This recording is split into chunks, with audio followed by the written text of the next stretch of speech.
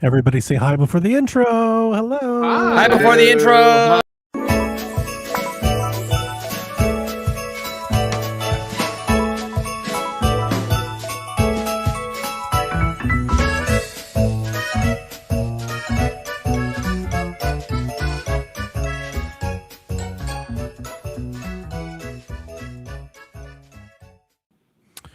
Greetings, Koopalings, and welcome to the last audio podcast from PSVG in 2025.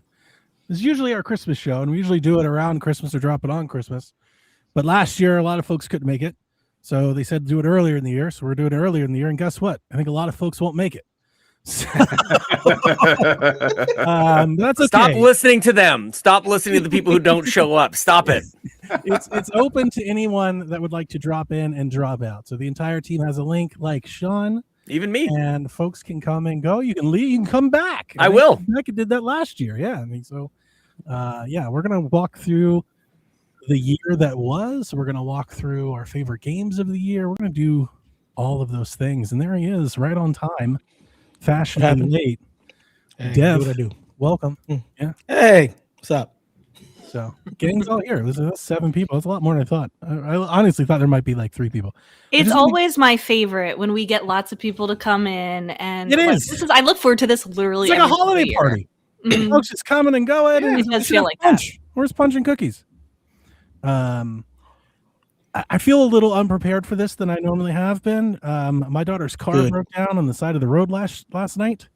So today I had to go rescue her. I had to go get the car towed to a mechanic and get her and bring her back home. And so it's been a long day. I did grab a couple notes. I think I did a decent job, but if I screw something up, that'd be my mea culpa this year. How's everybody feeling? You guys ready to kick this thing off? Yeah. Let's get her done. Bigger, fatter, let's get at her. It's a little early to drink, but I'm drinking. So No, it's not. Damn. No, it's 2 o'clock What? here. I'm good to drink. Let's go. It's Saturday. Ain't no too soon. Anything goes on Saturdays. Cheers. Mom, we don't vibe check on Saturdays. I bought the taller cans too, so I wouldn't have to go get more like as quickly. Smart. Yeah. Smart choice. Okay. So the way we usually do this is I'm going to recap you kind of the news stories of the year, and then we're going to talk about some of the folks we lost in the gaming business, and then we're going to get into our favorite games of the year, where we will count them down from 5 to 1. So if you don't have a list and you've joined the call, put a list together. Some of us broke the rules and may not be doing it that way, but we'll get there. Make up your own rules. There's no rules. We There's do no what we rules. want here. The less structure, the better. All right. Let me recap you this year that was, and let's start in January 2025, where MSI released the Claw 8 AI Plus. What? I don't even remember what that is. I don't know what that is. What is that? This is why we do this. It's This is why this happens. It's MSI's Steam Deck. It's their ROG ally.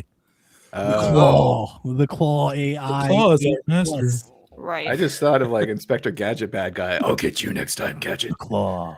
I put this in there, not specifically gaming related, but as I keep reading bullet points, boy, is it going to keep coming back up.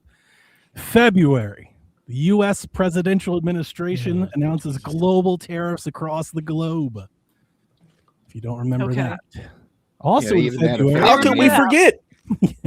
Also in Stupid name for February, it too. I forget what it was, but anyway. we got the Liberation Day. Lenovo Legion Go S. The Lenovo deck, the Legion deck, the Steam Lenovo thing. My handheld of choice. That's another trend. Lots of handhelds. Way too many. In February, Warner Bros. Games shuts down Monolith Productions. About that. Cancels. Oh, the- Warner Brothers. Pretty exciting year so far. Pretty great stuff. Yeah, Man, it's man. fantastic. Man, things have been bleak, haven't they? What a great Bleak start. is the word. Bleak's a great word. I mean, we could just 2025 bleak. Like, Yeah. we could title this There you go. show. Moving on. Sweet. Monolith sucks. Not just because I do love those Mordor games, but Monolith that's like an id. They've been around from Yeah. the fucking beginning, man. Like, they've been around 30 forever. years, right? Like, I would imagine, like, if it were me, obviously, if I ran Nintendo Shop, if I ran Xbox, Nice. I I would have at least tried to keep the name, keep the studio open for somebody. You know, like it's Monolith, man. Don't just they shuttered everything. Clearly, WB is just like, how can we run this all the way into the ground? You're on the wrong mic. Yeah, your mic changed randomly.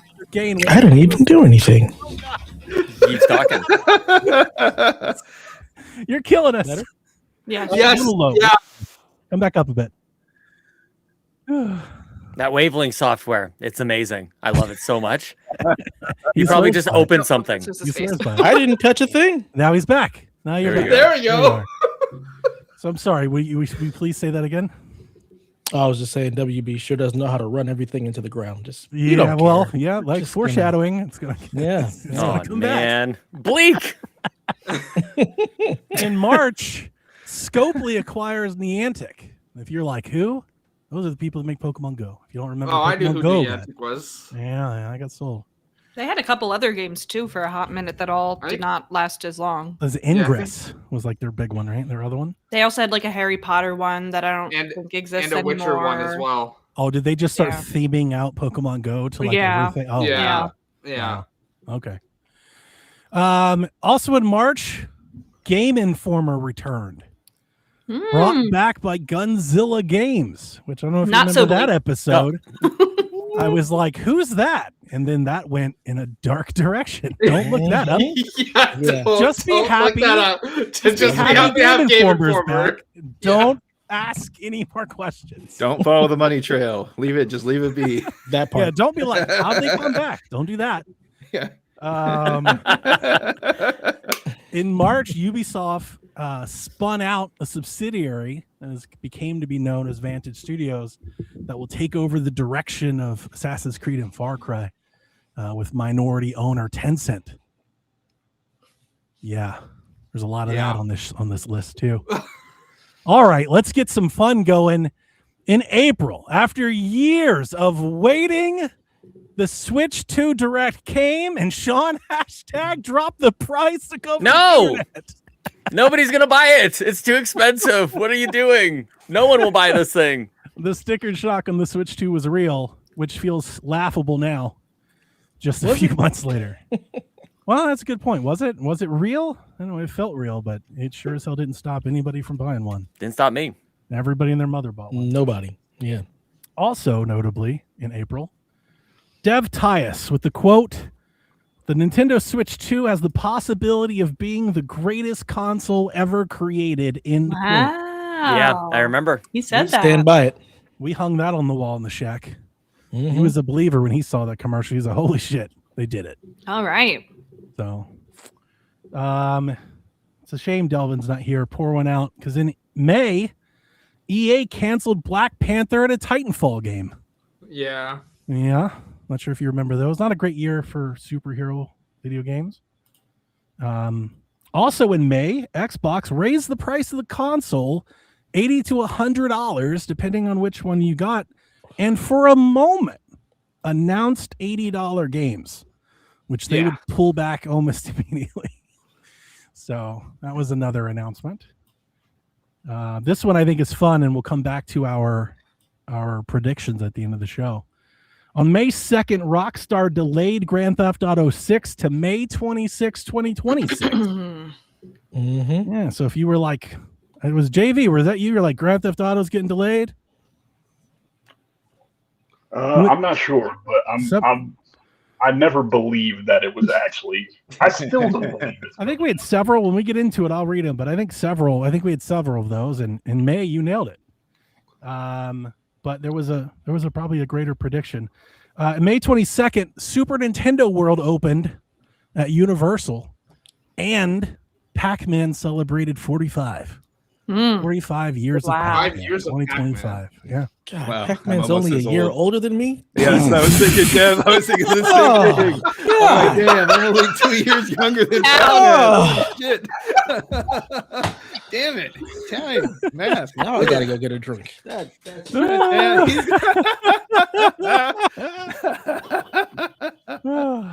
Okay, Oh, on man. June 5th, 2025, a day that will be remembered through the annals of history, the Nintendo Switch 2 released upon the world.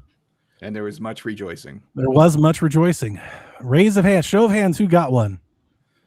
Me. Everyone, Haley and no JV, no Snurts. Hey, Nobody? okay, so I would like getting one, but $900. Well, yeah, you got tables to buy. I get it. The Yeah. cannon. What was that, JV? I actually thought about getting one this morning. I was literally at Walmart and I was looking at it and I was like, should I buy this? You should before the And then price my goes wife up. was Should. like, If I'm You not sure if probably you've been should. monitoring the news, you probably should. I know. And listen, ladies and gentlemen, Do it, JV. Price is if only going up. anything that you have requires memory or RAM, buy it now. Like, just buy it now. Buy it yeah. immediately. Yeah. As soon as possible.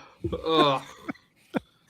If you were like, I might get a PlayStation 4, you better, because it could be not great soon. We'll see.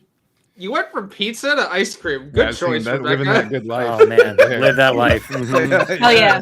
Hell yeah. I mean, the way this news keeps going, we should Yeah, all just be I stuffing know. our We face all with get snacks pizza like and that. ice 'Cause cream. Jesus. Sorry, this beer isn't strong enough. I got to go get some Well, whiskey. Dev, I don't have much better news to say because in July, Microsoft closed the initiative, effectively killing Perfect Dark, Contraband, and Everwild. That's sad. The only Xbox games I was looking forward to. Oh, Thanks, boy. Microsoft. After a great showing at E3 last year, the year before or whatever, right? Summer Games, was what are bad. we At calling some point. these? Yeah. In July, Atari acquired Thunderful. Sean? Thank goodness. I feel like that's a positive for you, Donnie, because you are I was a Atari super man. excited. Yeah, I loved that. That was one of my favorite stories of the year. Like, I think Thunderful is a great fit with what Atari's been doing, and I think their games are like it's going to elevate the Atari publishing brand. And then also, I mean, Sean and I through Bobby got some podcast history here with Image and Form and Thunderful. Like, I've been following them all this way and playing all of these games, and can't wait to play Planet of Lana 2, now published by Atari. And this year we made a joke on all of our podcasts at how much Atari shit I've been buying. Not Atari stuff, not Pong, but like Atari games. They publish a crap ton of games. I think I got my shipping notification for Mortal Kombat today from Atari.com. I think I may have bought more Atari. They might be next to Nintendo. It might be Nintendo, Atari, and games I've bought and played this year. So that's pretty crazy. I mean, I am happy to see Thunderful there, and I hope that's a good thing for them. How much older is Atari than me? I need to know. They've got to be at least 10 years older than me, right? I don't know. AI, you could check that. Maybe they don't know. I think it depends on I would the say a company good deal. or the console. So Yeah. I think the company's much older. In August, the price of the brick went up for both the PlayStation 5 as well as the original Nintendo Switch and the Switch Lite. Not the Switch 2, but the originals all went up like 30 or 40 bucks. I think the PlayStation went up 50 bucks. So I mean, I think that's the other phrase for 2025 besides bleak is the price of the brick is going up. Tariffs. I've heard it. Expensive. Yeah. Continues to go. Oh, was it Right. market conditions? That's what Yeah. we're calling it. Market conditions. The market conditions. Yeah. Yeah, that's trying to softball that shit right there. No, this next bullet point is not deja vu. In September, Xbox raised the price again. The price of the brick continues to go up. Consoles went up another $30 to $80, depending on which system you were looking at across the board. That's not even the last one for them. No, it's Oh not. my god. It gets worse. Also in one- September, sorry, Haley, go ahead. I was just saying, isn't one of the models of the Xbox Series X now more expensive than the Pro? I Yes. think so. Yeah, I think Yeah, that that's Stacklet Egg one's like 800. Wild decision making there. Also in September, Super Mario celebrated 40 years. Super Mario Bros.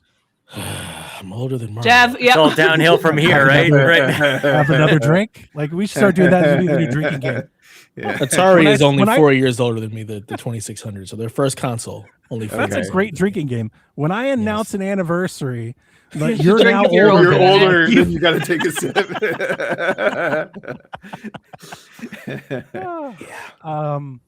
In It's cool to drink September, like that. Yeah, right. It's going to be a rough night. in September, EA, Electronic Arts, EA, it's to the game, as Victoria used to say when she was a toddler, was acquired by the Saudi public investment firm. Oh. The Saudi PF has acquired 94% of Electronic Arts. It's actually like 98 now because all the things that the other parts that own it are majority owned by the PIF also. But fret not, because in October, Xbox released the Xbox ROG Ally X, the new handheld. It's an Xbox. Everything kicked off. It's an Xbox. It's an Xbox in your Delvin hands. got one. He sure does. Delvin has one. Delvin Why? has everything you just mentioned. Every single console you mentioned, he has. He doesn't need it though, but why? All right. That I think, Ruth, Chris I think State, that's the that's last why. one for you, Sean. Can I insert something? I want some fake rage to start here. Why we have these handhelds, these Xbox handhelds? What about Team Physical? Where's Team Physical? I haven't heard a peep out of Team Physical when it comes to these handhelds. We need an external drive connected by USB-C into the ROG Allies. Where is it, Phil? Come on, man. You're forgetting the rest of us. Let's play with those discs. I need to play The discs. Yeah. That was close. In October, Xbox restructured Game Pass and new tiers to include new price hikes, raising the price of Xbox Game Pass Ultimate to $29.99 per month. That I don't know how that feel like on the internet. That day felt like a drop the price moment for them. I have no idea if it mattered to the rest of the world, but I feel like a lot of people got off the Game Pass boat that day. Certainly mattered to Australia and New Zealand, where it's $45 a month now. Good Lord. Remember that Switch 2 price outrage? I wonder if they could charge people like per game you play. Like They'll find a way. Granulated. They'll find a way. Right. Yeah. It's minutes based, pay per minute. Yeah. Didn't PlayStation, like with their first streaming outing, didn't they used to do like day passes or something? You could buy it for, like the They weekend. sure did. Yeah. That might be where they need to go. Let's cancel the games and raise the price. Well, November 6th, Rockstar delayed GTA 6 again to November 19th, 2026. So if you were one of the folks that were like, GTA 6 gets delayed, I look on you with shame because one of you needed the guts to say it was going to get delayed twice. But it did. Oh, yeah. That would have been a prediction. If you were like, GTA 6 not only gets delayed, they're going to delay it again. Hey, there's still time to say that it's going to be delayed 2 more times. It might go to 2027. Who knows? It's definitely possible. I didn't. This I could actually be didn't GTA come. 2028. Well, that's true. Yeah, that's very true. I didn't come up with a prediction for the show, so I could use that one. Like, GTA 6 gets delayed again. I'm going to borrow this banger from last year. Market conditions, no RAM. Delay it. There's that. In November, Valve announced the Steam Frame, a new VR headset, a new Steam controller, and the very tidy, very compact, very squared Steam machine. Cute. Hell yeah. Now, the outlook for that seems bleak at the moment. Like, nobody knows if it's actually ever going to release now. If it does, what is the price going to be? That's the question right there. $1 million. Monto S. So yeah, we look forward to that. Hopefully, if it's either going to cost a lot or get delayed, right? Like that's basically where I'm sitting on it now. It's either going to cost or a ton both. Or be delayed. I was going to say, yeah. That's they announce a price hike and then delay it. Oh yeah, absolutely. God. We ain't got no That would RAM. be- It's going up and it's coming out in 2027. Oh, it's Hopefully. brutal. RAM sold separately. The last one RAM sold separately is crazy. So that was the recent rumor. The recent rumor is that they would release the RAM-less machine. Oh my That's God. insane. Rebecca, you got to open it up and put your own RAM. Oh my God. Could you Easy peasy. imagine? That's Easy peasy. crazy. It's nothing. In December, so we've reached our final month here. Just coming out yesterday or the day before, Netflix has agreed to acquire Warner Brothers HBO, which would include Warner Brothers games. Yep. So yeah, For another realm, and $82.7 billion, by the way. Man. we'll see how that. Hey, what was it? The Competition and Markets Authority. Hey, Euros, like we need your help. Save us. Yeah, did this just like go through? By the way, like they won the bid. No. It's No. gonna So get- they start like a it's 3-year gonna journey get now. challenged, Yeah. Okay. Yeah, they're So doing that Net- Xbox thing where they're like, "Oh no, we're not going to change anything." It's like Yeah, nobody believes you. Netflix just sent out an email to me earlier today saying, yesterday we announced this. And it's like, okay, cool. What's changing? Nothing. We still have a lot to go before approval. And I was like, okay, why are you sending me an email like you already own them? I think they have to. Because what do I know? Because people don't read, so they just assume that it's already happened. Like it's done. Yeah, there's a lot that's going to happen. I think ultimately it will go through, but David Ellison at Paramount has an axe to grind about this, and he does have the ear of Trump. I also think it's going to go through the FCC. Once Netflix makes a sizable donation to our White House ballroom. That's exactly what I was thinking. That's what's going to happen. That deal's going to go right through. There's an 89 billion plus another couple million in crypto buys. He needs those. We need the gold lamppost. If they can go ahead and afford a $5 billion, if it don't go through fee, they can go ahead and donate to anything they want. Mm-hmm. Yeah, we're going to kind of glass windows on the right wing of the White House, thanks to. How do you just have $5 billion? I was going to say like that clause too is wild. It's like, all right, if this doesn't go through, then you still owe Xbox me had the same with Activision. They also had that $5 billion. It's just oh my god. And then our last news story that I wrote down, you feel free to add your own if I've missed any, is that December 31st will be the final day as Doug Bowser, CEO of Nintendo of America, will be replaced by Devin Pritchard. So you'll have a new face of Nintendo of America next year. Didn't we just get this dude? He's been here for a minute. Yeah. What's a minute? You replaced Reggie, it's been at least 5 years? Yeah, it's been like 5 or 6 years. 5 years is like yesterday. It is in that term because we had Reggie for 5 years. A while. We were with Reggie for a bit, So I get it. I think the only thing I would add to the November was there was Black Friday deals where the PlayStation consoles went back to the price they were before all the price hikes, and that kind of cracked me up because they're like, "Hey, look, you're saving money." That's a great deal. It doesn't feel like you're saving money. Right. Like, this is what it should be. Anything else? Anything I missed? No, I think that hits pretty much most of the year. All right. God, what a shitty year. I'm not done. Ow! Give me a minute. I'm not done. This year, we look back in remembrance of contributors to gaming, as we've lost Tomonobu Itagaki, dead alive, Ninja Gaiden. Oh yeah. And we lost. I'm going to screw this up. Hiroyuki Tagawa. No. Shang Tsung from the Mortal Kombat movie. Oh yeah, I thought you got to say that. That's what you have to say. Yeah. You lost Shang Tsung. Okay. He was testing us. We all failed. Yeah, I totally failed, and I love that movie. The real question is, how many of these people are older than me? Any of these people older than me or younger? Older? Okay, good. I'm safe. Yeah. We lost Michael Madsen, Sean. I know you got that one. Pretty rough. The Kill Bill movies are like combined in theaters right now. Correct. Yeah. I'm here for this. Like, there's like a remaster. I'm here for it, man. Yep. The whole bloody thing. Michael Madsen contributed to GTA 3, if you don't remember, the mob boss. Driver, Dishonored, Kill Bill, Reservoir Dogs. He has a long history as either a voice actor and or an actor on screen. I loved him.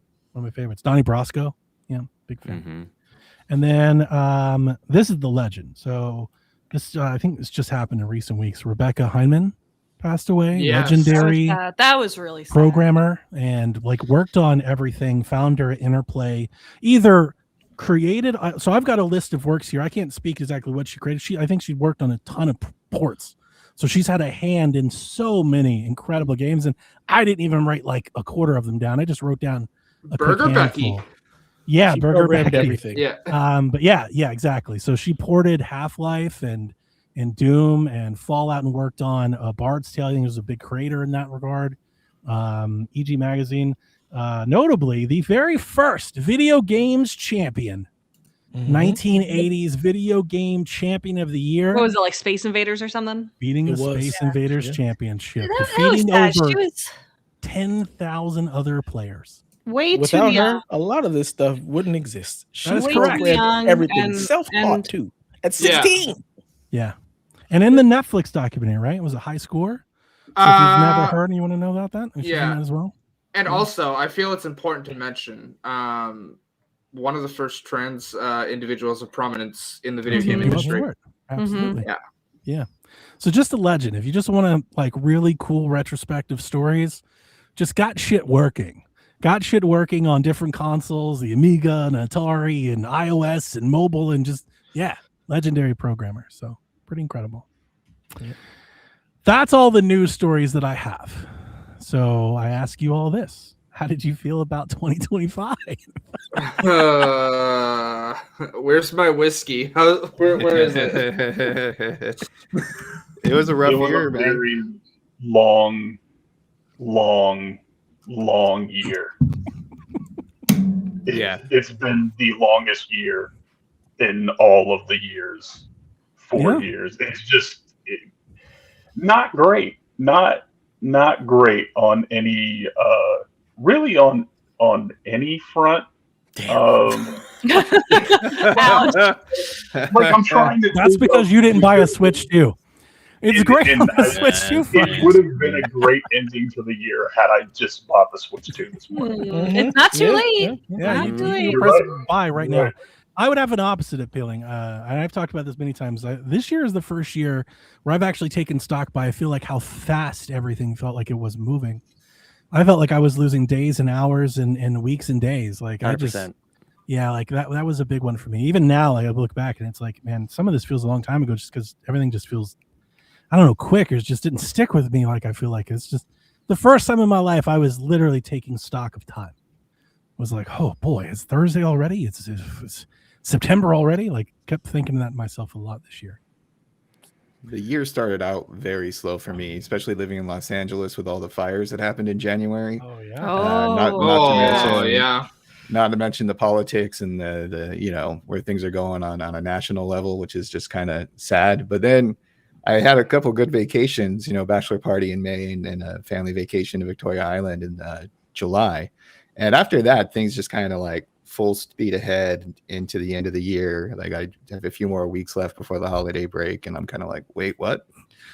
But I am ready for this to be over. I do have like the bright spot for me, besides like the family vacation stuff, was just the games were really good. I had a lot of fun games to play this year. It's not the worst. Which was great because I needed that distraction. I was just I'd like to add off of yours because I had a great vacation this year. That was one I'll remember maybe on the deathbed. That was incredible. And the games were great. I loved a lot of the games that I played this year. And on the politics, or at least the world side, I think is even better way of putting it. I muted it all. Sure. And at this point, I'm not even afraid to tell. I'm not even ashamed to tell everybody. That's like, man, maybe everyone needs to. I've just turned. I feel like you have to a certain extent to preserve your mental health. I muted our Discord channels about that. I muted the world about it. I've turned off I've went out of my way to like build a cocoon this year. I don't think I would have made it another way. I had to do the same thing. I mean, just the state of the world, and also the fact that like myself, Jason, and Josh all lost our fathers this year as well. Yeah. So and I lost my grandfather. So reaching that age. It's just crazy times, and you definitely got to find that bubble and just kind of find something to keep you going. Boy, I tell you, games are good, man. Right now is nuts. Graduated a kid, like it's a big life year moving forward for me. Sean got a new house. That's and a baby. Huge thing. And a baby. I bought a house. Oh my gosh, that's right. I bought a house. I bought a house. Big life year. Yeah, for all there of you us. go. Big Sweet. life year.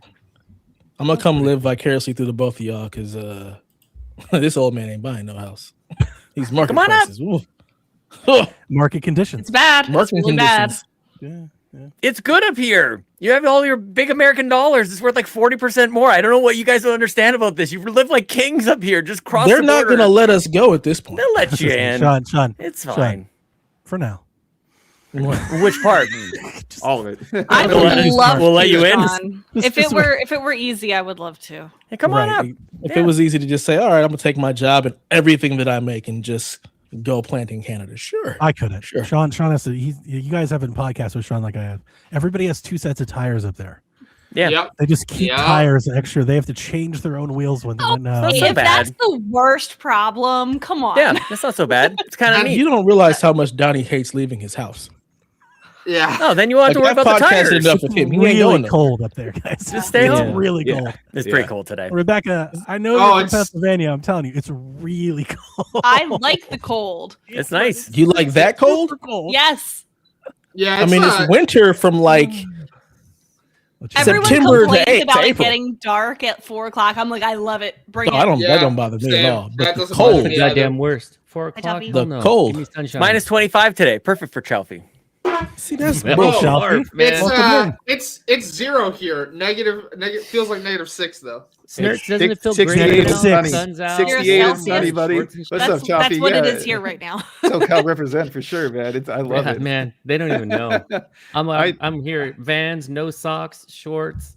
Woke up, just walked the dogs in a tank top today. It was fantastic. That's okay. Listen, I lived 5 months in Denmark. I lived in Denmark in the winter, which is way higher than most of the places in Canada. Yeah, maybe you'd be great.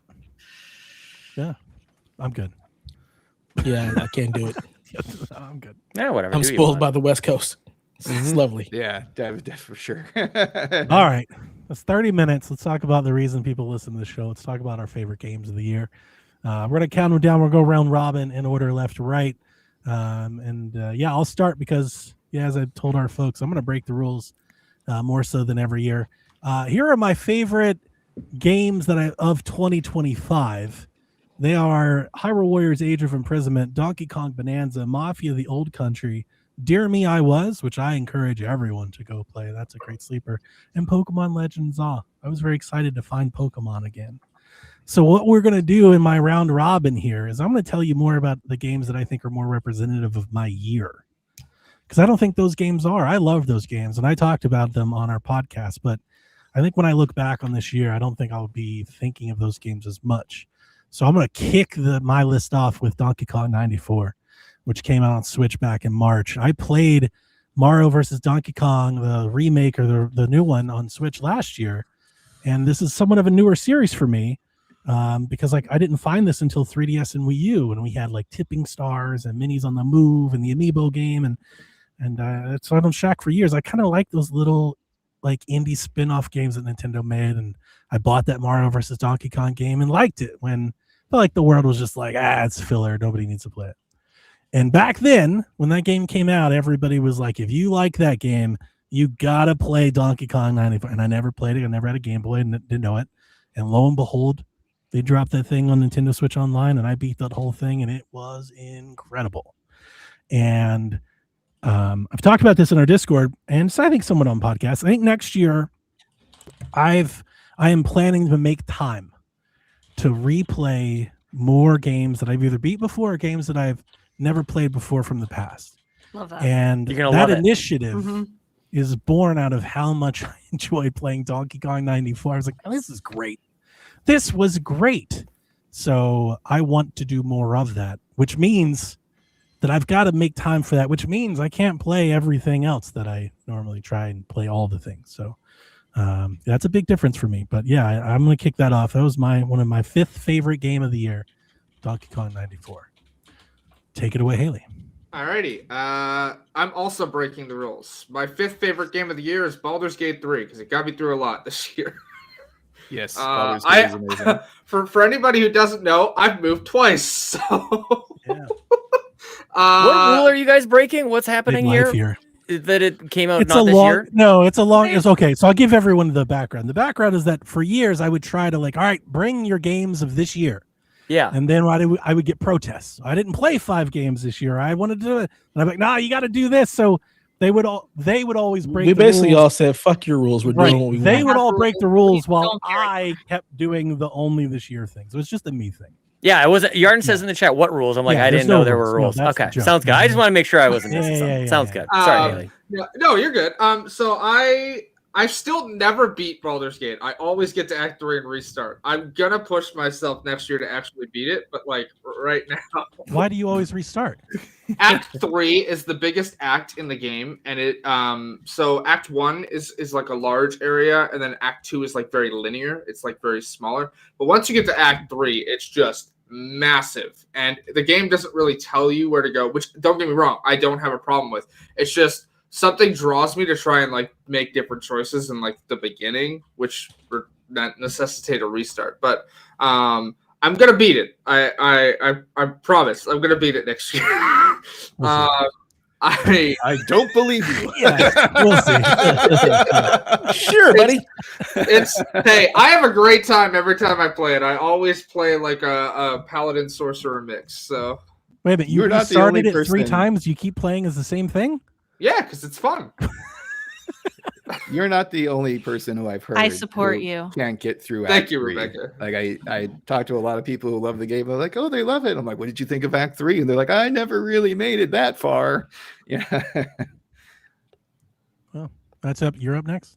All right, number 5. I actually played 5 games this year that came out this year. So, old school nerds. Here we go. RoboCop Rogue City - Unfinished Business is showing up in number 5. I love the Rogue City game. I like the first one. This was kind of an add-on, very much like the Miles Morales to Spider-Man. If you've seen that movie Judge Dredd, when they're just in the tower and you're only in that one building, that's basically what this is. And you go up floor to floor to kill all the bad guys. They give you a cryo weapon, which can be a little bit of fun, but let's be real. I love that pistol. And it was just fun to go back into that game and play one of my favorite characters from, old school sci-fi in the 80s.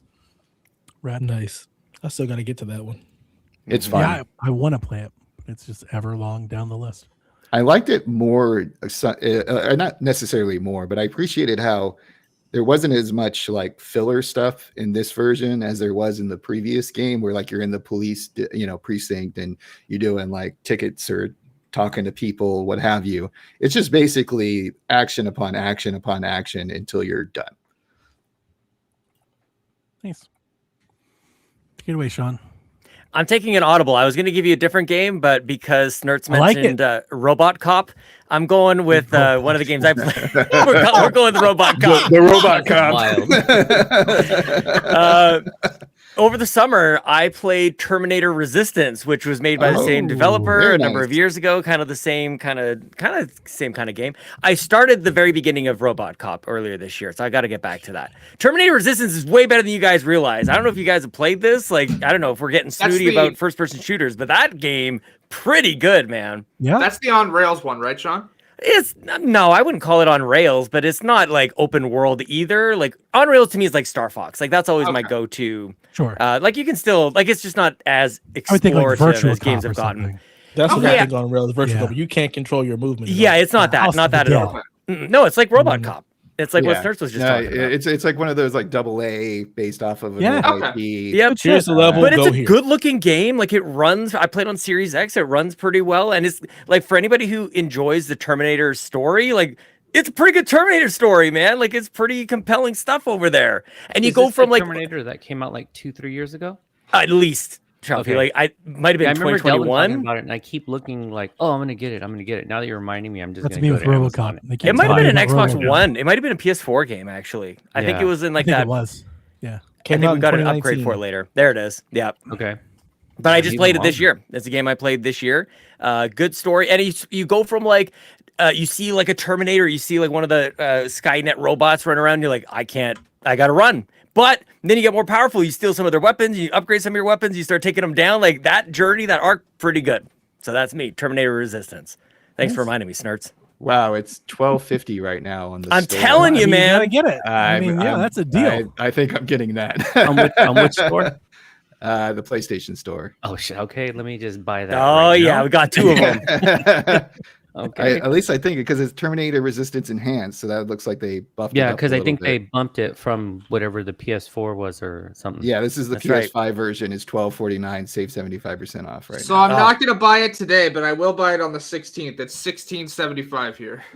Nice. Yeah, sweet. Got him. Hashtag influencer. Have fun. On 32 says the Terminator game coming out soon. Yeah, that's what Terminator 2D No Fate, right? Yeah, that says just December, announced on the story. That looks great. Yeah. It also keeps being delayed because of tariffs and market circumstances, Market conditions. Market conditions. Ran it looks like it's got some DLC too. Terminator Resistance Annihilation line for like $7. Annihilation Day and 0 Day. There's a couple of things for it.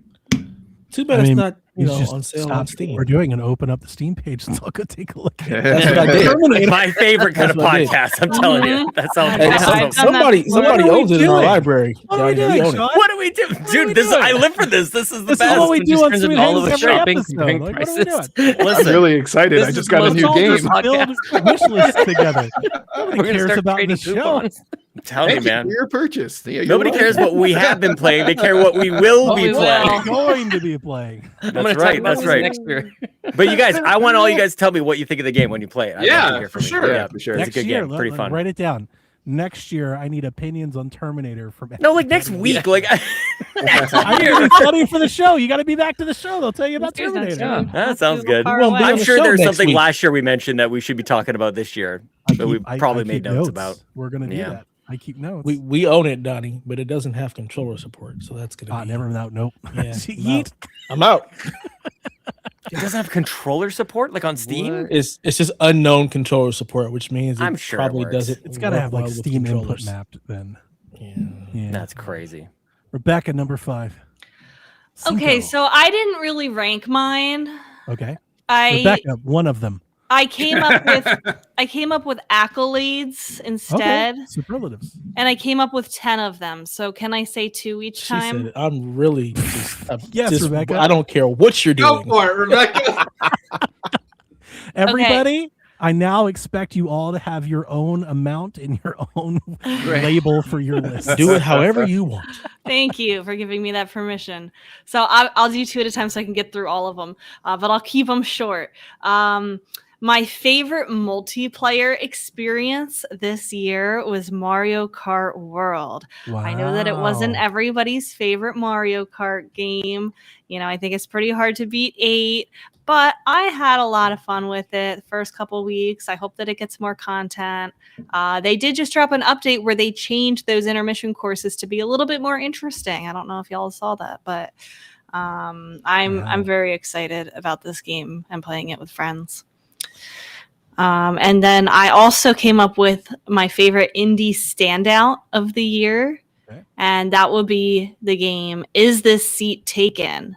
Have y'all heard of that one? Mhm. It's like very it's a puzzle game, which is like not usually what I play. I played it with Josh. We were kind of like helping each other, going back and forth with them, and like I have to figure out a lot of stuff for my job, like class rosters and like coming up with like class placements for each year. So it felt a lot like that. But it also had like a cute little underlying story and cute art style. I just really love that game. So play it if you like those kind of games. Solid. Nice. JV, you're up. So I guess I'm going to continue to break the rules here because I don't know if this game came out this year. But I played it a lot, and it is House Flipper 2. And House it's Flipper very 2. I've played that. I did not have that on my bingo card for the show. It is House Flipper 2. And I might have played the first one. The reason why is for some reason it is incredibly addictive. But it is one of the few games that my wife will sit with me when I play. And then she, by extension, is playing it. Like, she will literally tell me, like, that doesn't go there. Yeah. Yeah. Like, why would you put that light fixture there? Yeah. And so it's kind of become our game where, like, I call us, like, the Property Brothers on HGTV. But we're I was just about to ask you if it's the HGTV, the game. Yeah. Yeah, so House Flipper 2, and it's just it's nice in a world full of craziness, and this is going to be kind of a theme for my games. It's nice to just have something that's very simple, very fun, and kind of lighthearted, and just it just has a nice pace to it. So House Flipper 2. My wife and I found My Sims this year, and we played that together in a very similar way. Yeah. Nice. Came out in 2023, Jermaine. So yeah, not this year, but who cares? That's okay. I played it this We're year. breaking That's all rules. that matters. Right. I think that's more important than the actual. I should have kept Totally. to my shtick of holding on, being the only person doing it the right way. I'll pull that. I'll be that person this year. That'll be me. I mean, me too. Like everything, I don't play old stuff. I don't typically go back. So Let's see. So my four through actually, Ghost of Yote, Ghost of. I mean, Yote is one. That's my favorite game. That's Dylon. so it's just everything else that I played that I may have enjoyed. And we're gonna start with Assassin's Creed Shadows. Ooh, it was a fun Good game. one. I enjoyed that game. I enjoyed the aesthetic. You know me, if I get to run around with a sword in feudal Japan, I'm a happy camper. Mhm. And that game was a lot of fun, but it's just too damn long. Oh, there's I just too still much to haven't do. beat it. Yeah, me neither. I just Yeah. everything is so far away. It takes so long to get everywhere, and then you just get distracted along. It's like ADHD the game. You're never gonna finish it. You're just gonna ooh.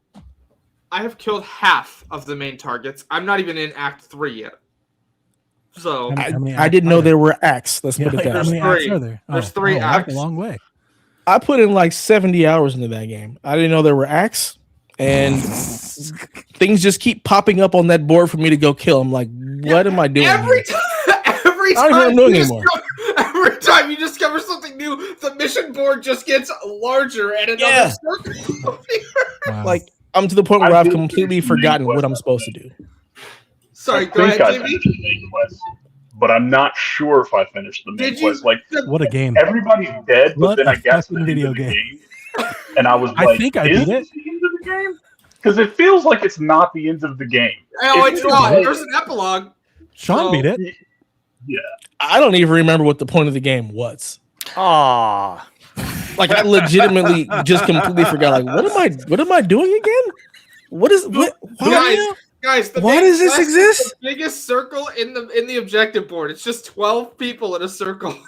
Right, but Oh, there's it's so many Assassin's circles, Creed, though. so there's got to be something. I'm like, what's happening here? There's some people I got to kill here, some people there. Why do I have two protagonists again? What's the? It's just too It's a much. good point. That's a good point. Yeah, It's just too much. it is. It's just so meandering, but it was fun. I enjoy the combat.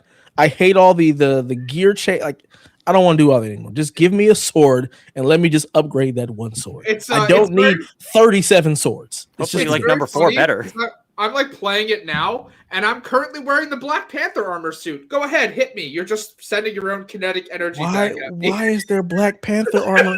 What? That's funny. That's Yeah, really Wait, funny. that's a thing? There's a Black Panther armor suit. Well, like a Black He's like, I No, think no. I beat the game. Look, There's a like- Black Panther. okay, hold on. This is paid armor. It's a Helix armor set. It's called Far Future, and one of the effects of it is the sword sends out an energy blast on combo finishers. If you dodge perfectly, it sends out an energy blast, and yeah, it's No. it's So here's my please experience the with all game. of this. I have it on Switch now. I'm not. I was so excited for this game at the beginning of the year, and I think listening I to remember. Deb talk about it, like maybe at some point I just didn't want to play it anymore. I saved you. Trust me. And JV's like, I think I beat it. I was like, man, maybe I'm gonna get it. And then Haley's like, there's future armor, and I'm like, never mind. Yeah. That maybe I should uninstall it. I think if you ever do I'm play, so on the fence. you have to play about 20 hours for you get Yasuke, and I think that is who you'll enjoy playing as. Like playing as Yasuke is exactly the type of game you want to play, but you have to get there, and it ain't quick. Yeah, John 32. I will upload the video I have of This that. is your and fifth tag you in it favorite later. game, right? Not fifth favorite. It's just a game that I Just played that I your enjoyed. Favorite game. There's this no year. Okay. There's only All right. one favorite game. Everything We're else all is just doing fodder. it differently, so y'all better keep up. This is all just cannon fodder. Just Favorite black. game is Yote. Everything else is the cannon fodder that I played to get to Yote. You just played it. Basically. Got it. Yeah, just played it and there Chalfie, was some save fun. I had. us. All right. I mean, I didn't really play much. I'll say I guess this. Shelfie, Astrobot. We're gonna go Astrobot. Look, I don't actually, play anything. my metric Yahtzee. is based upon feelings and emotions. So the game that brought me the most sort of want Feelings? and nostalgia was trying Okami HD for probably the 10th Oh. time. Yeah. It's a super fun game and I get really into it. And then life happens and I completely forget how to That's play a the long game. game too. Yeah. So then I have to Yeah. go back because I'm like, wait, how do you do the brush strokes? What's the thing I'm supposed to be doing right now? I get real lost. And so number 5, Okami. Someday I'm gonna complete it. But I'm not lying. I started it on the Wii. I think I played it on the I was just about to PlayStation. tell you, Like it's I one of my played it in favorite its Wii games. generations. It was one of my favorite Wii games. Hilarious because they were like, "We hate the Wii version." I was like, "Oh, well, I like just set it down for retirement. When you're ready to retire, that's when you play that game. You know what? You're right. You're right. That's when I'll do it. Well, I don't know if I survive till retirement. I mean, there is that. You and me, we're gonna die at our desks. We're gonna die at our desks. What are the two? One of the two. I mean, I'm trying to talk to my representatives now to be like, how soon? Like, I'll be 50 in a couple of days. Can I retire now? Like, what's up? Somebody older than me. Yes. older than Pac-Man. You're older than Pac-Man. Yeah, right. Pac-Man. You're older than Atari. Dude, I remember when Pac-Man was new. I was like, He's this is oh crazy. shit! I was like, look at these graphics. This is wild. You can play the arcade at home, Right? Oh, Right. and then when they came out with the cocktail version, oh man, you could set your soda. Oh, the Listen, table. I bet were Miss there. Pac-Man. You were blew the not internet. there. Holy shit, guys! Miss Pac-Man. I was just about to Oh, say, yeah, and then that when was they, I was huge. like, oh That was no, a huge. beauty mark and a bow. Oh Shit. shit! Stop it. Played a lot of Miss Pac-Man on my Atari back in Stereotypes. the day. Stereotypes. Listen, female main characters were a big deal back then. Hey, Yeah, they're still a big deal. Everybody loves Right. Miss Pac-Man more than Pac-Man, right? That's a 10 Absolutely. out of 10 This game. is He has true. more style. Yeah. It's a better Mhm. game. Yeah. Oh my just- god. Yeah. Every Dude, there single used one to of be my this games one I'm playing as a Pac-Man. female. I just realized that. Yeah, that's a big you Yeah. thing. You just finding that out about you? No, I Oh. just don't pay So attention. me and Delvin can tell you that's a big you thing. That's Yeah, that is a big Dev thing. Yeah. I don't even realize it. yeah. What? A girl and a bow. That's all you really want in life. I Zero. don't even The realize it. bow can be in different places. Just ignore the bow. I was a Yeah, I was Tomb gonna say Raider bow. there was this Pac-Man that was crazy when I was a kid, and it was the top screen was the game, Mhm. but then something would happen in the game where then it would turn into like a physical pinball game. So they like interacted with each Wow. other, and so then once you did a certain like multiplier up, then it went back into the actual like console game. So like on a pinball, the screen is where you see your Mhm. score, right? That Mhm. was the game, and then it was just a mini like tiny version of like a, so it wasn't What? the full length like pinball. Shit was crazy. Delvin, add that shit to the list for the house. What is this? Is this like Right. is this like an ancient DS of something of the past? Well, you or- know it's ancient because he said when he was a kid. When I was What are a you kid. talking Like about? honestly, this was probably when I was like 10, 11, and I only played it like a handful of times, like at a Yarden, John, somebody find that and put it in the Discord. I need to Yeah. see what he's describing here. I've never heard of anything like this. yeah, it was crazy. Cause seeing it, I was like, this is like so unreal. But I can tell you specifically, I played it at a Shakey's in Glendale. Shakies. That's where I was. Yeah. So it was in the Shaky valley. Pac-Man. We know what we're looking for. Mojo potatoes, bang. Carpool's doing Secret Santa to Sun Drop. He'll come back and catch us up on his list. He's gonna come back. We all gonna be gone. I doubt it. We're only That's we being just hopeful. did round one. Yeah, We got a long way to go, Jeff. Yeah. All right, so back to me then. My number 4 is Lego Lord of the Rings, and I put this on here because it was a fun time with this one.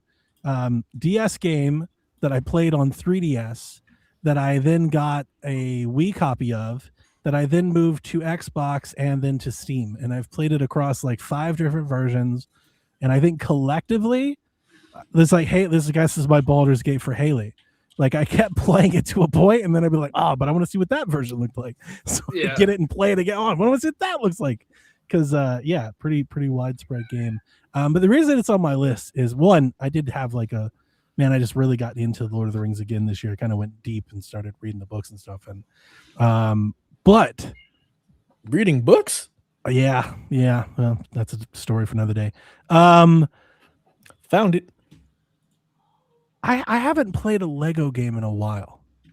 I feel like it's been a minute. Wait, And- Deb, did you just say you found it? Yeah, he found the thing. Send it to me. I'll bring it up in a minute.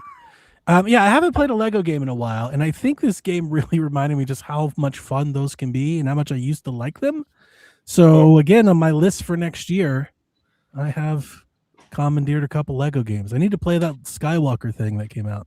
I am stoked for the Lego Batman game next year. Yes, we are. Yeah, that's near the top of the list. Like that game will be getting had. So yeah, might play some Lego games next year. That might be on the docket. So that was my number 4. Did you send us the thing? I'll put it in our chat. Yeah, The PSVG chat. Let me go grab it. We need to see this. This blast from the past from Chelsea. Yeah. Oh, and for anybody who wants to see what I was talking about for Shadows, I uploaded it to the Gametography channel, and John is laughing his ass off. So Share Got a video too. Screen. Oh, it's gonna be a crazy trying to find where all of these tabs are. Sorry. There we go. Oh, look at the side by side. I like oh, wow. Whoa. There's So also this is- a video that I dropped too that has what looks like more. So tell us Baby this, Chelsea. So Pac-Man. this is it? Baby Pac-Man. Yeah, I guess it was Baby Pac-Man. But yeah, that's exactly what it was. So how do they work Wow, I never together? knew. So something happens on the top screen, like where You it play says Baby Pac-Man on the top, I imagine. on the top. Yeah, it's Okay. 3D. Like how you said, it is like fucking Do, proto 3DS. Yeah. So you plays on the top. Something happens where there's like you enter one of the like exits, You go and off then it screen. drops down into this pinball thing. Pinball Holy to like the shit. multiplayers, and then you go back up to the top screen. That's so cool. I'm so ashamed of Delvin for having 15 of these and not this one. Yeah, right. This one's fucking crazy. How do you not start with this one? Mm-hmm. This is crazy. I'm And so then glad you imagine- brought this up. This is nuts. And then imagine if you back can play in the day video. two, you got 1 quarter and you're playing 2 games. You know, so now you're like super hyped up. Let's see here. I have to change tabs. Yeah, it's I pretty don't, awesome. don't remember this at all. And I've never seen it I've before. probably been to that Shakey's in Glendale. Yeah, me too.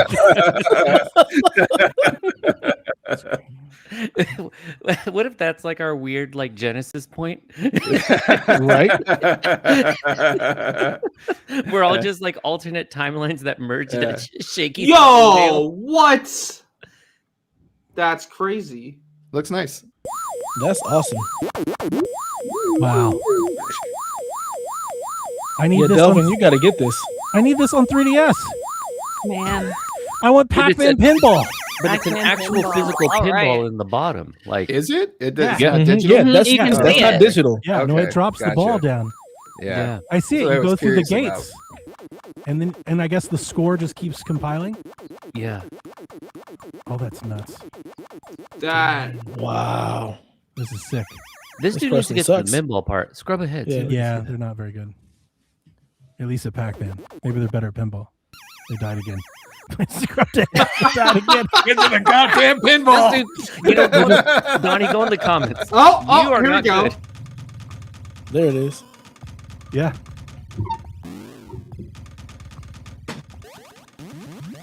Wow.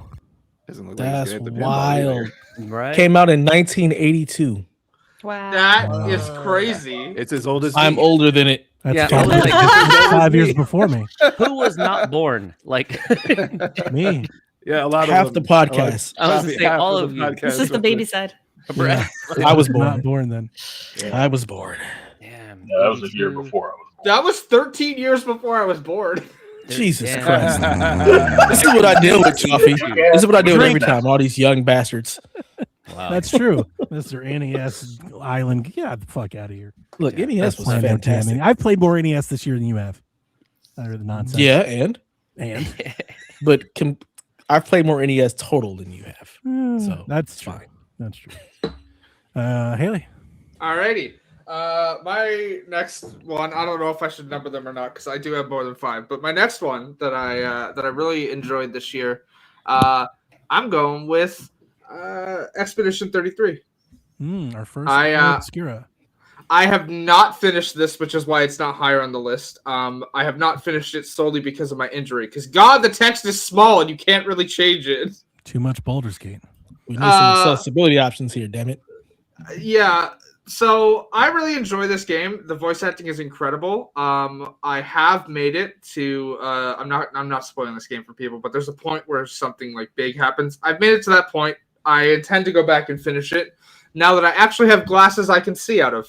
But at the time, it was just something I couldn't get through. But it's really good. I love the combat in it, and I'm not usually that big into turn-based games, but yeah, I really enjoyed it. Had a good time with it. So I like how you say that, but the first 2 picks you have are both turn-based. Okay, well, one is D&D, which I love, but I've never had anybody to play with. I understand. Physically. I'm just teasing you a bit. Yeah, because I said the same thing. I'm like, I don't like turn-based, and then like 1,000 hours later into Baldur's Gate 3. Very nice. All right, so I guess I'm getting rid of numbers, and I'll just say my favorite brawler that came out this year is a recent release with Marvel Cosmic Invasion. I really have been enjoying this since it came out on the first. This is one of my favorite genres ever, from back in the day playing Ninja Turtles and Simpsons, Streets of Rage, all that kind of fun stuff. It is very similar to the Teenage Mutant Ninja Turtles Shredder's Revenge type of feel, because it has that old school pixelated art. A lot of the moves are copied from the Capcom Versus games that included the Marvel characters. So Captain America will do his uppercut with his shield. Wolverine will do his stabby slash throw thing. And what's different about this one is you pick two characters to play at the same time, and then you can switch between the two or call them in to keep the combos going and to do all sorts of things. So it's kind of fun to be able to play with like Wolverine and Storm, or Captain America and Iron Man, or She-Hulk and Venom. And it has been a lot of fun. I hope that they come out with some kind of survival mode that is similar that they have in the Ninja Turtles game and in Streets of Rage 4, because I'm already kind of sick of going through the 12 stages and trying to level up the characters and whatnot. It would be nice to have more of a randomization element to it to further the gameplay. But enjoying that, and that's why it's sitting in the number 4 spot. Great brawler game if you're into that kind of thing. I bought it. It's going to be me and Jack's Christmas game. It will be a great couch co-op game. It'll be a lot of fun. I got that for me and the kids too. Thanks. You're up, Bex. So the next two games on my accolades that I'm going to talk about briefly. The first one that I'm going to say is the best soundtrack, just because I listened to the music from this game outside of the game, is Deltarune. Technically, it counts. We got chapters 3 and 4 this year, and 5. Yeah. Did we get 5? 3, 4, and 5. We got all of we them. got 3 of them. Not all of them. There's still more coming. Music I've had to hear. Oh my god! My son. Oh, he likes it. He talks about it all day, nonstop. So I've good. got 37 different Spotify playlists of Deltarune music and Deltarune music remixed and Deltarune music by this guy. It's just Toby Fox is a genius. Like, the games are great, the characters are great, but the music is like what is like truly the best. Like, Toby Fox is a musician first. He's like, writer, programmer, everything else second. Yeah. Just so good. Like, even if you're not into the games, check out the music. Like, if you're into Undertale music, it's very similar. I would say a lot of it's even better than Undertale music. If you like the NES style music, like that type of sound, which I absolutely love, it is fantastic. I'm so glad that you understand. I'm so glad that you 1,000%. I love that stuff. Yeah. And then I need Donnie to come back for this next one, because the next one is favorite game I revisited on the Nintendo Switch 2 is the next accolade that I'm giving. Oh. Because Speaking of...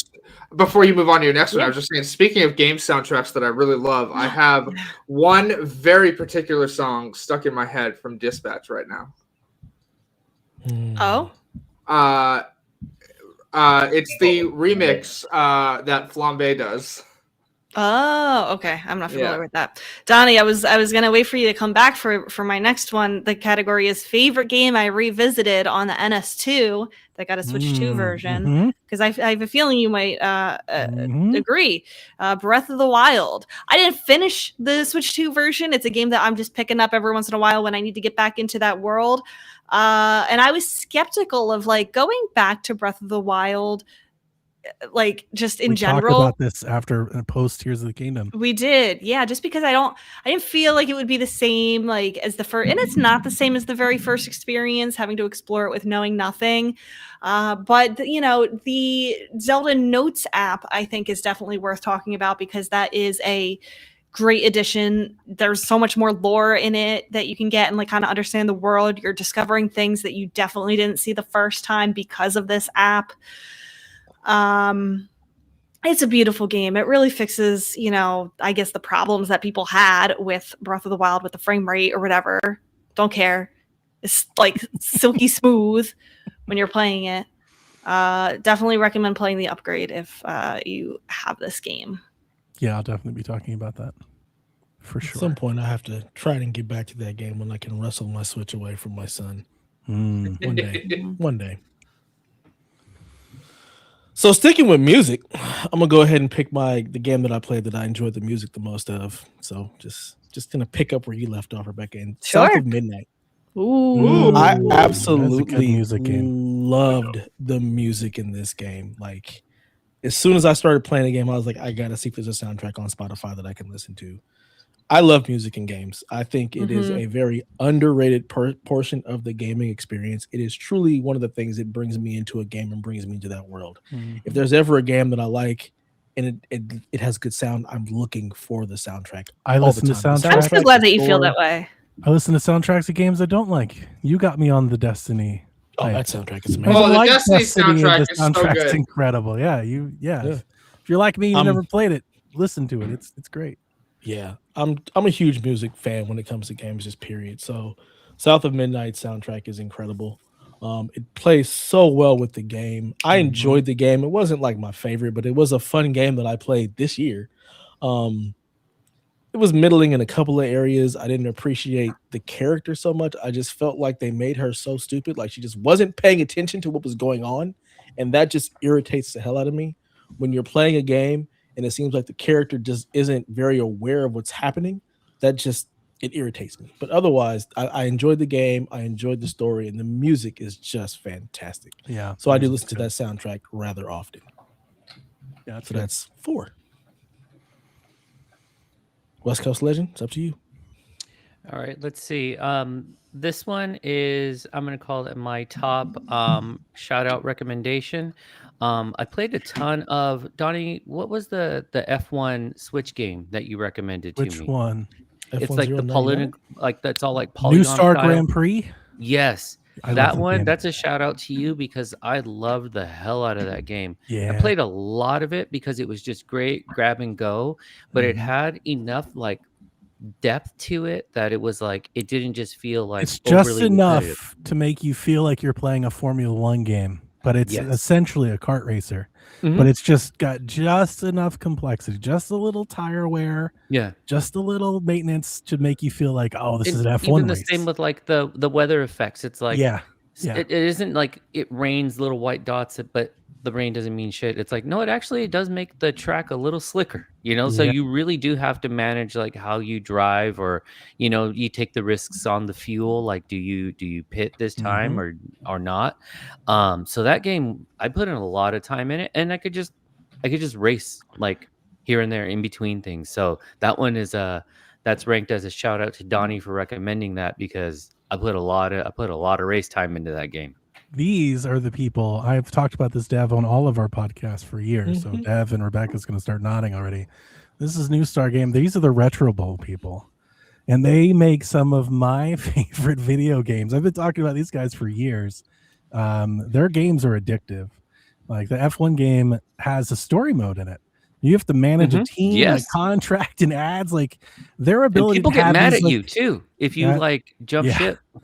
In Retro Bowl, you've got to manage a roster and a salary cap. Like they have these addictive hooks to very simplistic games, and they're everywhere. You can play them on your phone, your tablets, or on Switch. They're on the consoles.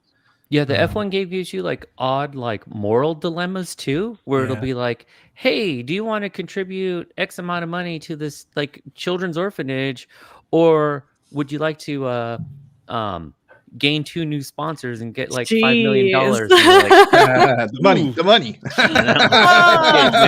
I was playing. I work with kids all day long. I don't need more. I was playing Retro Bowl last night. Like I've been talking. These are like evergreen games for me. I stick with these guys. Like they're just real sticky. They're real fun. They're like expert time wasters, man. You got 20 minutes you want to kill. There's a perfect game. Yeah, truly. So that's my number, I guess 4, allegedly. Allegedly. I like that. I like that. Shit's digital. Yeah. So I'm really gonna break the rules because I have to leave. It's almost Christmas tree decorating time here in Texas. That's important. Rapid fire. Is important. Yeah, we had to do Five Nights at Freddy's 2 in the theater for my daughter and the Capper's Christmas tree. So I'll sneak in just a couple and then talk about my game of the year. Will World on Xbox Game Pass is just a cool game about racing bikes and improving bikes in a world where like riding your bike is the most important thing, and there's bike gangs, but they're literally just bicycle gangs. Really cool soundtrack, really cool vibe. I think it goes without saying, Ghost of Yotei for me is up there. Yes. Specifically, I'm so stoked that Erika Ishii is having a moment. Yes. Erica's been so good for so long. Oh, we're losing them. So I'm super. You got that Delph on the internet. The Christmas tree's taking away the internet. Right. Oh, Can you hear me? There we go. Good. I mean, Yeah. it's back for a minute. And then so Ghost of Yotei, but Dispatch is my number one game. Okay. Dispatch, I loved it. I'm an aspiring voice actor, so to hear just such a great cast and just tremendous story, and really reminds you of the best of those Telltale games. A great soundtrack. yes. There's a great version of Seasons Change by Future Islands, and this is like, I didn't know that version existed, and it's awesome. Aaron Paul's great in it, and I just can't say enough good things about that game. It is nice to see an adventure game, and it's great to see people who are really passionate about telling a story. Mhm. And so Dispatch, that's my number one. Before you go, I got to ask you who your favorite character is. Oh, it's Invisigal. Okay. Yeah. Good choice. I love him. I love complex characters. Devin hates the fact that Cersei is my favorite Game of Thrones character. Because I love her. She's so devious. That's pretty trash. And she's so horrible and she's so corrupt.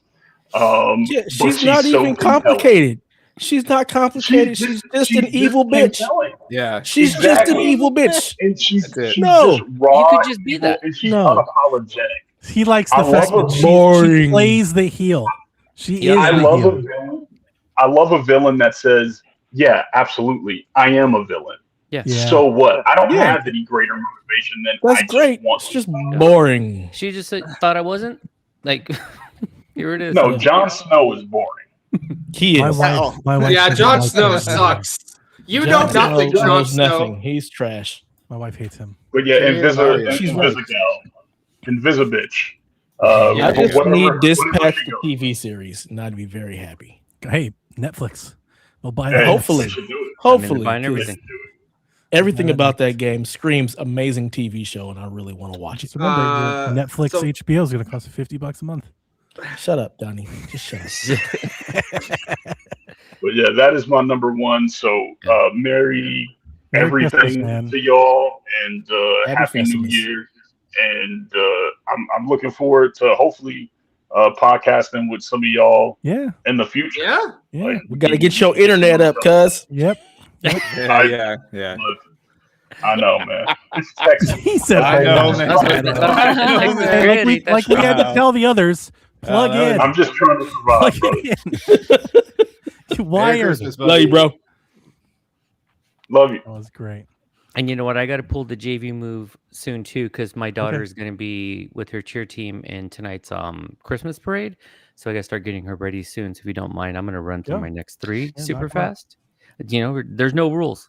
So my number 3 is Skate 3. My son and I actually, before this new Skate came out, I'll say this year in particular, but he's been skating heavy for probably the past 3 years.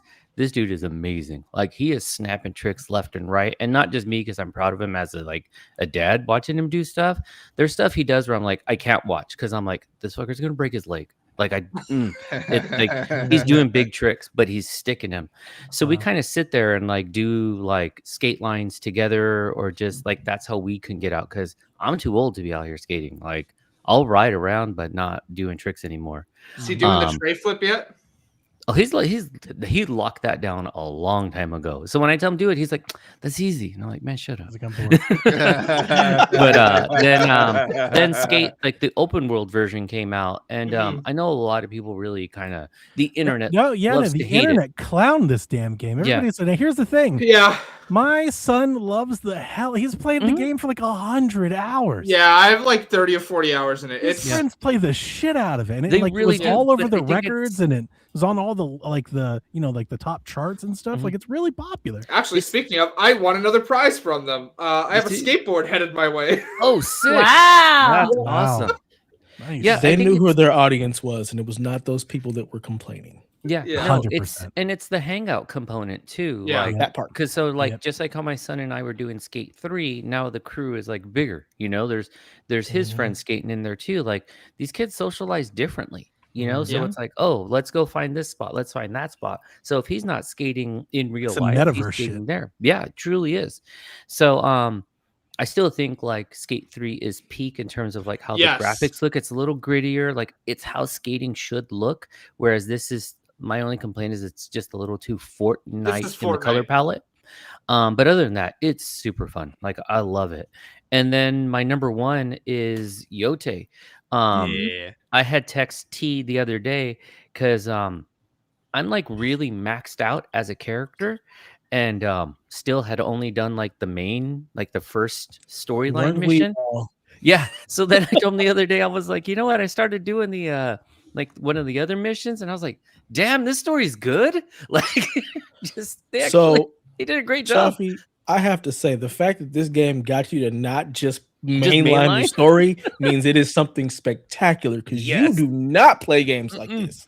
Nope. I was I know that's been the running joke. Missions. Let me do those. No, that's been the running joke for years. Is Chelsea doesn't do side stuff.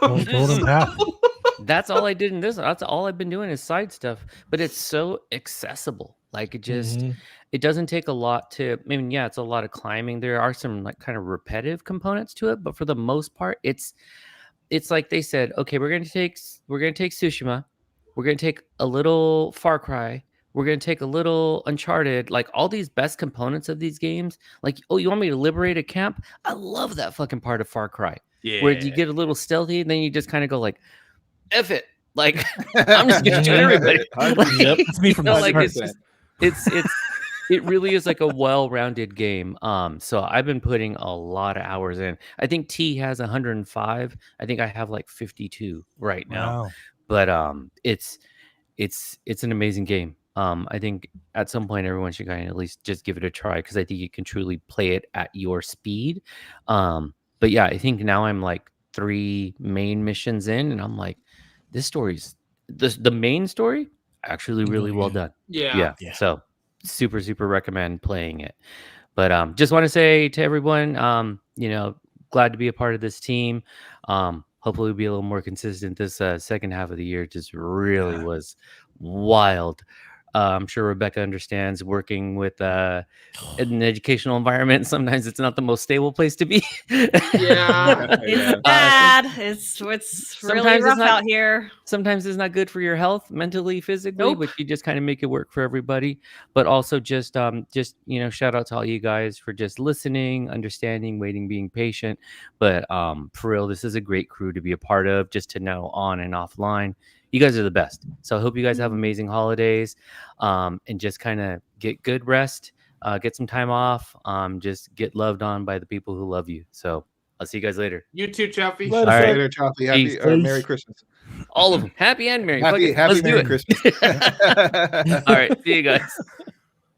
And there were 5. And then there were 5. All right. Back to me. So your number 3, Skyrim. Yeah. Yeah. Josh is putting a lot of hours into Skyrim right now. And he's gone. And he's what? gone. That's very Something shocking. about that game keeps sucking you guys in. So I think I have nailed it. I've been planning this for like half the year. I've been talking about this since the summer. Like I want to make time for this. I want to do it. I want to jump in. I've been finding I think I was just watching a lot of like YouTube stuff for it, a lot of Skyrim lore stuff, and just kind of getting real nostalgic. But in playing it, I'm like, no, it's the music. I have such a vibe, just like getting on my horse and trotting around, and like that music just kills for hours at a time. It's so good. And I do listen to that a lot at work and stuff, and just I've talked. I'm not going to wax poetic about because I've done that in our most recent podcast to close the year. So if you'd like to hear more of that, that's a click away. You can go find that pretty quickly. But just really reappreciating Skyrim, playing it in a different way, and getting something else, getting something different out of the experience. I think I found a new appreciation. I got the books; those just came in the mail the other day of Black Friday. They were half off, so kind of just chasing that dragon, really enjoying. Still playing and played it last night. So I was gonna match Rebecca's outfit and get my sweater out because I have a Skyrim sweater, but it's just too damn warm, and I didn't want to sweat through my shirt underneath. And too damn warm. Okay. Yeah, Los Angeles here, so it's 68 and sunny. You know, man. But you when you brought out Skyrim, the first thought was me. It's like, wow, I haven't played Skyrim in a while. And then that's why I was starting to look like maybe I need to get that Steam machine so I can go back to my Steam saves, because that's my preferred Skyrim save that I have. But it's so fun how that game came out in 2011, 11, and it still just has legs for days. Like, it's amazing. The amount of content, like just the amount of dialogue and paths and story, like that's a major thing. I talk about my new kind of experience. I'm actually reading the books and shit. I'm trying to find specific swords in the world. Like I'm like, and I've got guides and I'm checking all the YouTube and stuff. I think the power of the internet is making me experience Skyrim in a way I just never could. And where my life was in 2011, my station, I didn't have all that stuff then. I was like, cool, dragon. Like, let's go fight a dragon. It's almost like a matured gamer. It's like I've grown up a lot as a gamer since then. So to come back with it, with a world of experience. I was in high school when that came out. It feels completely 2011. different. I was 16. Yeah, I was 16 when Skyrim came out. You were in high school too. My heart. I was selling games at Best Buy, running the Best Buy gaming department. I was paying taxes. I might have bought it. I just had my daughter. My daughter was born in 2011. I was 30. Skyrim baby. Wow. Hey Deb, I just turned 30, so. Oh my god. What am I doing here? All right, Haley. Deb and I are just old men on the porch. Haley, we're babies. Yeah. God okay, damn it. I'm gonna pull Rebecca here, and I have two. Yes. One that I've played a lot this year is Forza Horizon 5, which is always just something to go back to because I'm on PlayStation, so I can play it again. Yeah, that's another story we could have talked about this year. I've got like I think almost 100 hours in it so far. I just love driving around and doing the stuff. I really love those expansion. The rally one's not as fun, but it's cool. There's no race marks, so you just have to listen to directions given to you while you're driving. So it's a fun time, and I had a really good time with it. But then the other one I've played a lot of this year that fits in this slot would be The Outer Worlds 2. I've had to restart this twice. It's a common theme so far on your list this year. Hold on. Really likes to restart your RPGs. list is a list of games I restarted this year. Finish this? Nah, restart it. Okay, hold on. I restarted The Outer Worlds for a different reason than Baldur's Gate. They patched bugs that were in The Outer Worlds 2, but they do not apply retroactively to saves. So I had to restart over to get the bug fixed. How does that work? Yeah. Wow. So that's weird. Not enough teraflops. I do not know. That's the issue. Not enough teraflops. One of the bugs. This wasn't a game-breaking bug. But it was a hey, this is really annoying. As somebody who likes to clear objectives, annoying. One of my companions constantly had a bubble over their head that says, "Hey, I have something to say," even when they didn't have something to say.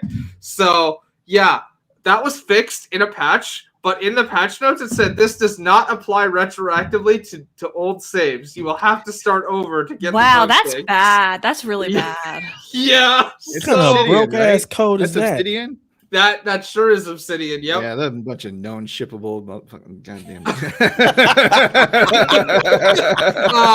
But I do love the changes made from the Outer Worlds 1 to this. So they've condensed the amount of skills you have to choose from, but they cover a more expansive list. So in the Outer Worlds 1, like your speech skill covered like intimidate, lie, and deception. It has like points you can put into. Now it's just condensed into speech, and it covers like all of those at once instead of like having to differentiate points.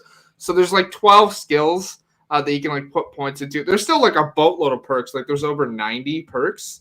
And yeah, so I made it to level 8 the first time before they patched out the issue, and I'm level 5 now. I'm playing on very hard, so you know. Yeah, I'm having a good time with it. I love Obsidian's unhinged comedic dialogue though, because in the first one of my favorite lines of dialogue is, if I have to eat another sprat fucked thing in this colony, I'm gonna punch someone. Like, and for anyone who doesn't know, a sprat is like a tiny little rodent that runs around the world of the Outer Worlds. So like they're eating the rat burgers like in Demolition Man, which is a movie from olden times. Pretty good rat. Yes, good rats. It's certainly a fun time. So I'm having a blast with it, and I need to get back to it. So killer, nice. Well, I'm going to circle back real quick about music, because the Spotify Wrap and my #1 played song was from Streets of Rage 4 Dojo, and it's Dojoe. So just mirroring the appreciation for music and games. And then I will call this next pick my favorite adventure puzzle game. I put on the fedora, I cracked the whip, and I enjoyed Indiana Jones and the Great Circle. Nice. The voice actor who was doing his Harrison Ford impression was that's Troy Baker. Troy Baker did a great job. Right. I really enjoyed it. It was one of those games where I finished it and I just felt so satisfied. Like, I just remember putting down the controller. I'm like, this hit all the beats. I like it when Indiana Jones goes up against Nazis. I like it when he's, it had all the explorations thing. You're in the snow, you're in the jungle, you're in the desert, classic type of adventure. And then it had ties to biblical things and other mythos that is the signature of that franchise. And, the puzzles were there and they didn't tick me off. And there was only a couple of times where I had to look it up online. So I appreciate that, because it didn't make me feel too stupid, just stupid enough. And that's why that's in the 3 slot right now. I really enjoyed that game. I may go back for the New Game Plus and try to find the expansion. More. No, I have not played the Giant expansion, but it seems like something that would be fun. Again, very satisfied with my initial playthrough. Like I did boot it up a couple of times. Like, let's get back into it. And I was like, I'm just not feeling it for the second time. And so I think I need to let it kind of sit there and forget more of it versus like with some other games where I immediately start a New Game Plus and dive back in. Yeah. Nice. That's fair. All right, my next 2 accolades. What? It's funny to hear the word accolades spoken. So, am I using the right word for that? Accolades? Yes. Yeah. It's just relatives might be better. I don't know. No, accolades works. It's just a funny word to hear pronounced. That's all. Well, and you're keeping with the bit. I might be using the wrong word. No, you're good. It's like a superlative, right? I think I was looking for superlative. Yeah. An accolade is just praise, right? It's like a collection of your accomplishments, your accolades. Right? It's like your resume of awards. Yeah. Whatever. An award or privilege category. granted as a special honor or as an acknowledgement of merit. Yeah. Whatever. So actually, it's talking about like a game's accolades. It's like all of these scores and stuff. Yeah, I'm not really doing that. I'm doing more of like a best of. Yeah. Whatever. Anyway, we're here for it. My favorite game that was not released in 2025. Nice. Because normally I play a lot of games. Yarden's like, just say the games already. Calm down, Yarden. I'm pretty sure Yarden bought this game for me, and it took me a long time to actually go play it. It's Alba. It's another indie. Okay. I talked about it on Nintendo Shack because I did play it on the Switch. It's this game where you play as a little girl who is visiting her grandparents who live on an island off the coast of Spain or something like that. And she only has like a week with them, and she's going around and taking a picture of all the wildlife on the island. And then there's this subset, like you kind of have like a Pokédex of animals that you're trying to fill. And you actually take a picture of them. And the side plot of, well, I guess the main plot of the whole thing is that they're trying to tear down the wildlife preserve on the island to build a massive hotel for tourism. And you got to go around and like find all these animals and like kind of restore some things to bring more animals and get petition signatures to show them that people want the wildlife refuge to stay there, the sanctuary. They don't want them to build over and like get rid of the wildlife. And it's so cute, and there's lots of good dialogue, lots of really good like Spanish cultural things in it. I love that game. It is so worth playing. Definitely my favorite game that was not released in 2025. I'll say one more. The game that I still need to beat. I don't know, Donnie, if you can guess this one. There's several games that I did not beat in 2025, but this one, what? I would guess Donkey Kong. That's going to be on my list, but that's not for this one. This is one that I just started a couple days ago because it just released this past week. Oh, yeah. It's Metroid Prime 4 Beyond. I've played less than 2 hours of it so far, just because it just came out and, work and stuff. But beautiful game. I ended up buying the Switch 1 version for $50 through my Best Buy GCU. And I upgraded $10 for the Switch 2 pass. I am so vibing with the controls of this game. I wish that I was able to play Prime 1 with this controls, and Prime 2 and 3 I wish had these controls, where it's kind of like Splatoon, where you're doing regular stick aiming, but then you can kind of like do precision with the motion controls, like Zelda arrow controls, that kind of thing. Beautiful game. Holy crap. The environment, gorgeous. I'm just so excited to keep playing this. It has not been making me motion sick playing it so far. Nice. Nor I got the worst motion sickness playing Prime 1. Like so much that it took me a long time to get through it. I think my favorite tweet I've seen about Metroid Prime 4, by the way, is somebody on Blue Sky posting a lot of vaginas in this game. Oh my god, there is so much vagina imagery in it, Haley. Like, there really is. There's so much. Like, I was playing it and I was thinking it, and Josh walks in the room. He's like, "That thing looks like a vagina." I'm like, "I know."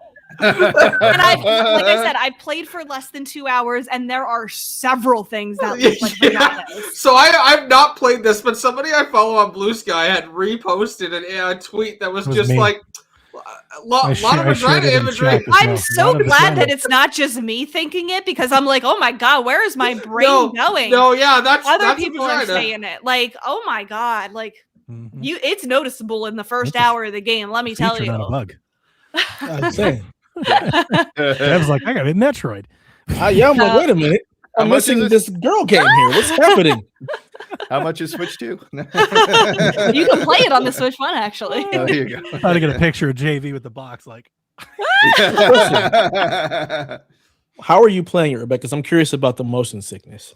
So I've only played it on the TV so far. I haven't played it on handheld. I was like thinking, oh, well, maybe if it does make me motion sickness, maybe I will try to play it handheld, but I haven't had to try it yet.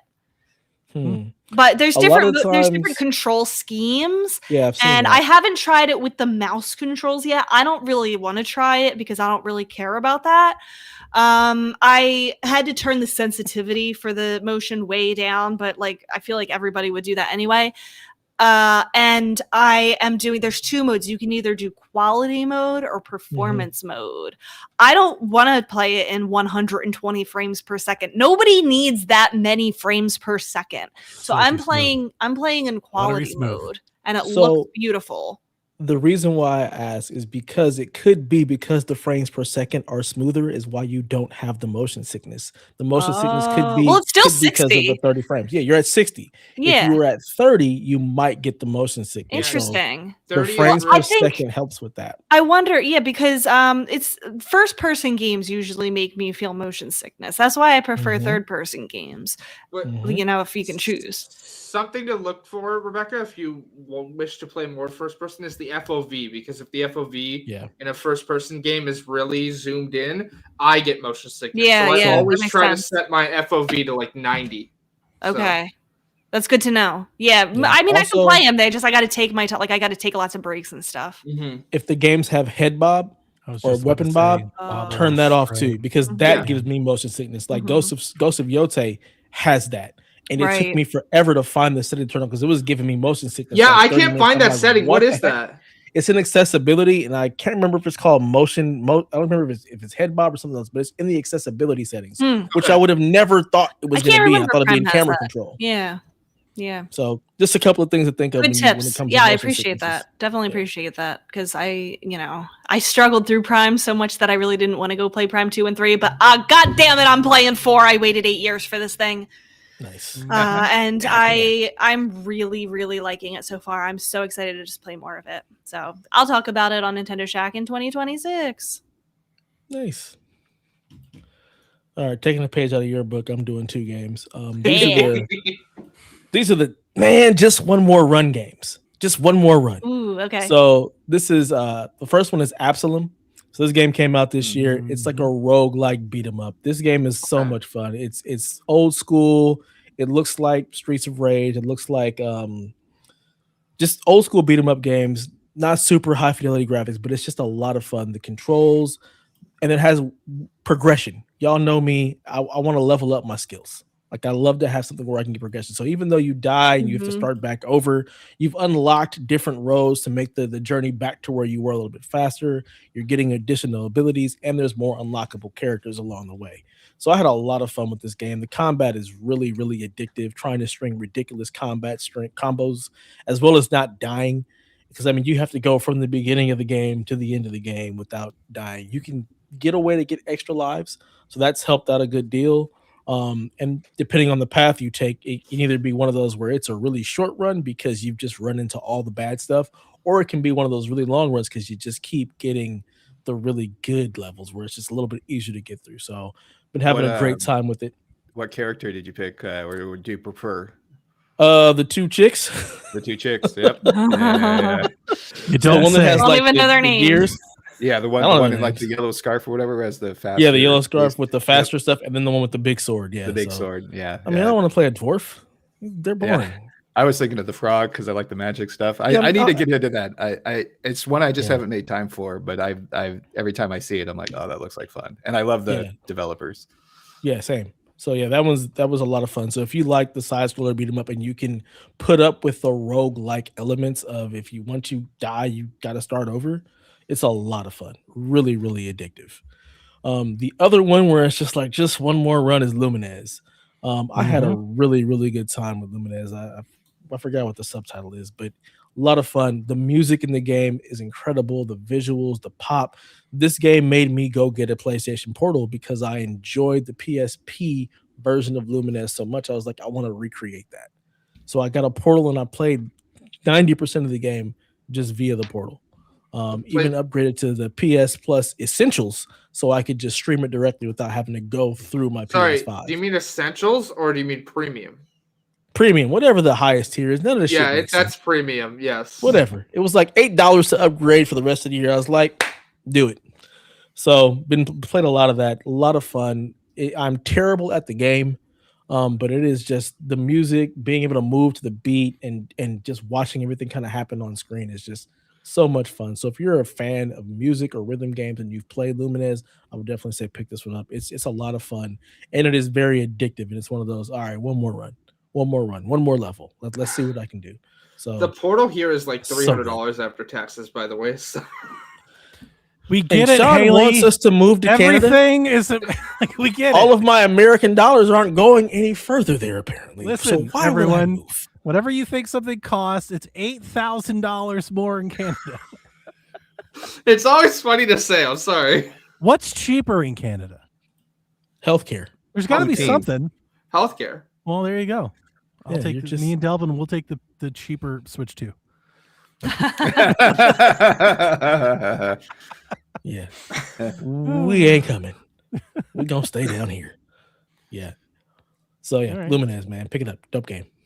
All right, the reason I changed my list and let go of my old way of doing this is I think I'd be remiss if I talked about my year in gaming this year and I didn't say Nintendo 64, which is somewhat of a cheat, but I took an N64 vacation this year. I took a whole week off and just stayed home and played 64 games and ordered pizza. It was a great vacation. It was God, the 90s. You went back in time. You went back to the 90s. I also played brand new N64 games. I've been screaming about all year long. The homebrew and ROM hack arena for N64 is bountiful.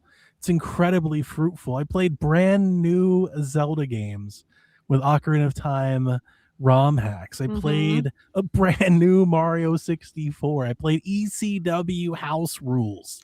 So much fun. Me and Jack played Smash Remix. We played a brand new Smash Brothers game. Like these are excellent games. And with the analog train that we followed all year long, and now the M64, Mod Retro, they're going to release new N64 games just like they did for the Chromatic. And I love that scene is happening, and I'm here for it. And I'm hoping for this to just continue right on into. I unlocked every cheat in 007 this year. That's what I did. I spent one day just doing that, Snurts, on my vacation. I was like, oh yeah, James Bond, start the finish. Yeah. How about some Extreme G or Winback? Those are some of the titles that I remember fondly from my N64 days. I didn't play those this year, but I did play Winback when it dropped on NSO. Okay. Me and Delvin were talking. Does it hold up? Because I remember it being like. I don't think so. Not as much. Yeah, not as much. Right. No. Yeah, cover shooter. Weird it's mechanics. You're like, oh, this is cool. This is before they got it good. Yeah. One of those. I do have 3 N64 games, like original N64 games that I've heard about or somebody recommended to me that I've never played on my list to play next year. So I got to schedule those out. I got to get to those. If you want to know, I'll tell you, it's Mischief Makers, which Ryan recommended to me. Mystical Ninja Goemon I never played, and I know a lot of people really like that one. It just got I think it got a remaster. And then Body Harvest, which I just came across Reddit and I've never heard of, never played, and I gotta play it. So I gotta go check that one out. Good old N64. N64. Yeah. What a time. It was a good console. Or it is a good console. Josh finally got his analog 3D. Does he love it? This past week. He hasn't even tried it yet. He just got it 2 days ago. Oh, nice. Yeah. Well, I hope he likes it. I think most people are. Most people that I've seen love it. And then I've just seen maybe some QA stuff on Reddit. Yarden says, play Mischief Makers immediately. Yeah, that's what Ryan told me. He's like, you got to play it. I never played it. Never had it on N64. So I'm going to do that. I'm going to do that. I made a note of it then, and this year I'm checking it off. So next year, all of Donnie's games are going to be N64 games? I'm going to buy a lot of N64. Yeah, we're going to talk about me buying a lot of N64 games. Mod Retro made they made a release 30 to 40 Game Boy games. And I think they're $40 each. And me and Delvin were looking at it and it was like, I'm probably going to buy every one of them. If they release N64, I'll probably buy every single one of them.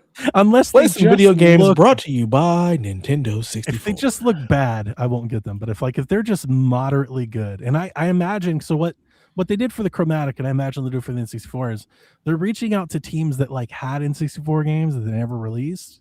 And they're like, can we help you release it now? So there's a bit of that too. So I don't know. We'll see. Maybe it's pretty exciting. It might be some indie ports. Maybe an indie will port one of their games in 64. That could be cool. I'm excited. I'm excited to see it. I'm more excited about that than anything. It's just new software to buy, new games.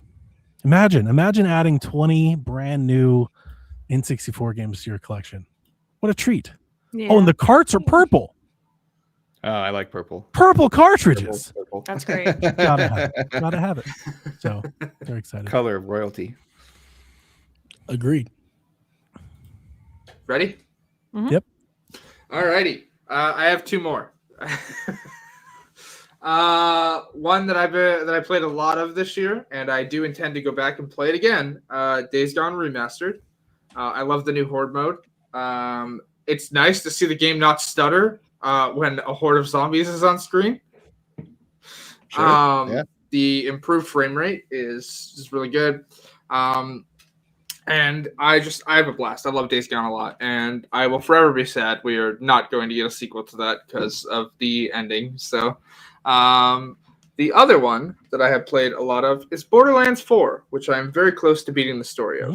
I am really enjoying it. I just made it to the area of the 4th boss now. I've got a couple missions before I get to him, but like the main villain here, who I think I mentioned before, is played by Lee from The Walking Dead.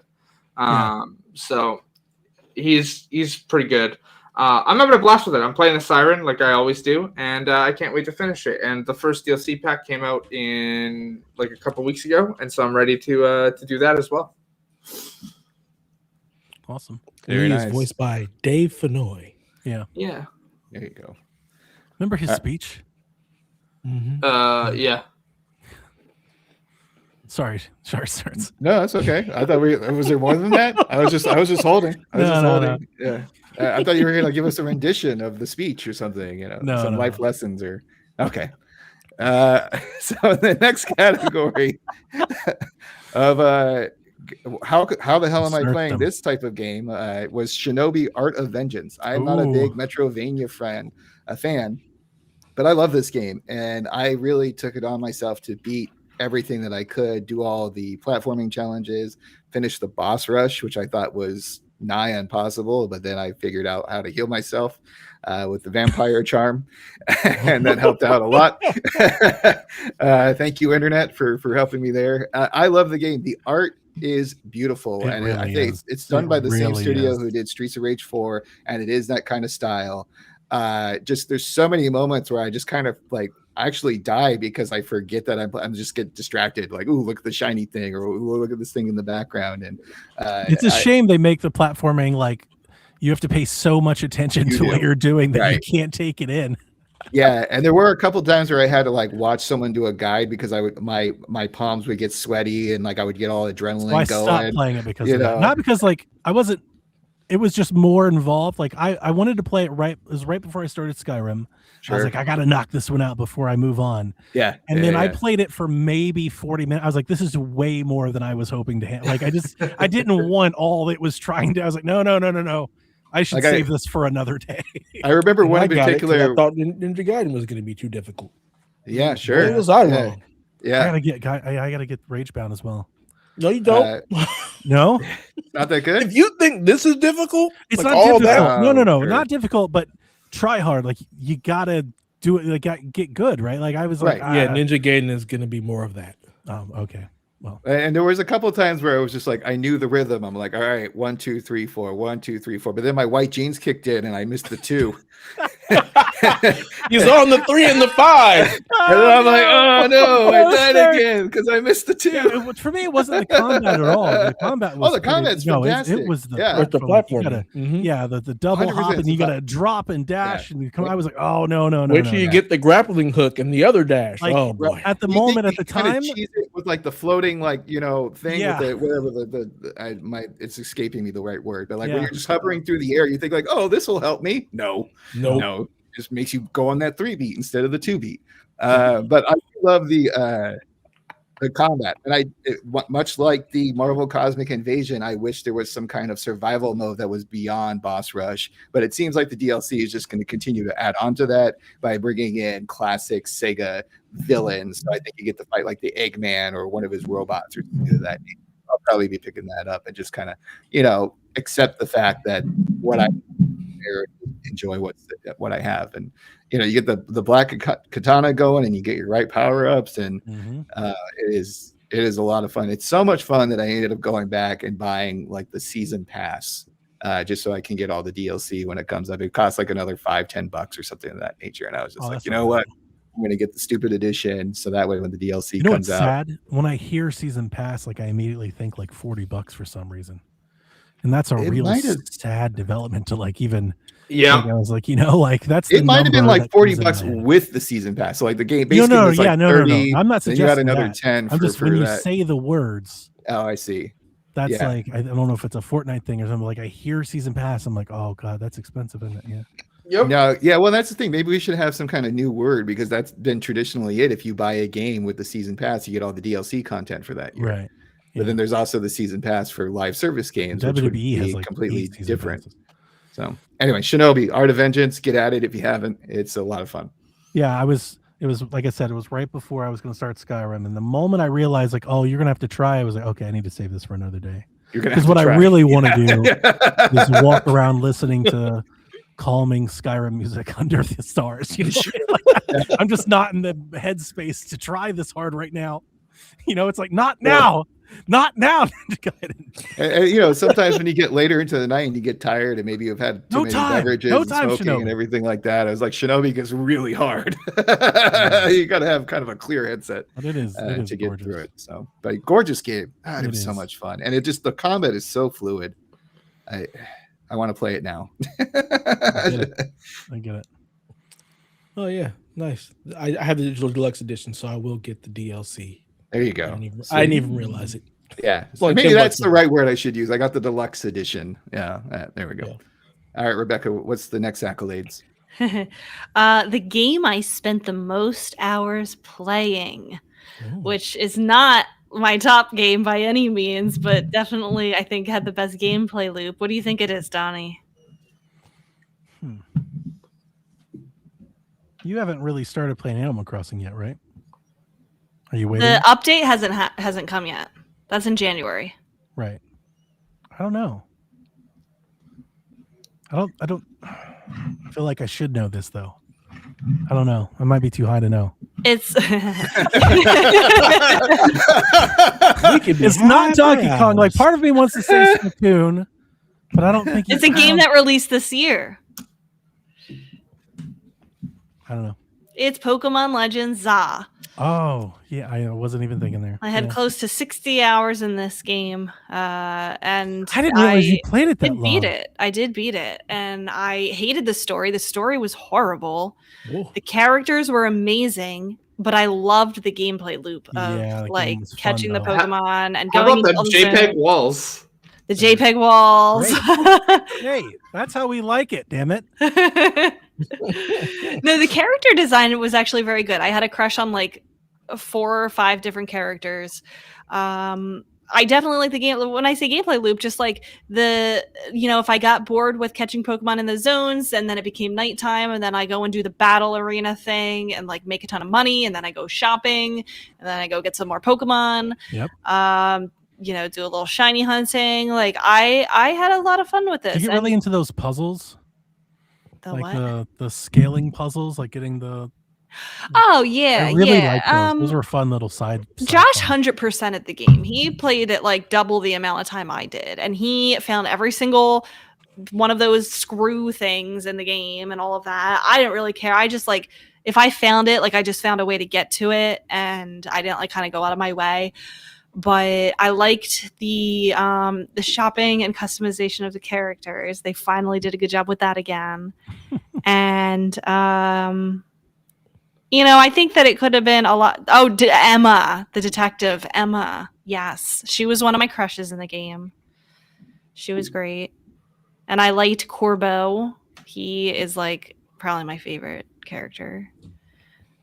But I have to mention Pokemon Legends ZA because even though it wasn't the best, I wasn't even going to get this game at first because I didn't like how it looked. I thought they did a really bad job marketing it. Like they really oversold the amount of time you would be spending on the rooftops. Mm-hmm. I don't know. I just think they did a bad job explaining it, but it gives me hope for the future of Pokemon along with the leaks for Gen 10 for next year. So I had to talk about that one because I spent the most hours playing it. The other one that I will mention is favorite game I played that was out of my comfort zone. Ooh. And that one was Donkey Kong Bonanza because I am not normally a Donkey Kong fan. I am not normally a platformer fan.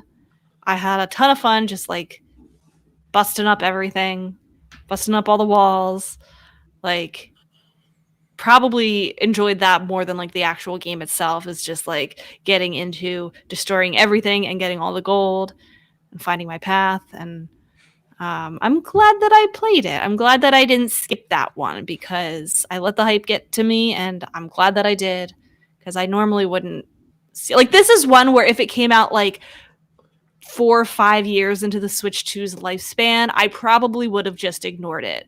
But because the Switch 2 was new and I was looking for new games, still on that hype for it, I gave it a chance, and I'm glad that I did. Nice. I love both those games. Yeah. Hearing that you're not a big platformer fan just warms my heart. Oh yeah, she hates Mario. You hate Mario? Yeah. Oh my God, we I are don't- kindred She spirits. still hasn't played. She still hasn't played Mario Wonder. She ain't missing shit. It's just the best 2D game in 30 years. Yeah, sure. No, it's not. I don't hate platformers, but I'm not good at them because I didn't grow up with them. Like when I was a kid, like I was bought things like Zelda and Pokemon. I was not bought things like Mario. I did not have a Mario game until, well, that's not true. I had Super Mario World on the Super Nintendo, so like that was like my only experience with it. But Great one. other than that, like I just didn't really play a whole lot of platformers. Like from N64 to N64 didn't have probably until the Switch, I didn't really play any.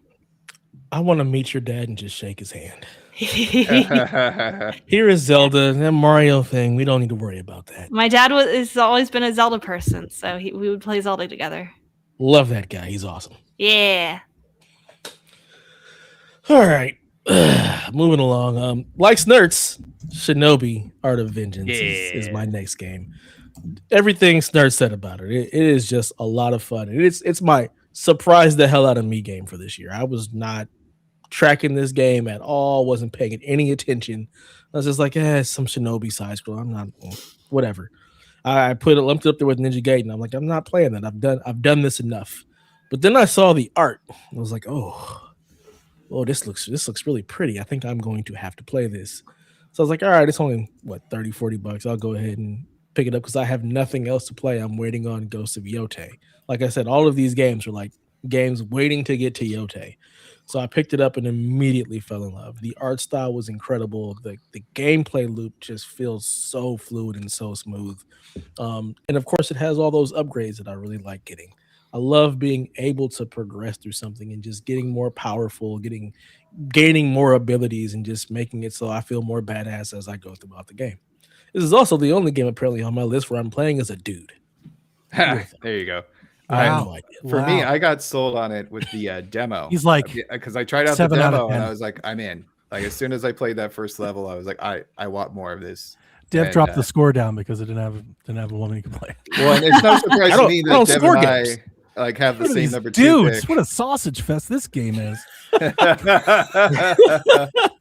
It's so funny when I hear people say stuff like that because I literally don't even think about that. Yeah, it's so odd. I'm like, really? You Dev, Intergalactic. Really? It's been your the game looks awesome. I know. I'm just saying, but you have a type. If it had a guy, I would still play it. It just apparently all these developers are just making games with women as protagonists now. We love it. We love to see it. Yeah, we do I'm all love about to see it. Look, I'm tired of having coal in every game. All right, we can move past that. Like we don't need coal. I'm so glad we have for like a dozen years. I'm so happy. This has been a thing, Dev, for some time. Remember, I'm old as shit, so every game I played was just some white dude. So I'm happy to see some white chick now. That's fine with me. Yeah, something different. Like Tomb Raider. It's just like Ellie. That was like the one-off. Kept going.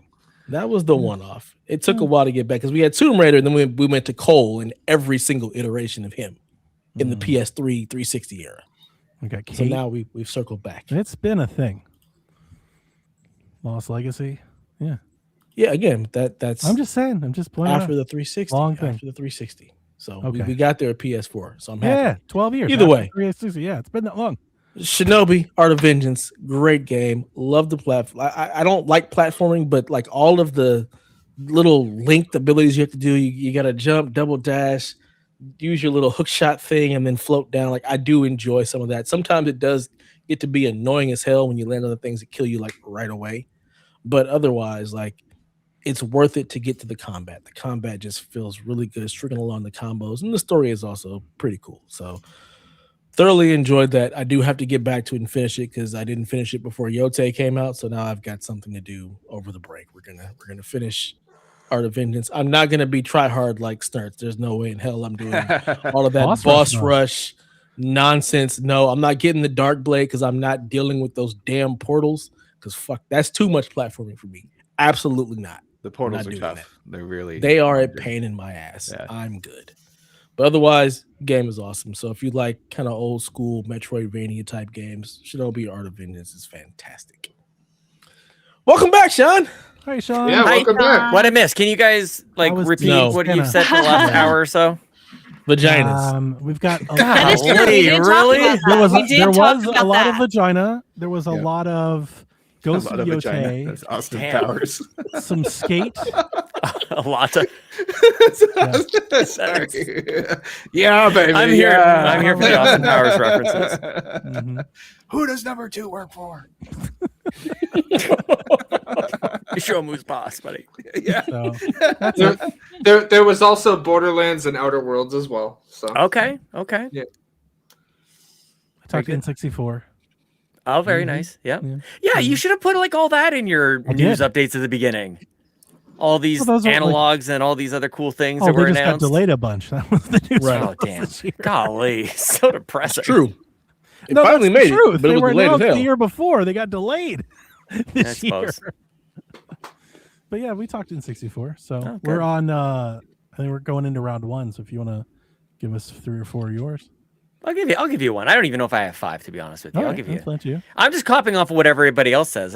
No, I was going to give you something that was going to be connected to what Dev just mentioned, but maybe I'll save it. I want to tell you, because I think Donnie and maybe Rebecca, you guys might be happy to hear this. I bought a game in 2017, and I played it. I'm like, I don't know about this. I think it's pretty good. I tried it again in 2018, tried again in 2019. I just kept playing that first little bit over and over and over. I'm like, I don't know what Nintendo dads gave it an 11 out of 10 or something crazy like that. I'm stringing you along here, Dev. Just enjoy the ride. I know exactly what it is. Yeah, we all know. You know it's Mario Galaxy or Mario Odyssey? You know it's a Mario Odyssey? I don't even know what game it is. I actually didn't. I didn't know we were maybe talking about Breath of the Wild. That's what I thought. Breath of the Wild. Well, then you ruined the journey, son of a bitch. Okay, so wait, tell us if you revisited Odyssey. I went back to close, but you're way off. Oh. I love this game. And finally, and I think this is one, of course, I'm going to overcomplicate things. Sometimes a game launches and it's just not the right time for me. And I think this is my new peak example of this because it just wasn't hitting. And I don't know what I was expecting before, but something happened at the end of last year. And I ended up completing it more this year where I'm like, I just enjoyed being in every one of these worlds. I think, I just like collecting all the moons, and I started getting closer to 100, 200, 300. I'm like, oh, I could maybe do this. I love the way I started getting that muscle memory better of just jumping around and tossing Cappy and then bouncing off that. That started to feel really good. And also, I learned that I didn't need to clear out every area as soon as I got there, and I just started playing. And then if I moved on, I would move on. I cared a lot less. I just kind of let go. So played the game. I just played the game, and so there is another game I'm playing right now that I'm taking the exact same approach with. It's got a whole lot of bananas in it. So yeah. Why don't I do that? I'll give a shout out to Donkey Kong Bonanza because I played it a little bit at launch. I've been distracted as I tend to do, and I've been just really dedicated to it over the last 10 days or so. Yeah. And Sean, that was I just said my favorite game that I played that was out of my comfort zone. Oh, nice. Nice. I was worried about this one. I was worried that this similar thing was going to happen where I'm I'm not sure if I love this game as much as everybody seems to love it. It's the same people as the Odyssey people, right? It feels very similar. I think it is. Mm-hmm. Yeah. And again, similar thing. I'm just playing the game. If I happen to find my way down to the next layer, then I guess I'll go down there. But otherwise, I'm not too worried about it. And it's just, I don't know. I can just really turn off my brain. And it's basically what I need. Around this time, as it turns out, maybe it's a December thing because I played Odyssey about the same time. So, yeah, Odyssey and Donkey Kong Bonanza been getting some love on my Switch here. So, does that catch me up to? I've now given 3, I think. Sure. I think so. Is that all right? We're all into round 5, so give us 2 more. if you want, but you don't have to. You can you can do whatever you want. How many more do you have to talk about? I played a lot of games. Just We've got overall. actually- I played a bunch of games. Well, I slipped a little bit. I really liked playing Mario Galaxy on my Switch as well. That was pretty fun. That was pretty good. And I was worried about it as well because when 3D All-Stars came out, I'm like, what is this cart that I really don't love 3D All-Stars. I don't like the ROM dump that they did. It didn't seem like all that great. But this one looks good on the Switch too, Donnie. Donnie's giggling at me over there because he's heard this from me. No, I think I like the push. I get it. I played a lot of Mario. I played Mario Wonder this year as well. Like I played. What a game! I'm not as hot on that one. I didn't have a turnaround on that one, but I know you like it. I don't want to yuck you out. What a game! Shut up. It's a game. Yeah, a lot of Mario this year on this Nintendo platform that I purchased. You reminded me. I didn't speak to. I spoke about a lot of things that I played on N64. I kind of just used N64 as one of mine. I collected every star in Mario 64 this year. Very nice. That was very nice. I learned how to do a couple speedrun moves at Extra Life this year. I sat down next to Seth and he showed me the Lakitu skip, like you jump around kind of the bridge. I love break mode games like that. Oh, it's so cool. And it felt great. I mean, like, obviously there's much more skilled people out there doing that sort of thing, but you feel like a pro. You're like, oh, that's cool. I kind of pulled that off. That was neat. And then there's another one. I can't remember what, every trick has a name. I can't remember what it's called, but you get the star without breaking the corner of the. Do you guys know what I'm talking about? It's like hidden in there. Anyway, don't worry about it. Who cares? It felt good to do though. That's great though. I like when you can find new enjoyment out of those old games that you've already played 100 times. 100%. Yeah. Also, don't look at myself and Dev shaking their heads like we have no idea what you're talking about because I'm pretty sure everybody else does. They might. There's a name for it. I'm a little embarrassed. I don't remember the name of it. Like you can get a star without breaking off like a corner of it. You're supposed to shoot yourself out of a cannon, breaks off a corner, and then the star appears. Like that's how you get the star, but you can get it without breaking that piece away. So that was fun. Yeah. Yeah, played a lot of Mario this year. Shout out. It's me, a Mario. Pretty good. Johnny? You're Sorry. Wife and daughter's texting. It's car stuff. Oh yeah, it's my last one then. All right, well, yeah. This is the reason I broke off and was like, I'm not going to talk about games 2025 because my favorite game of this year, my favorite thing that I did in video games this year was play Breath of the Wild for the 4th time. That was by far my favorite thing I did this year in video games. I'm sensing a theme. We have like the N64, Skyrim, Breath of the Wild. Yeah. Look, let's go ahead and change it back from Eat to Hype to play Nintendo. Yeah. Let's just bring it back. Let's do it. Zelda Notes. I just got a shout out. It was, like I said, this is my 4th time playing this game, and even more so than Zelda Notes. Switch 2.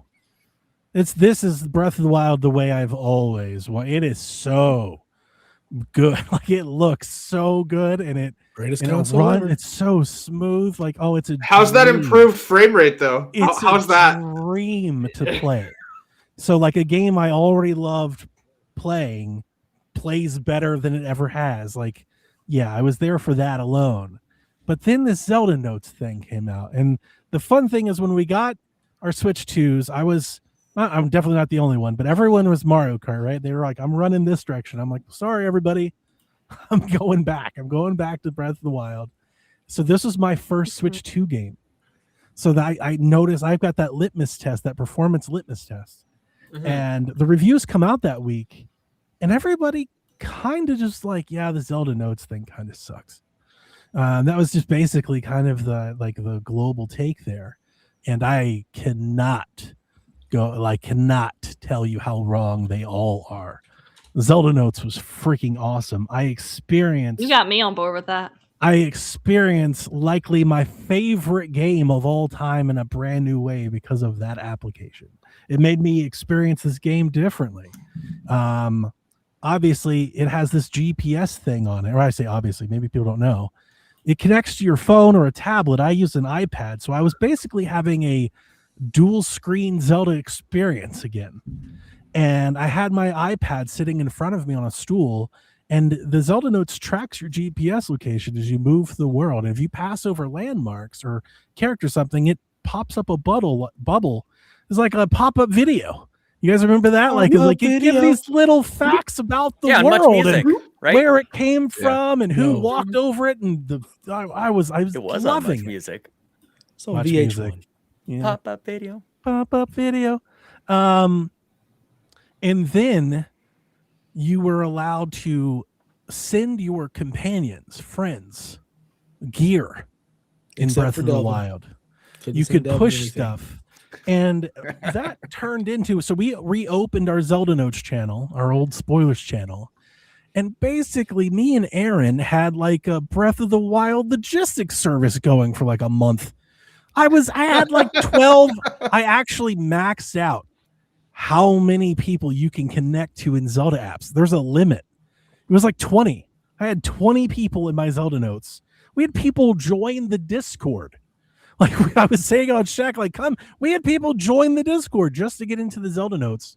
And we were duplicating diamonds and master swords and Hylian shields and just spreading them out to everybody. And it was so much fun watching people going, I've got a good sword and shield. I feel like I can tackle the first part of the game now, where they didn't want to survive with a branch and an apple, back in 2017. Like, to see people, oh my God, you've made this game fun for me. Now and they beat the game. They were like, now I'm going to go play the game. It was a really rewarding experience. And like, I am usually the gamer that needs Sherpa'd. I need Sean or Dev or somebody to tell me like I don't understand the division. I don't know what we're doing. Or Destiny, like Dev's like, you're in the overworld. I'm like, there's people to, she's like, stop shooting them. I don't know. I usually need to be Sherpa'd. It was really fun to be the Sherpa and explain to people like, no, here's how the cooking system works. And here's how this works. And you gotta go man, it was fun. Like I said, it was like re-experiencing my favorite game again. You often say, what's a game you could replay? Like, if you could replay it for the first time ever again, I did that this year. Like, that's what it felt like. Just that little nod. It was a blast. That was, again, my favorite thing I did in games this year. Nice. Love it. All right. One day I'll so my number one is Dispatch. This again. I've heard so many good things about that. I love so it's that classic Telltale. It's made by a couple of ex Telltale devs as well. It's really good. It was originally supposed to be live action instead of animation.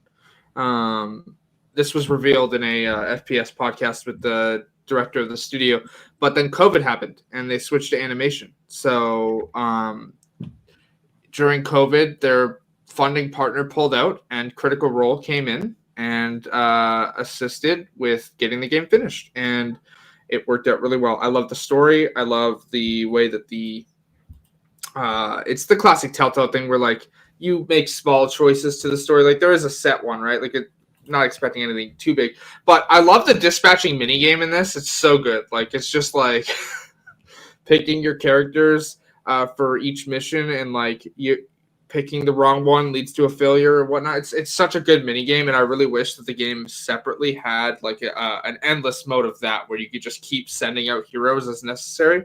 But some of the voice acting in this game is great. Like Aaron Paul does really well. Jeffrey Wright does really well as well. But a couple of the YouTubers in the cast are fantastic. One of the main ones in there is Jacksepticeye. He plays Punch Up.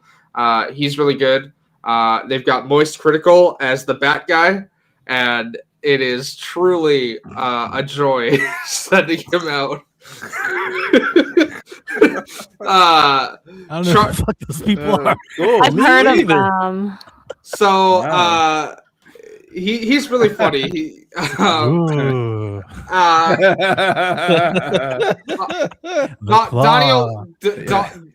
Donnie will like this one. A lot of Pierce plays the hot demon lady. I'm on board. Sure. Yeah. Why don't y'all tell me that? I'm playing Dispatch tonight. It's she's really cool. Yeah, it's a good cast. And I just had a really good time with it, and I've played it twice. I am 4 achievements away from the platinum, so I've got one more playthrough to do to get the platinum trophy. Nice. Yeah. Lovely. Excellent. All right. Well, this is going to be a surprise to no one, but my Pan Ultimate, the best the greatest thing out there this year was Power Wash Simulator. And of course, I am just joshing. It's Ghost of Yote. Yeah, you heard it here first, guys. Ghost of Yote, PSVG's game of the year. Seems like it. It's cleaning up. I was looking forward to this game for some time. This is my favorite type of genre. I explained this last year when we did the Christmas get together with Horizon Forbidden West. I love the open map. I love the ninja stuff. The story is fantastic. The gameplay is fabulous. Like that opening scene where you break into the main world just shows like, look at what we can do with this PlayStation. The controller is fully utilized. The New Game Plus mode now has an ability to replay missions as many times as you want. So you want to do that Far Cry thing and you just want to have a day where you're just taking on bases upon bases upon bases, have at it. You want to have a dueling day where you're going to go duel everybody up again, go for it. You don't have to start the game all over again. So I am in the middle of a New Game Plus, and I am doing the thing that I love for these kind of games where I'm trying to take a totally different direction than I did for my first playthrough, just to kind of see how it plays out. And it's just a fabulous, fabulous experience. And if you do own a PlayStation and you do like this kind of game, it is highly, highly recommended. I am looking forward to. I think they're coming out with some kind of multiplayer mode, like they had for Tsushima.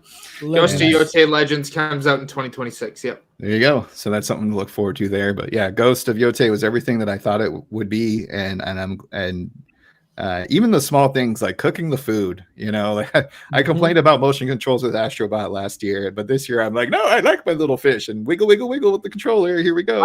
I skipped that mini game every time. Sure. Every time. Yeah, it's not and I didn't. That's weird. Dad. Like the first time we were like, you and I are usually like, whatever, like let's skip it. Mm-hmm. You know, Zelda it's not like cooking in Zelda for a decade.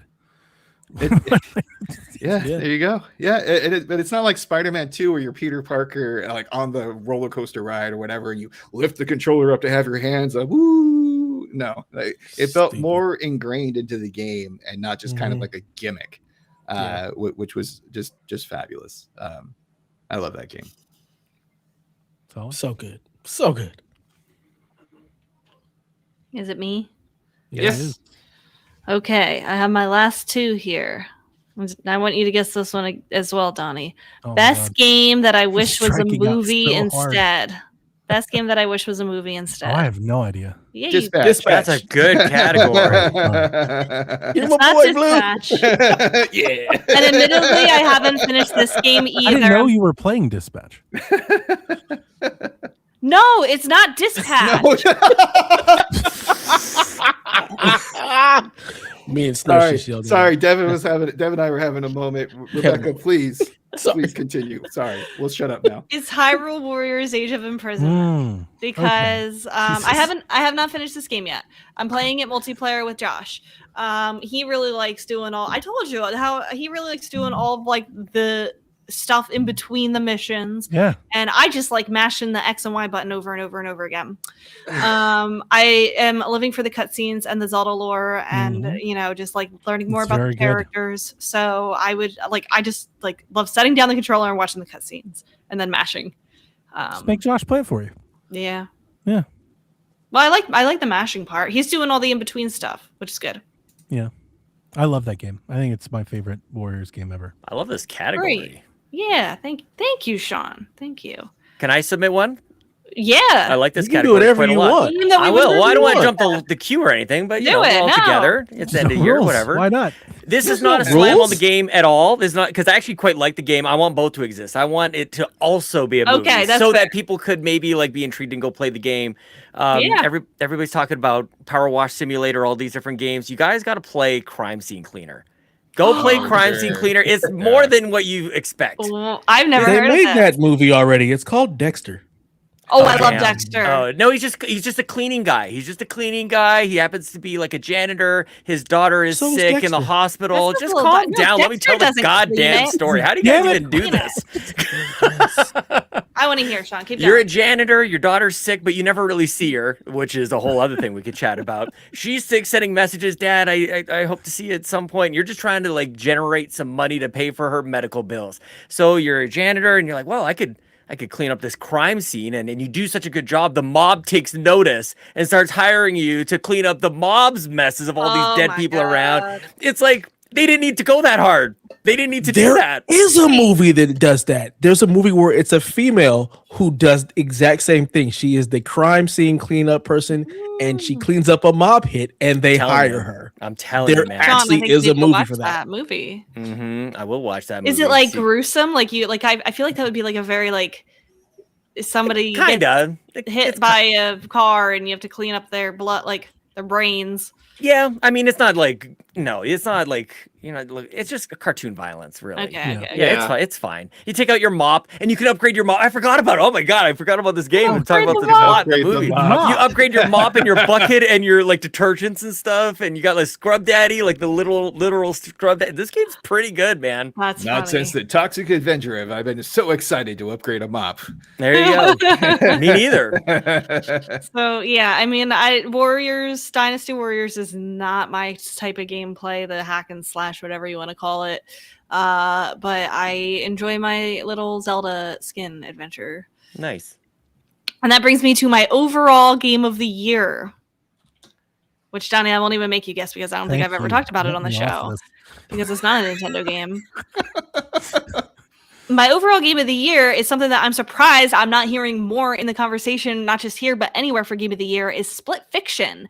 Everybody forgot about Split Fiction. Haley and I were talking about that before the show. Actually, it's funny you mentioned it. I haven't had the chance to play it, but I literally had it installing right before we started podcasting. There you go. I can't wait for you to play it.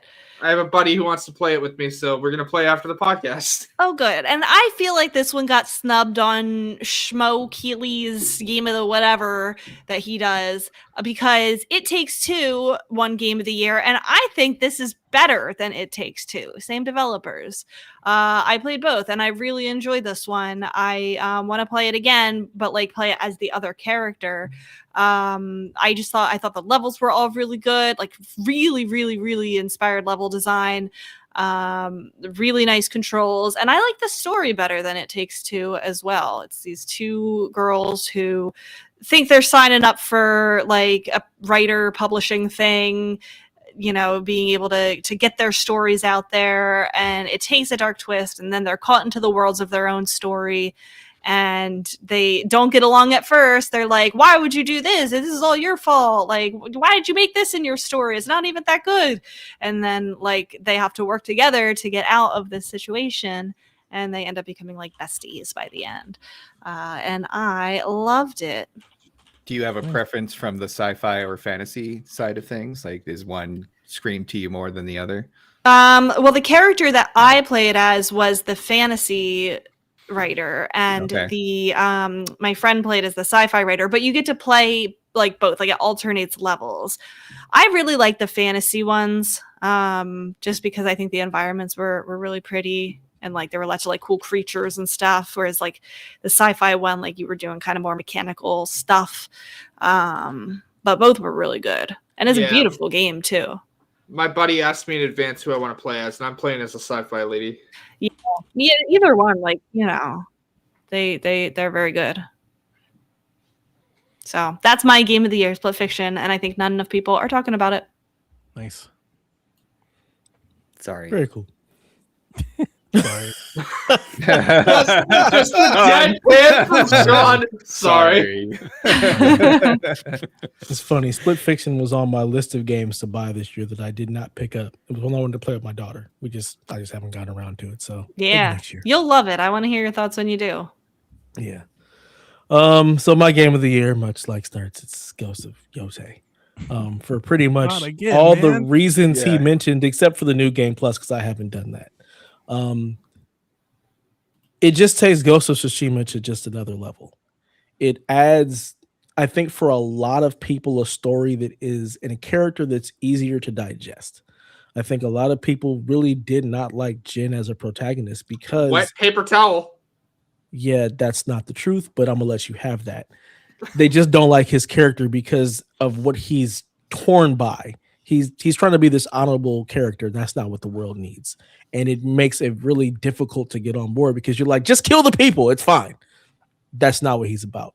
Where the character, this one, yeah, she just doesn't. She doesn't. She's like, I'm out here for revenge. I'm trying to murder everybody, and I think that's just easier for people to get on board with than this samurai type thing. She's more of a Ronin, a ninja, an assassin. She's whatever she needs to be, whatever whatever she's called to be, she's gonna do. And I think that story just feels really good in that world. It's also just like the culmination of everything they learned about Ghost of Tsushima to the nth degree.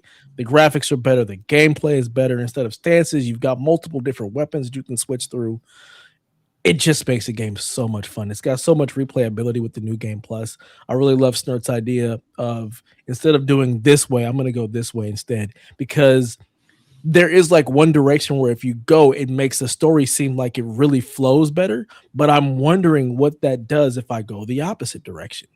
Like when does that circle back? Because there's certain parts that are like really game-changing story-wise that if you don't go that direction, you could end up doing that last. And it's just like, okay, so how does that play out?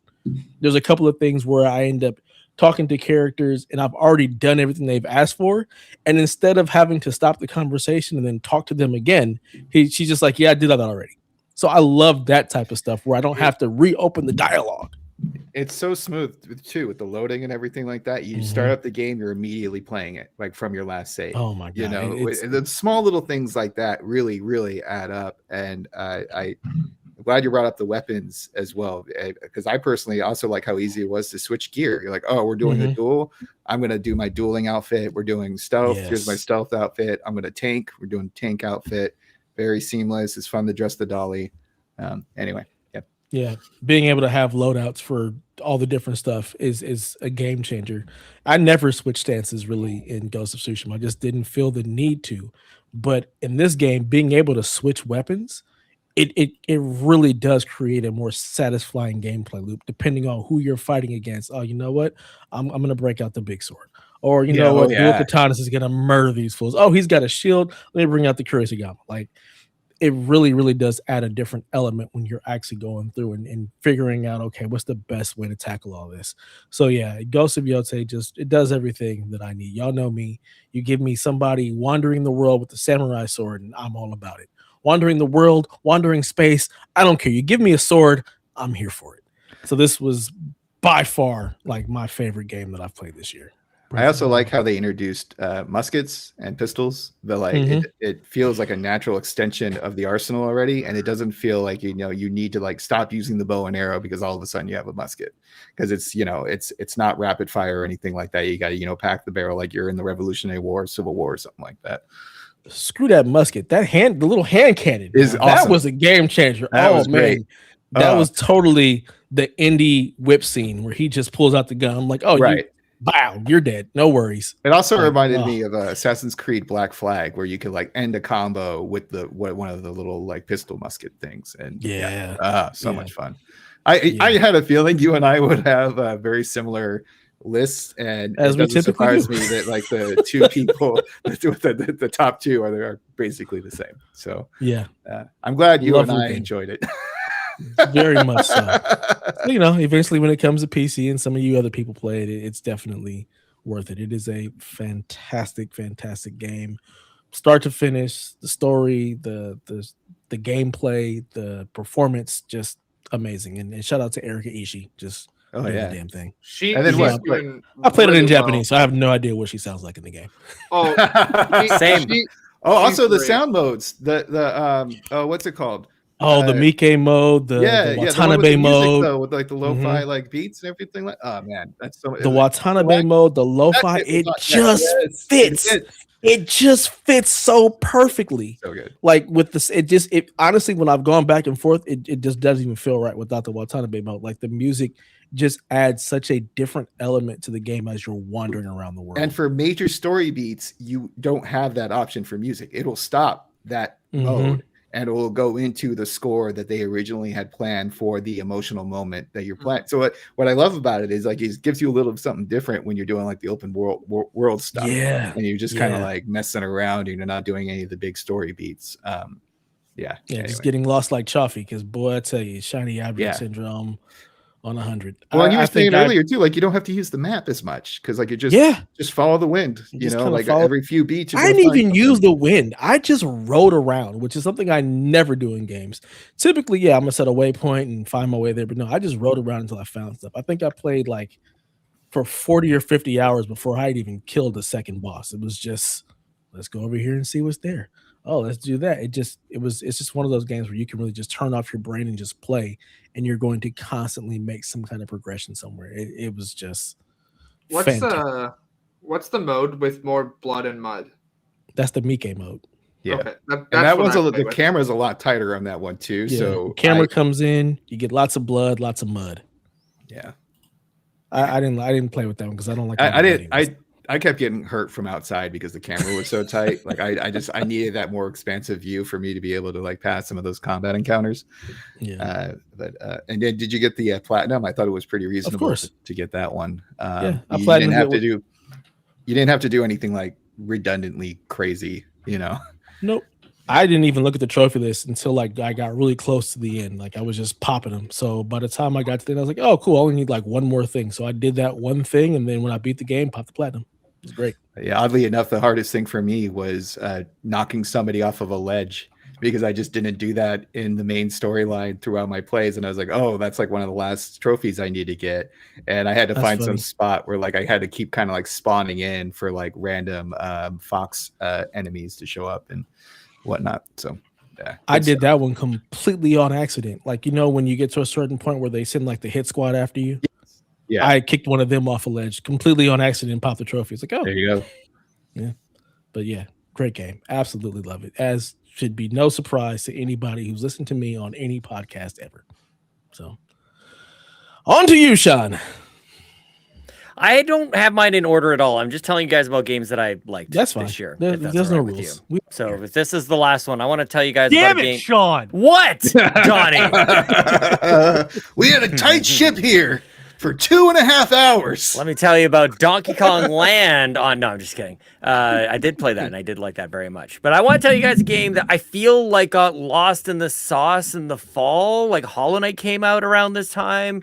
And the game is Chronos: The New Dawn. Very inspired by Resident Evil 4, The Evil Within, Dead Space, of course, those kinds of games. And I really liked it quite a lot. It was mysterious to me. I didn't really know what to expect going into it, but it's a really great survival horror game. It's got the whole like inventory management. You're going to be down to your last bullet. And I don't know how they did it, you guys. Like somehow it just seemed like it was like designed in such a way that I was down to my last bullet. And damn it, if that last bullet wasn't the one to take him out like for good and for all, like that last enemy, it was so cool, man. The environment was great. The story was very intriguing. Always a mystery. You're sort of like dropped into this world and you don't really know. At first, I didn't even know where we were. I didn't even know what planet we were on. So that was kind of interesting. And I played on my PC, so that was all good. I cranked all the frames, all the game tech would have loved it. All the frames. Up to 11, baby. What was the intro to game tech again? All the talk about the P's and the frames and the whatever the hell else. Something Do you remember like any of that? Yeah, P's, the K's, the flops. I don't That's remember. right. Yeah, it was pretty nice, man. Pretty good. I feel like it's an underrated. That's like my underrated game. Maybe a bit of a dark horse this year. People missed it. People missed Chronos for whatever reason. But yeah, I really like the intrigue, like the gameplay. It was good. You'd like it, Donnie. I'm just waiting for a sale. I just didn't want to buy it like right out of the gate. I get it. Yeah. Yep. Yeah, pretty interesting.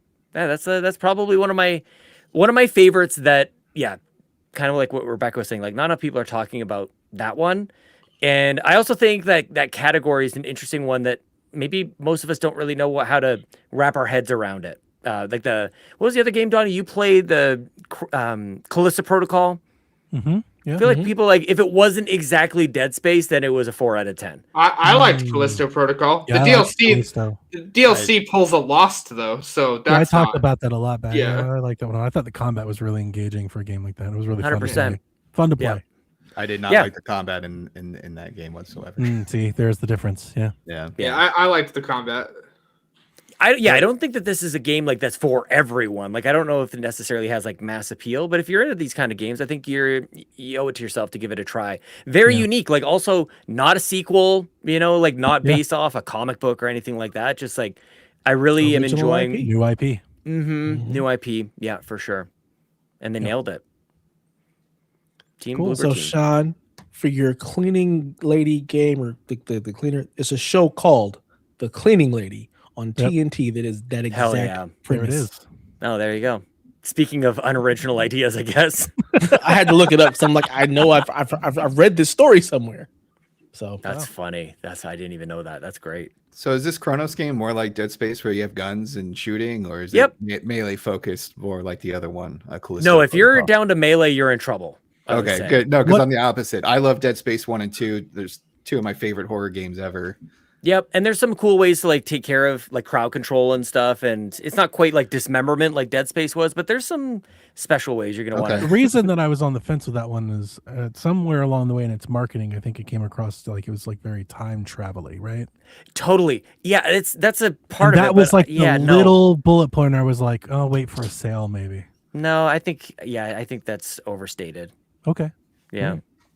Yeah. Nobody told me that. I mean, depending on how you feel about pandemics, that would be something I'd watch out Delvin for. played this one. I don't think he liked it as much, right? I think he was fine with it. He's like, it's fine. Yeah, Delvin. It's good. Delvin. It's Delvin. You know, I liked it. It's cool. It really depends on, again, like if you like to get into the lore, like if you're wondering what happened, what did this person do, like what, there's a mystery to it that you want to, like if you're not into that, if you are just signing up for like shooting zombies kind of thing, you're going to miss the point, I would say. Like I was really into it.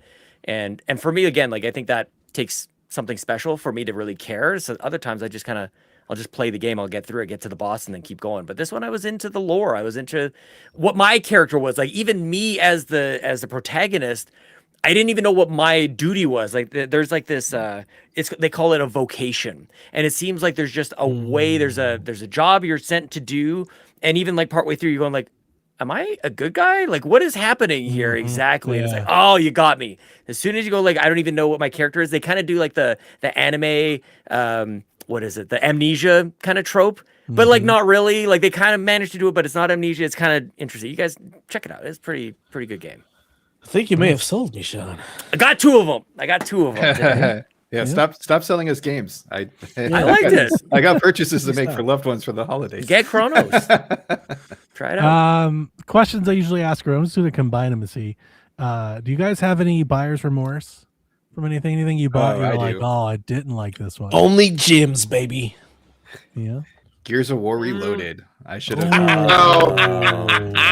Yes. I should have hold my powder for that one. Really? I enjoyed it. I just didn't. I should have waited for a sale instead of. Yeah, I should have waited for a sale too. That's all. It was fun. It was what I sort of remembered. I forgot how stupid the AI was, especially for your teammates who just keep running into death over and over. And it'd be cool if they could just stay dead. It would also be cool if they could actually defeat enemies. That would be nice. Right, or just not die. That was my biggest complaint.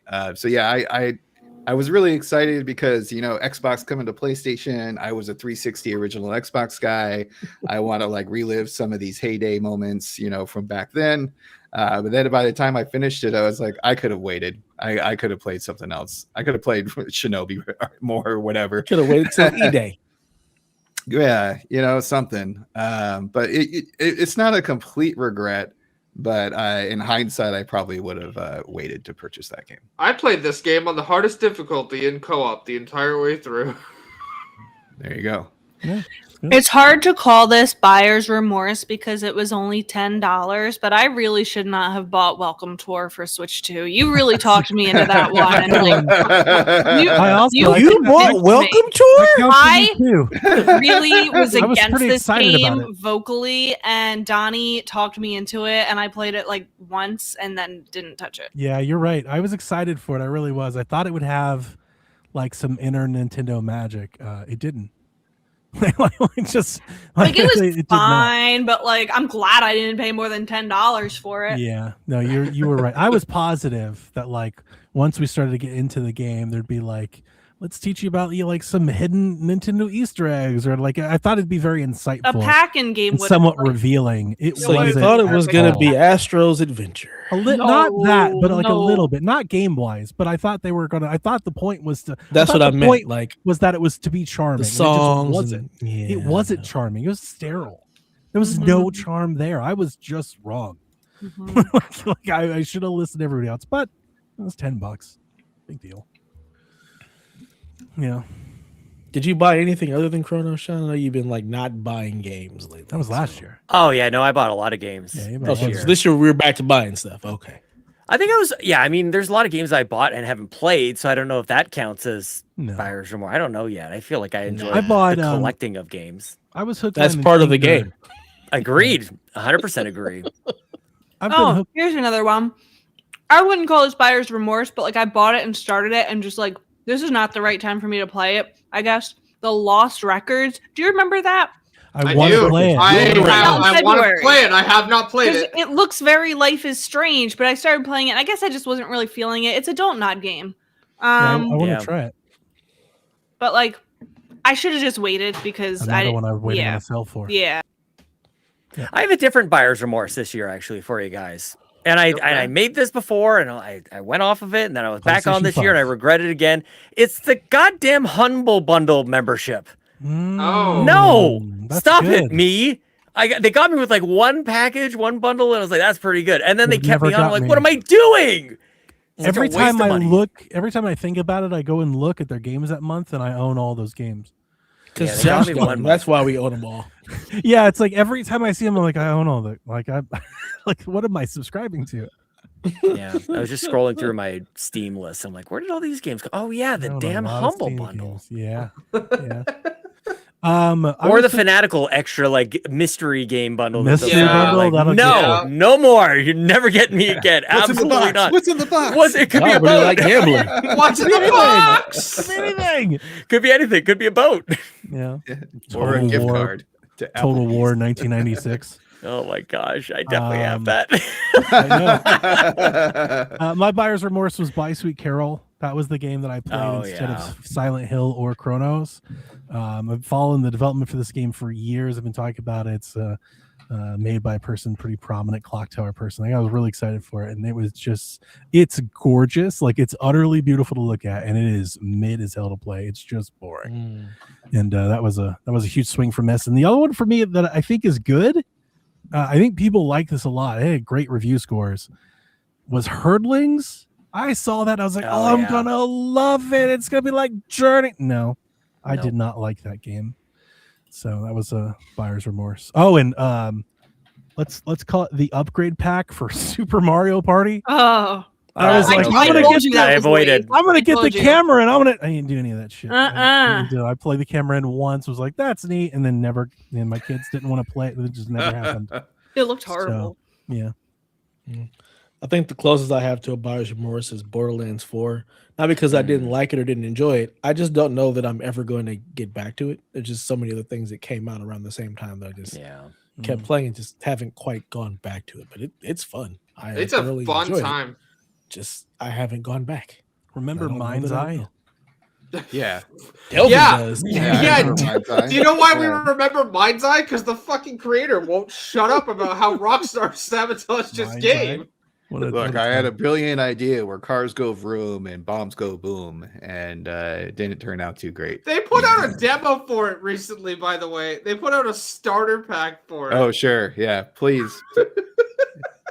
It's the please clap situation of the year. Yeah.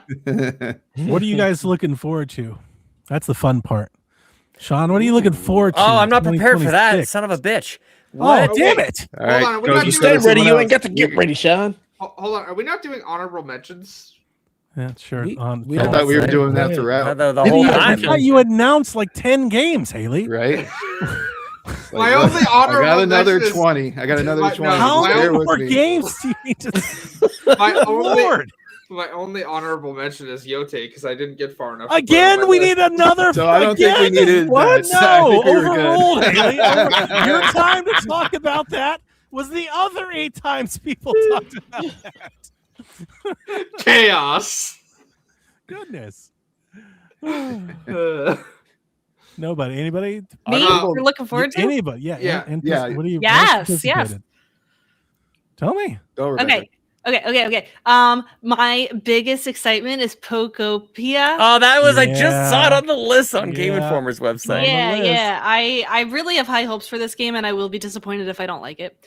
I am excited for Splatoon Raiders just because I like Splatoon, even though we don't know anything about it. I'm obviously gonna like it. Human Fall Flat 2. I'm excited for that. And Mina the Hollower when it eventually comes. Yeah. And please buy it. Yeah, everybody, please buy it. I'm a $250 Kickstarter, Dev. Of course I'm buying. All right. Be like Rebecca. Wait, you're a $250 Kickstarter. Do you not get the game for free? Yeah, I did. Well, I get the game for what I paid. Yeah. Yeah, no, free. And I'm excited for Rhythm Heaven on the Switch. Ooh, yeah, very much. Okay. I'm embarrassed, Donnie. I'm embarrassed. I should have had this at the tip of my tongue because I was am like, pumped about this is it. I was like, it's the payoff. I was like, here's the loop. I've got it. Oh, I don't know. I wonder if it's going to be the same game you're thinking of, but it's Forza Horizon 6 is definitely, if it lands in 2026, I mean, like, haven't we all been wanting for this forever? Yeah. I mean, a lot of us have coming anyway. in 2026. What? I said, who knows what's coming in 2026? That's true. They're all going to undated. A lot GTA it does. If it does, yeah. Yeah, we'll see. Okay, so I am excited for Resident Evil. Resident Evil Requiem. Lego Batman. As Rebecca just said, GTA, if it comes. And, I'm trying to think of something else. Oh, Wolverine. I'm excited for Wolverine. That's a good answer. Yeah. Is it coming this year? Do we know? Wolverine has a date. It's the same date as GTA. Which is why November 19th. That'll go well. November 19th, 2026. That'll go super well. Yeah.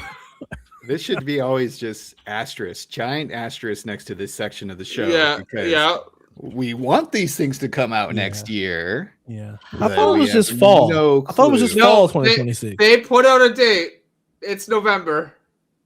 That sounds questionable. stupid. That's very questionable. We'll see.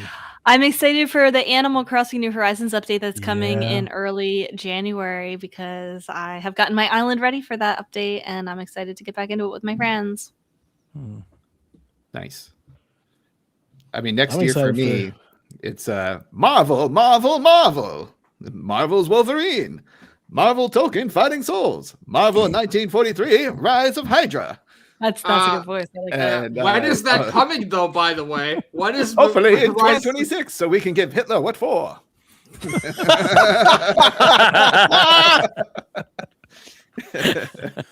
Yeah, I love silly voices, and my old school newsy guy is one of my favorites.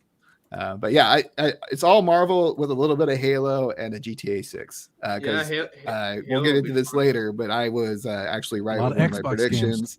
Halo campaign involved. I know some people are going to be upset because it's not a pure, experience of the original, but screw that. Who cares? Sprint buttons are great. And I love Halo. It's one of my favorite first-person shooters. I played it so many hours growing up because that came out in 99, 2000, which was like me senior year of high school, first year of college. So it was just Halo, Halo, Halo almost every single night with my buddies. And I am looking forward to going through that campaign again. I hope you have more enjoyment out of that than you did with Gears of War. I hope it doesn't. I hope so too. I hope so too because I much bigger fan of the Halo franchise than Gears of War, so I think I will. And I also think because it's an upgrade with the graphics and a little bit, modernization of the gameplay versus kind of just the old port of Gears of War, I think it'll be different for me in that experience. But we shall see. It is again odd though that it's launching as this and not like MCC, but also launching without multiplayer is it's a little strange. But the original Halo didn't have multiplayer either, except it was just couch co-op multiplayer type of thing. So for me, if I could, to be the co-op right? With 4 players, it's got co-op, but not the multiplayer modes, right? Yeah. But the co-op is more intriguing to me than the versus, to be frank. Honestly, why spin up a bunch of multiplayer servers if nobody's buying the game? How about we wait to see if people actually buy the game and then possibly spin up multiplayer servers for the people that actually play? Yeah, I don't think it's going to be a hot seller, to be honest. I don't either. Really? No, that's crazy. Neither was Gears, and I feel like that really tested the water for it. And it's for people like me who made the jump a couple console generations ago and wants to relive some of the glory days without having to fire up their 360. Or don't already have MCC. Like That's there you what I go. was thinking. Yeah. I think the What you problem got. is they've already gone to this well. The PlayStation audience, I don't think is really looking for that at this point. They probably already have it. So Yeah. I mean, MCC would do better than this. probably. 100%. Yeah, That would be notable. If you just put the MCC on PS5, it would probably sell better than this is going to. And I say that as somebody agree. that's going to buy Campaign Evolved. I want to play Halo 1. I personally cannot believe Xbox has thrown out their entire like lifetime of brand equity for Gears Reloaded and Halo part of it. Yeah. It's crazy. That is crazy. Halo Completely part of sold it. out. Because they said we're now the Call of Duty studio. They don't really care about anything else. We've got that. We talked about that often. I often would bring up, Sean, we would be waxing about Xbox's stance. I kept bringing up, everybody's like, there's more games for everyone. I was like, but what if the games don't sell? Yep. Like nobody Yeah. could handle. It's like, just what if they don't sell though? Now what? Now what? Well, look what It you've just done. feels like nobody understands the importance of any of these decisions. No, we'll just sell them over there. It's like kinda.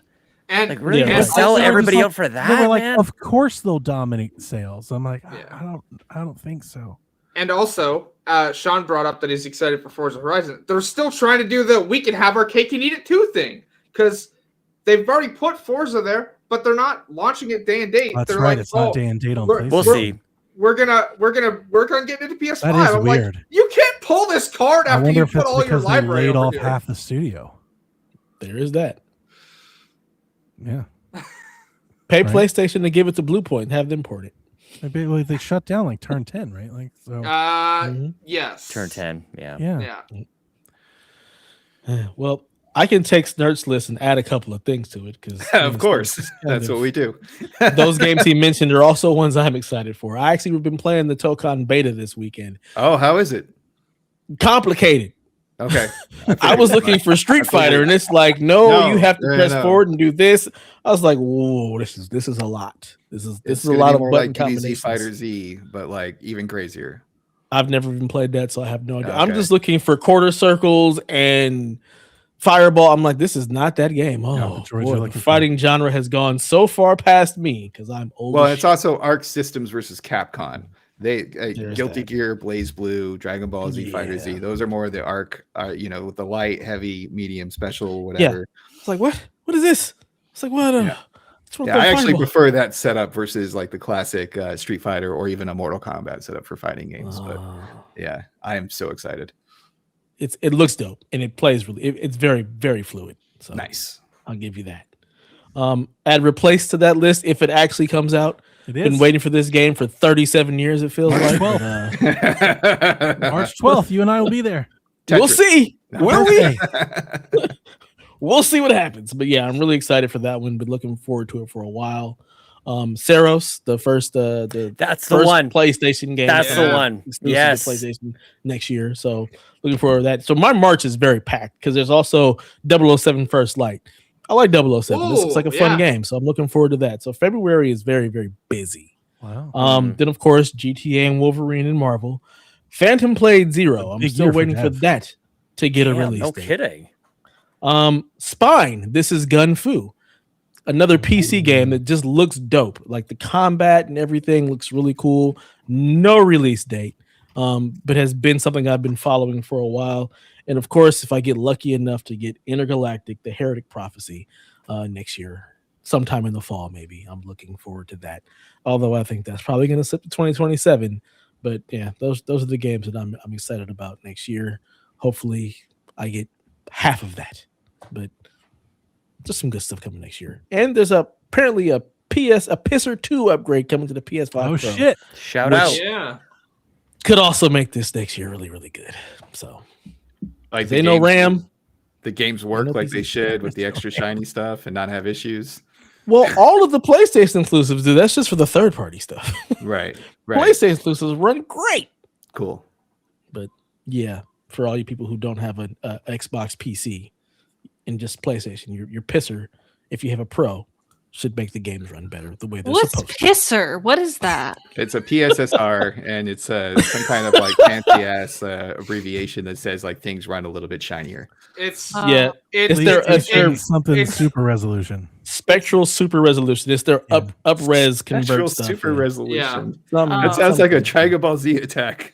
It does. So we just call it the pisser for sure. It just makes games look better. Its acronym is PSSR. Pisser. The Got pisser. it. Yeah. Only on PlayStation Professional. My most anticipated games for next year, I think the thing I'm most excited about is the Steam Machine. Yeah. If I get a chance good to one. buy one, we'll see. But I think that's the thing. Pacopia, Oh yeah, Pacopia I've pre-ordered. Scott Pilgrim EX I've pre-ordered. Requiem I've pre-ordered. I'm gonna play Final Fantasy for the first time this year when Final Fantasy VII hits Nintendo Switch. I'm gonna play it for the first time, so we're gonna see about that. And my other one that I'm excited about is my prediction, so I'll leave it alone. But Fire Emblem and Yoshi, Gears and Fable. If Gears E-Day drops and Fable, like I've got high hopes for Fable. Romeo's a Dead Man, Lego Batman. Some of the games you guys. Romeo's a Dead Man looks good. I'm gonna play Virtual Boy games for the first time. I'm sorry. So we're gonna see what that's like. My prediction is you're gonna hate it. 1000%. Well, we're gonna try. It's got golf. I hear it golfs. That's a who's getting broken into. Sorry, 1 sec. Somebody decided to hit a car outside. Haley, they're coming for you. They're going. Donnie, can I suggest? No. Before you buy Final Fantasy VII on the Switch, I've already bought it.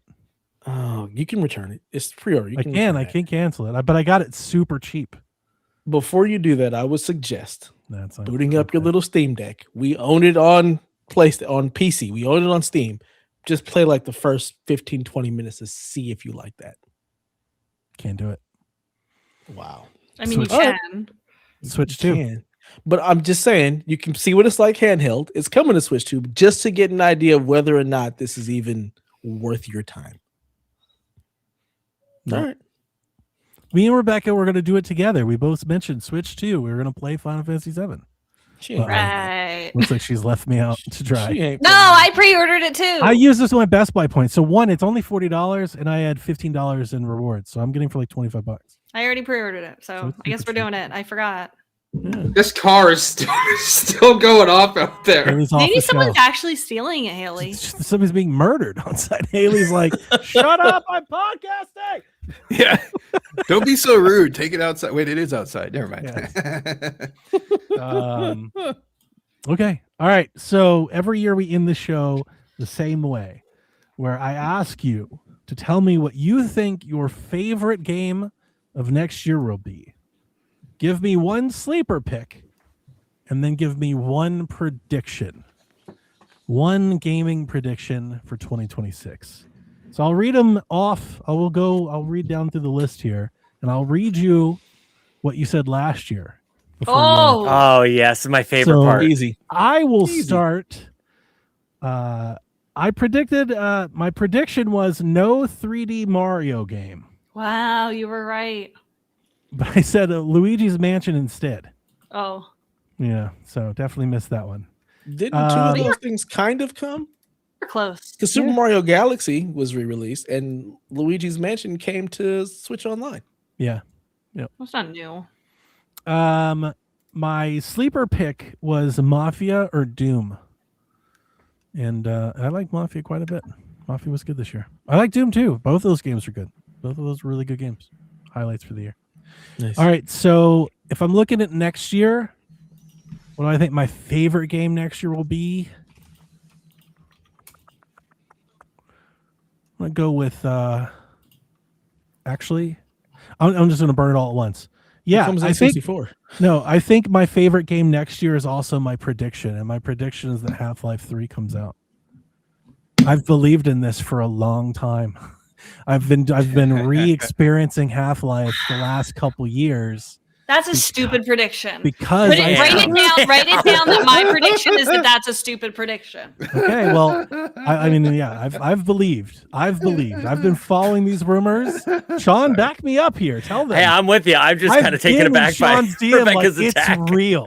It's real. Like this has been years I hope long so. for me. This has been like 20 years of saying it's real, guys. It's real. Why is next year any different? But it hasn't been me saying it's been real for 20 years. Okay. That's true. When we're doing this next year for the 2026 show, and you go back and say that was your prediction, can you write down? And Rebecca, you said that was the stupidest thing you ever said. Ever said? Wow, that's Rebecca a tall order. I've been listening to this podcast for a while. I find that hilarious because Rebecca, I actually agree with you. It's like, hey, Half-Life 3 has been promised forever, but to the other point, how are you going to sell that Steam machine? You get that Half-Life 3 on it. You don't need Half-Life 3 to sell Steam machine. That thing's selling out no matter what. I think it would help sell for the reluctant. They don't need any help. They don't need any help. You would have that like combo pack or whatever where you get the RAM separate, but you get a copy of Half-Life 3. I almost got through this violence. So close. My sleeper pick's gonna be Fire Emblem. Okay. Yeah, we're due, right? Mm-hmm. Yeah, it's so good. It's a good one. What was your did you say what you predicted last year? You did. You said it was Mario. Yeah. All right. So Haley, last year you said your favorite game was to be Borderlands 4. And then your prediction was that Grand Theft Auto gets delayed. Oh, good one. Nailed it. And before Dispatch, Borderlands 4 would have been my first one, so pretty close. Yeah, nailed it. Yeah. So what are your picks for this year? Okay, so I predict GTA is going to get delayed. No, I'm kidding. I'm not. Prediction. It is a good prediction, but part of me is really hoping it doesn't. I would like to play that next year. What do we say? Our favorite game, our sleeper hit, and a prediction? Yeah. Yeah. What do you think your favorite game is going to be? And you can give me a sleeper if you want. So you can give me 2. Okay. But the sleeper is meant to be like, don't give me Grand Theft Auto and like try to like pick like maybe an indie or something. Like it's just something a little lower. And then you can give me a prediction. Yeah. So I don't actually know of any indies coming out next year. I haven't. It doesn't have to be indie. I'm sorry. I didn't mean to say that label, but you know. It's not the 2 biggest games of next year. Don't give me the 2 biggest games. The sleeper hit will be. Don't say GTA and Call of Duty. No, that doesn't count. I want to say Fable if it comes out. I like it. And what I think my favorite game will be. I'm going to give you 2 just in case one doesn't come out because it's pretty up there. I would say Grand Theft Auto would probably take it if it does release. But in the event that it doesn't, I'm going to say Wolverine. And for a prediction, I want to say Xbox announces they're pulling out of the console making business. Pulls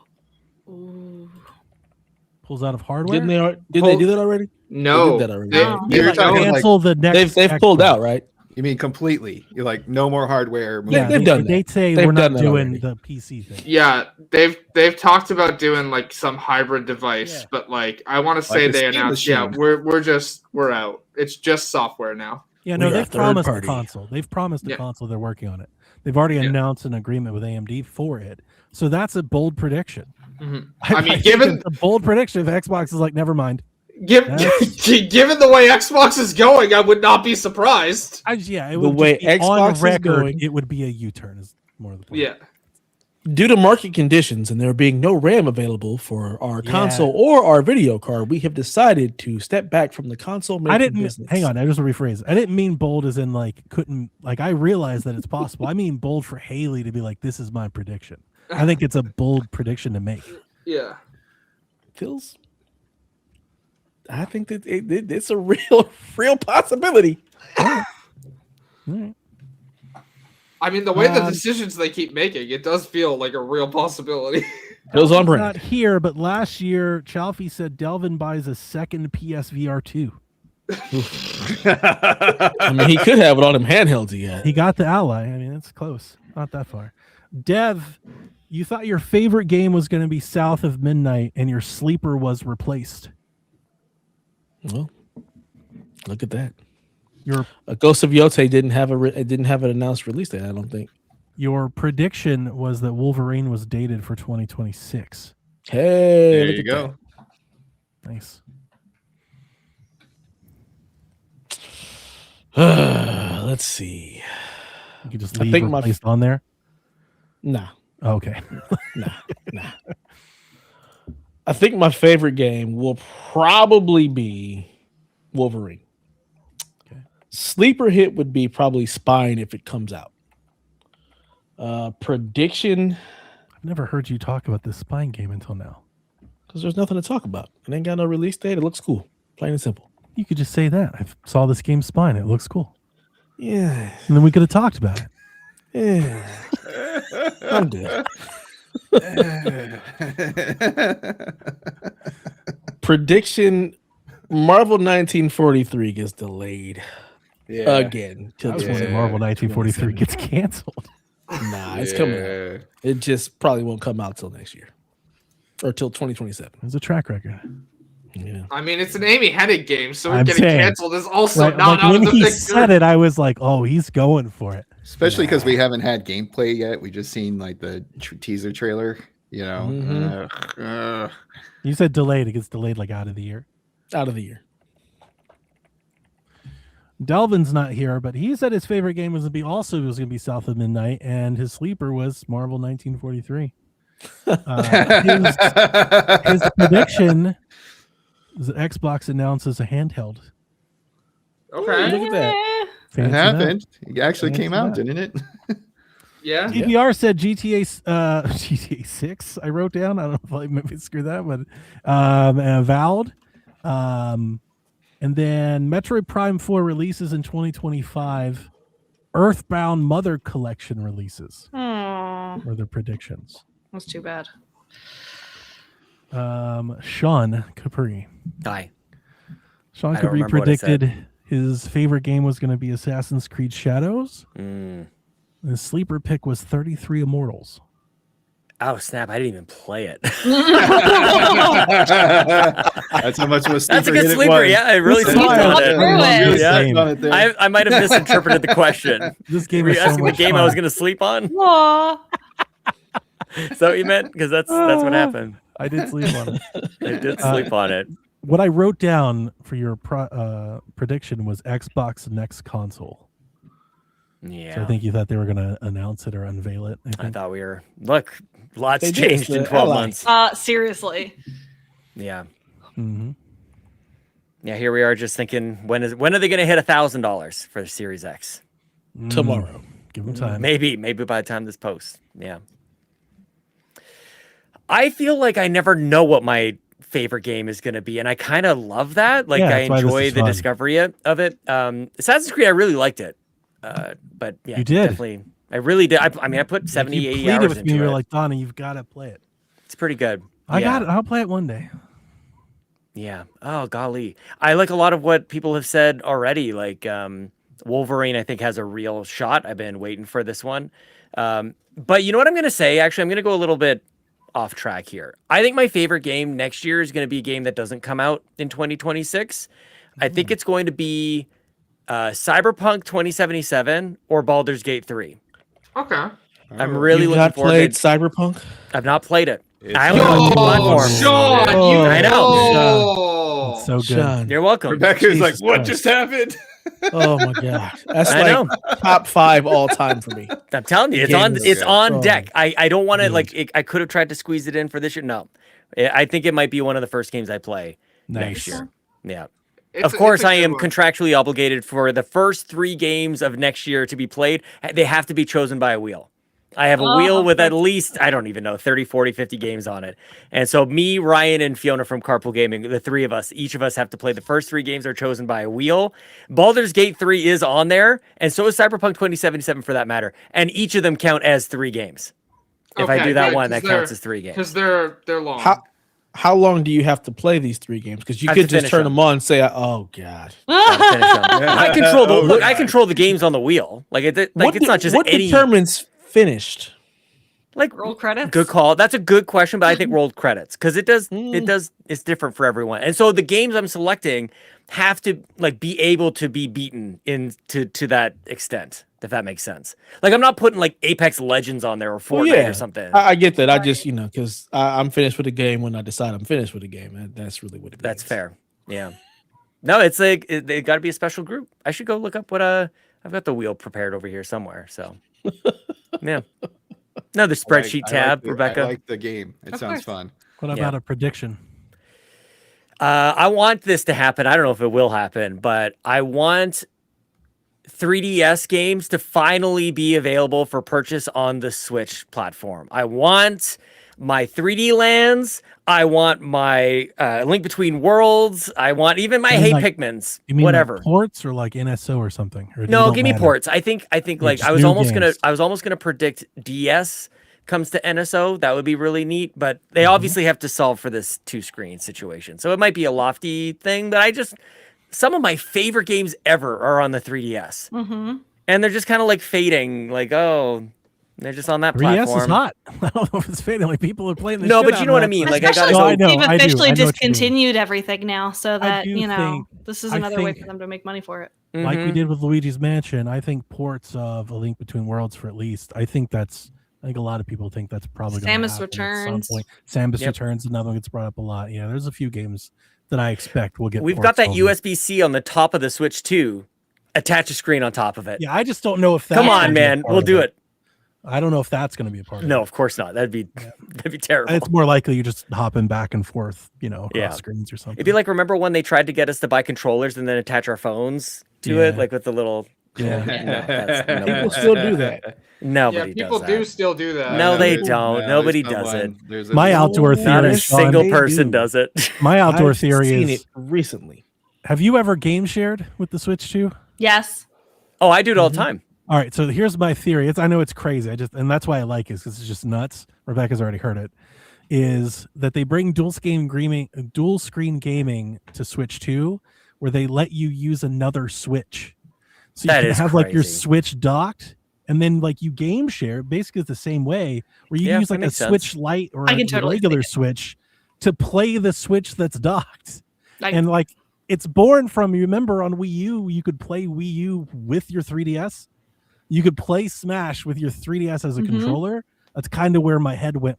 The first time I used Game Share, it was the first thing I thought of. I was like, you literally could, when you use Game Share and you see somebody streaming a game that interacting with you live in real time, like immediately, that was my first thought. I was like, holy shit, this is dual screen gaming. Like, I just need one person. Like, I just need to dock this and it works. I know. I don't know if they're ever going to do it, but if they do, I'm going to take a massive victory lap. Because that's an out there idea, but man, it's just out there enough where I'm like, they might do it though.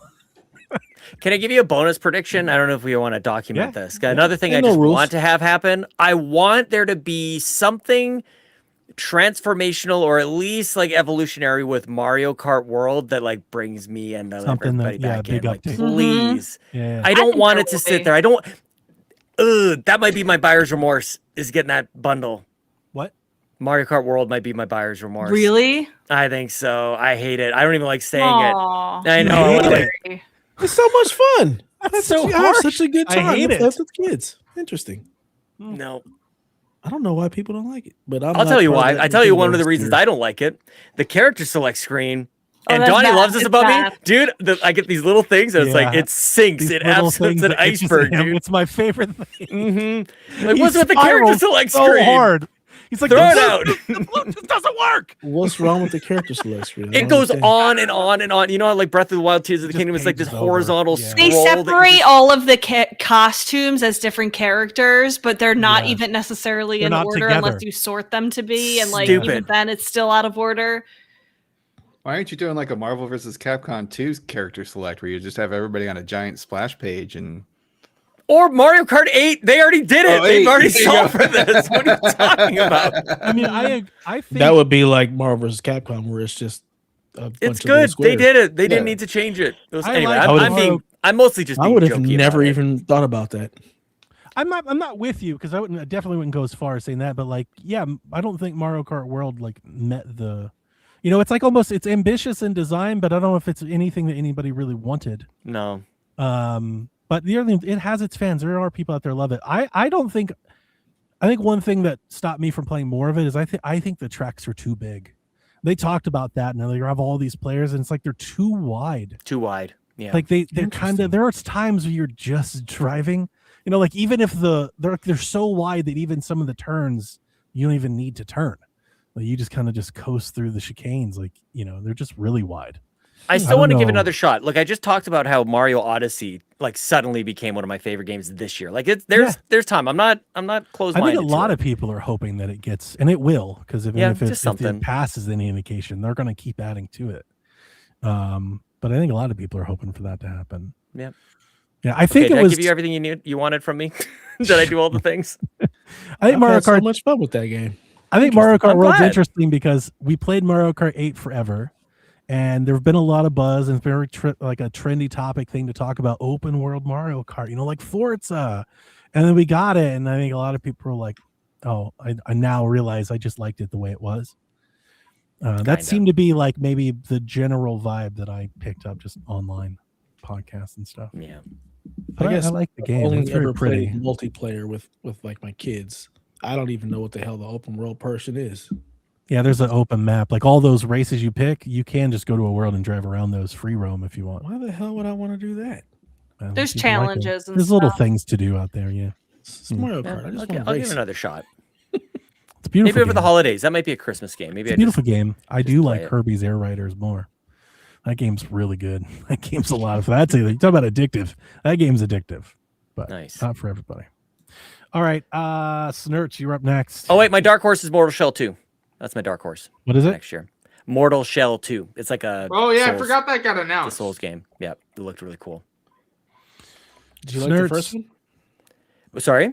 Did you like the first one? I liked the first one. I didn't play it through completion, but I thought it was cool. But it showed, was it Summer Game Fest or something like that? Like I just thought it was like, what is this? And then I didn't even know they were making a sequel. And there you go. Mortal Shell 2. It's the trailer that had Tom Hardy in it.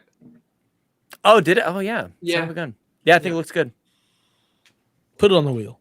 Yep, it might be on the wheel. Yep. Liza P was also one of my favorite games this year, so that's kind of where that comes from. Liza P was very good. Nice. I have not played it yet. I got it through PS Plus, but I've not played it yet. So good game. Sorry, Snurts. No, that's cool. You're good. We're all here having fun. Snurts, you predicted that Ghost of Yote was going to be your favorite game. Yeah, it's like I know myself. What's that like? Must be nice. Yeah. Your sleeper pick was Marvel 1943. And it's still sleeping. Still sleeping. Your prediction, I wrote Combat Evolved Remastered, Switch 2, Xbox, and PlayStation. Yeah, so it's not coming to the Switch 2, I to my knowledge. But if you really want to make a splash, you would have this combat or campaign evolved do the tricks. I feel like I'm pretty close with the prediction of the Halo coming out. But yeah, that's a point. And I think I went a little bold with the Switch because let's face it, if you're going this route, Microsoft, you might as well go with the #1 selling console on the market and make the monies. Greatest console of all time. Okay, so what I think I'm going to game of the year next year for me is going to be Marvel's Wolverine, unless they really shit the bed. Oh, God. My sleeper hit. Right. Like it's something no like it's such a great they're gonna nail it. I cannot wait. I mean, I still watch the trailer that they just came out with. Yeah, that trailer is so fucking good. Thank you. Please. The only way that I think that it may not be great is if people just feel like it's just too repetitive of like the Spider-Man games. I can see it getting torpedoed. I also could see them do more of a linear thing where they jump between stages and timelines and stuff like that. So you're not just in New York City. Well, that is what it is. I hope it is like more linear. Yeah. I think they nail it. Can I ask a prediction for this while we're on Wolverine? Can I ask you, do you think we see like cameos? Do we see other characters? Of course. I mean, there's one in the trailer. For sure. There's one in the trailer. Mystique's in the trailer. Oh, who cares about Mystique? Okay, what else? I am also excited about fighting Omega Red. What do you mean? Who cares about Mystique? Mystique. Look, Mystique, Morph, anybody who just sort of like changes into like, come on, that's So then what cameos are you looking for? No, I'm looking for a Gambit and a Rogue cameo. Gambit would be all right. Yes. Also, like a Storm. A Storm would be great because Wolverine and Storm have a like long relationship there, respect and sometimes love. Jean Grey. Jean Grey is the answer. Jean Grey is the answer. Come on. We don't need her. We don't cry with the get Wolverine on the bed with the picture frame. Like that's what we don't need. That's what we need. That's my prediction. The Wolverine game has him Wolverine on the and bed. Storm is the ship. We don't need the Wolverine and Jean Grey. Get her out of here. I mean, I'd be down for that. I would be down for that. Wolverine and Storm. Hell yeah. What I don't want to see is like a mind-possessed Cyclops as the final boss against Wolverine. I was just about to say that, Donnie. You know what I mean? I was just about to say, Donnie and Rebecca are over here like, what the fuck is happening? And Rebecca. Rebecca's like on her own track. She's my good. old friend. Rebecca, I know like this much about this stuff just to be dangerous. I've probably embarrassed myself 3 times by saying stuff. I don't know what the hell I'm talking about over here. I haven't read that thing behind me. It's still the plastic. I haven't read most of this either. That's okay. We don't need the Phoenix Force favorite. To keep it going, we'll do Mouse PI for hire as my sleeper hit. Oh, hell yeah. Okay. Nice one. Oh, no, I need to change my answer. Oh no! Go ahead, finish. I'm sorry, I need to change. I mean, no. Okay. No, he's putting Mouse PI for Howard on his list. He can't. He can't change his answers. It's locked in. PI. No, you're gonna let me. You're gonna let me. No. You're gonna let me. He controls the document. Hang on. I'm challenged. He's writing the history right now. I'm throwing the challenge flag. The reason I need to change my answer is there was a game just announced that Dev sent to me, and it was just announced. And I didn't have it on any of my lists because it just was announced like 2 days ago. And that's that the fucking Warhammer bolt gun people are making a Starship Troopers boomer shooter. Oh, yeah. I've wanted this game my entire life. I've thought about exactly this for like to learn more. Wait, they're doing that on top of Bolt Gun 2? I can't wait. So that needs to be my sleeper. Sorry, a Fire Emblem. Is this Ultimate Bug War? Is that the game? I don't know the tagline. Dev's just sent me the trailer and I saw it, and man, I was like, oh my god, it looked great. And it looks real retro, and they're going for that. So it's got like it's a full retro game, yeah. I think it's a retro game. It's not like Ultimate Bug War. Ultimate Bug War. It is like Bolt Gun, but yeah. Added to wish list. Hell yeah, dude. Oh. Proper like single player campaign, not some damn co-op live service season pass bullshit. Like, oh my god, yeah, I was through the roof when Dev sent that to me. I've been kind of out of the loop since we went on break. Like, I'm not reading news or anything, so I've been finding several of those. I would love to see cutscenes for that, or like in between stages where they do like the newsreel from the movie. I would expect that would be fantastic like that with like load screens and stuff. Yeah, you get like a pixelated Neil Patrick Harris or whatever telling you how you're going to kill the bugs, right? That'd be killer. Very fun. Sorry, I didn't mean to. It's okay, but yeah, you guys got me going. So Mouse PI for hire is my sleeper hit, and then my predictions. I was going to go with some generic ones like more PS6 leaks or Rise of Hydra, GTA 6 get delayed, but my real prediction is Elder Scrolls 6 teaser trailer. It's like been a minute, right? It's been a minute. I don't think we're gonna. I think it's gonna be like, hey, shit ain't coming till 2030. Yeah, it's. But they're gonna. He said teaser trailer. He didn't say it was coming out. They did that already. You mean teaser trailer? Like another one. Another one. Did that like 7 years ago. No, we're gonna see something with like some kind. You're gonna see a character this time. Correct. Right. Yeah. No, you're gonna get the title. It's going to be Elder Scrolls 6, the title of what it is. Subtitle, that's what you're getting. I don't even think that much. No.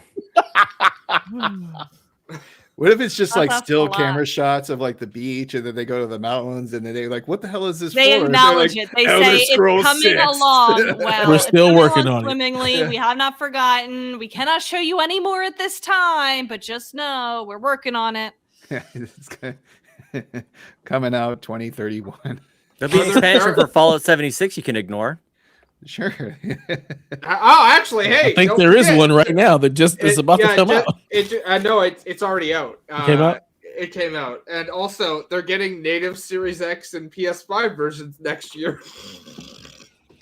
Wow. For 76, they haven't had that this whole time? They have not. They have not.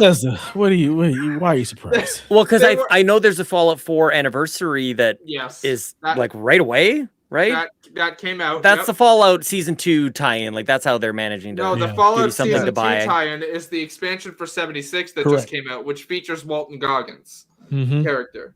And that just came out. And then they're getting native versions of 76 for Series X and PS5 next year. Early next year.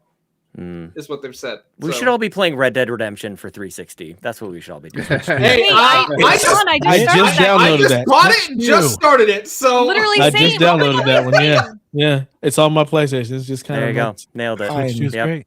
Yeah, nice. Rebecca, I was so happy to hear Donnie go off on it on Shaq a couple of weeks ago and just kind of like telling you about it. Like, oh yeah, Donnie, do it, get her. This is one of my great. Favorite games. It is great. I played the first one like several missions, but then I stopped, and I really want to play 2, so that's why I'm playing 1.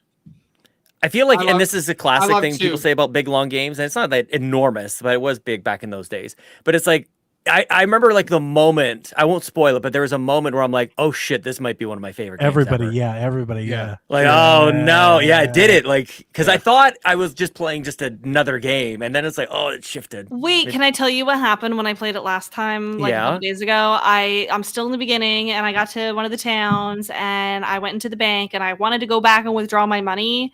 And I guess I went through the wrong door because they said I'm trespassing, and everyone started shooting at me. And then they said that I'm under arrest, and they threw me in a jail. And I started crying because I was scared, and I turned off the game. Aww. Oh no, this might not be for you if that's the sweet thing. Yeah, that's the case, Rebecca. You might not have a good time with this. It's Tuesday. I don't want to be a wanted criminal. But that's the point of Red Dead. No, you're not the sheriff. The rules. Then just don't break the rules. Like, but I'd love to see. But I didn't know. I just walked into a door. I'm not yelling at you. I'd love to see watch you play Grand Theft Auto, by the way, and you watch you follow the traffic rules, like stop at the red light. Oh, I did that. I did that. Turn on your blinker. Yeah. What? Yeah, I want to see that. I can see it. But what happens when you have to actually kill people? On the straight and narrow? The killing people is fine. I want to play the good detective who solves the crime. But you're the bad person in those games. You're not the good guy. People who are worse than me. I don't know about that. Your body count is pretty high. Oh damn! Don't ever play Travis, Rebecca. I just didn't want to go. I didn't want to go to jail. I was scared. That's fair. It's just but get over it. Donnie, I want to hear what your change of prediction was, or whatever. Oh yeah, he just said it. He said it. It was Starship Troopers. Oh right. Yeah. I was listening. I even added it to my wish list. Same. I forgot. Yeah. So when they started shooting at you, Rebecca, you didn't shoot back? I didn't know where the shooting was coming from. It was coming from like 5 directions. And I tried to run, but I kept getting shot at. Yeah, no, the wanted in Red Dead means business. This ain't GTA. No, you don't. Although when you're wanted in Red Dead, it's guns ablazing. Yeah, they're gonna get you. No. I do remember playing Morrowind for the first time and getting very confused when I went into a shop and I picked up a bowl. And somebody was like, "Now you're gonna die." That was Kingdom Come Deliverance for me. Like I was like, "Oh, I guess I shouldn't pick up everything because hoarder mind." I immediately like, I don't own everything in the game. Yeah. All of a sudden it's like, "Hey, stop, criminal!" And I'm like, "Wait, what? Who? Huh?" So I was playing Kingdom Come Deliverance 2 for the first time this or a couple weeks ago, and I was doing like the how to steal tutorial. Sure. And I accidentally exited out of the how to steal tutorial, and I started stealing from the guy teaching me how to steal, and he got mad at me. He turned me into a criminal. I was like, I can't even do the tutorial right. Have it back. You can keep it. That is hilarious. I want a game where you get arrested for breaking Potts' link. There you go. I'm trying to make my headphones not die, but they might die. That game is great. Go ahead. I'm telling you, man. Mitch brought it up on the Xbox Drive last night. Watch Dogs. I nearly fell out of my chair. That game is amazing. It's incredible. That's one of my favorite games of all time. I'm with you. Well. Love it. Oof. So Star Wars Outlaws has been having a little bit of a moment on the Switch. Rebecca, have you played that game at all? Oh no, I don't like Star Wars. I don't do that. Okay, that's fine. Damn. I don't like it. Was 10 toes down. I don't like Star Wars. No, baby. No, we're not doing down. Wait, did I not make predictions last year? Was I not there? I don't. I was. I just. I don't think you were here. I think you left and came back after we did it, right? And I didn't make any predictions. I have nothing written down for you. Oh man, I can I do have- make remember predictions? being there last year. I was there last year. Yeah, of course. You We'll write them down now. predictions. Yeah, now, I yeah, have, but not for I think last this year. is JV. I have a prediction with no name next to it for some reason, and it says switch to announced March 17th. Releases June. There's no way in hell he nailed that. Jesus Christ. And Wait, then, what if that was me? and then also GTA 6 delayed. Maybe Oh my that god, is it was you. totally me. There it is. I'm Rebecca. claiming it. There's no name, so That's I'm claiming mine. it. Put That's your name mine. on your homework next time. Bex. Yeah, blame me. I also have Kyle. Kyle said his favorite game was going to be Ghost of Yote or Claire Obscura, and I have no prediction. And Josh, Hades 2, Judas, or South of Midnight. So He definitely loved Hades too. So Yeah. Yeah. all right, Bex, give me your. What do you think your favorite game next year is going to be?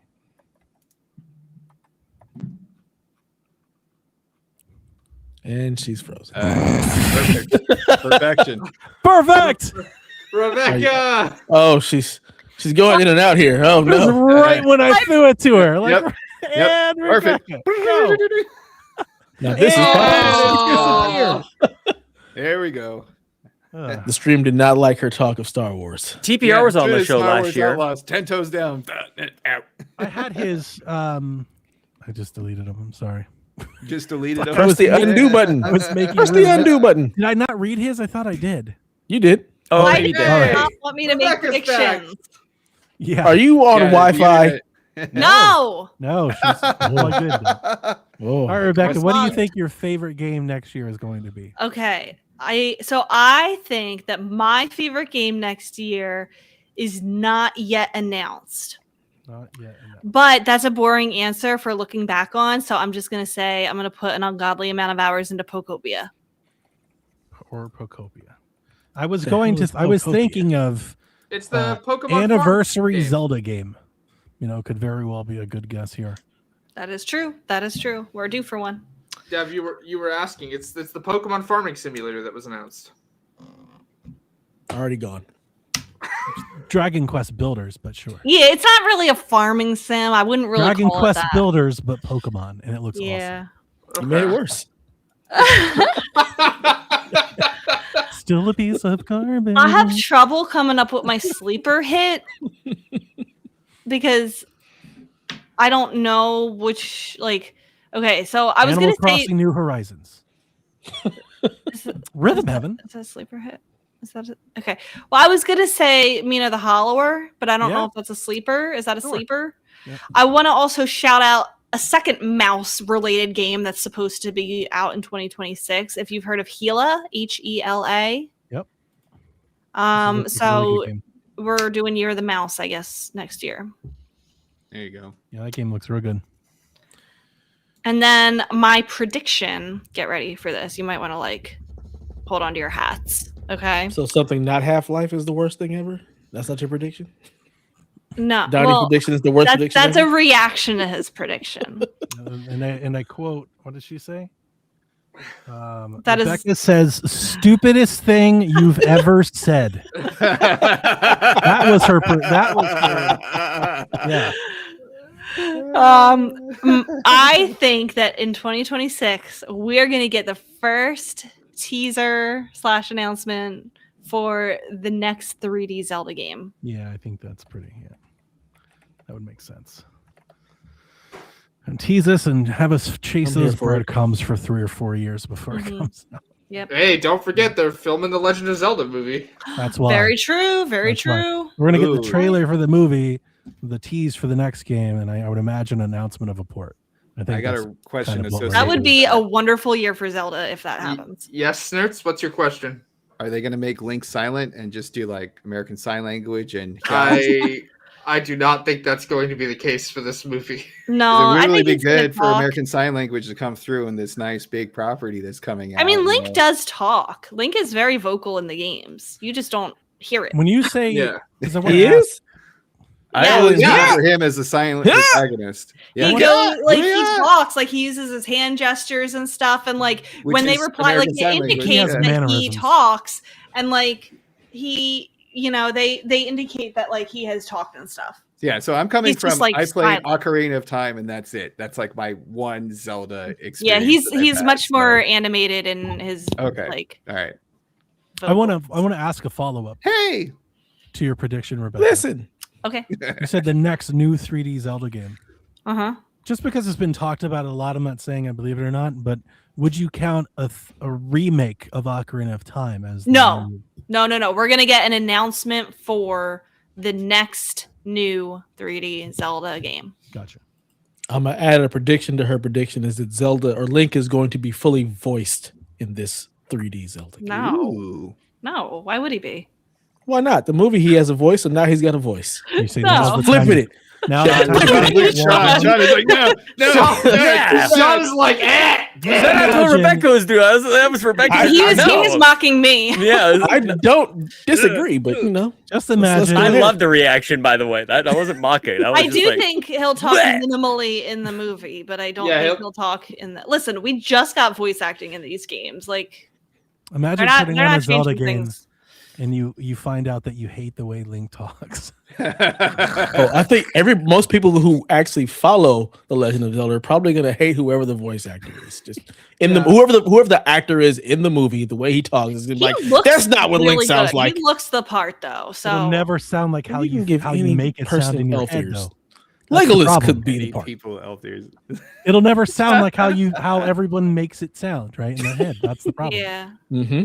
Yeah. and I think you can get away with that for the movie, but not for the games. Look, Keanu Reeves is But the gonna nail movie is it. going It's to be what fine. determines the games. Keanu Reeves. I don't. Why do you say that the movie is going to be what determines the games? Because all these kids are going to be seeing it for the first time and like gravitating to that as their Link. And I think that is going to be the play. You have this movie where Link speaks. You have a whole new audience who has Link with the voice. Now Okay. you put this game out. If Chris Pratt ends up voicing Mario in the next Mario 3D Mario That game, would then be you have a hilarious. case. That would But be I don't think that's hilarious. going to happen. So You never know. Does Mario Hey. even talk in games? It's a me. let's It's a go. new Mario. Yeah, Let's that's go.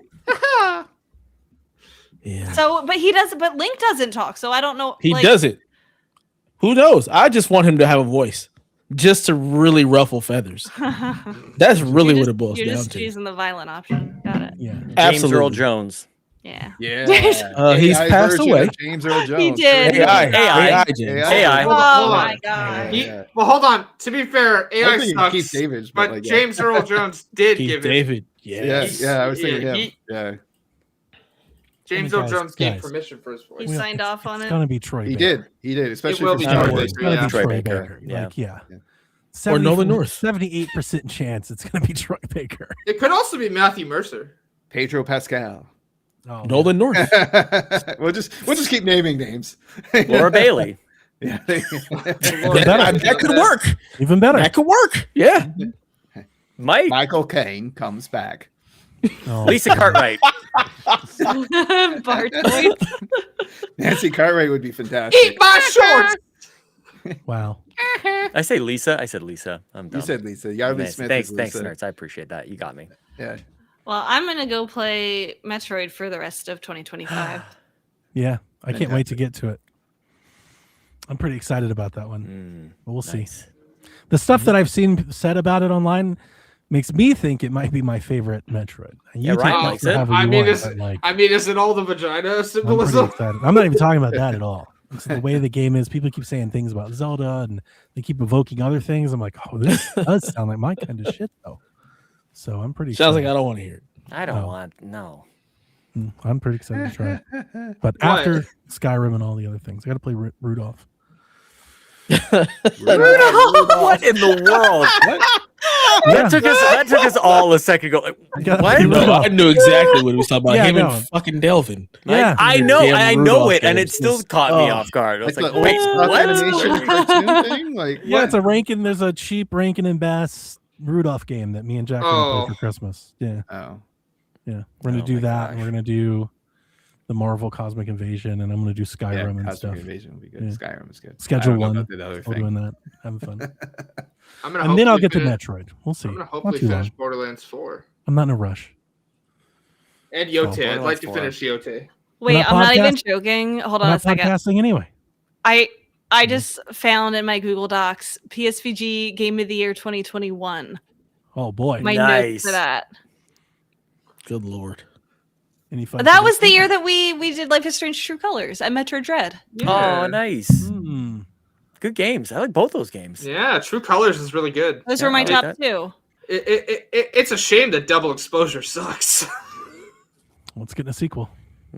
Yeah, I know. And it's also going Quadruple Avengers exposure. Endgame. I was thinking the exact same thing, Dev. Good lord. You're my boy, Blue. Yeah. Okay. Rebecca's Aw, done. Frankie's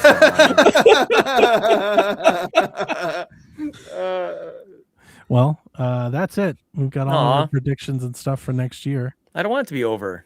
We don't have to leave. We can stay. 3 more. Okay, well, I want to hours. tell you Let's this. go. I want to tell you Let's this. go. On the Talk about it. wheel I for got games I'm going nothing to to play do. next Let's year. do it. Dev, I don't know if you'll like this or not, but I think you might.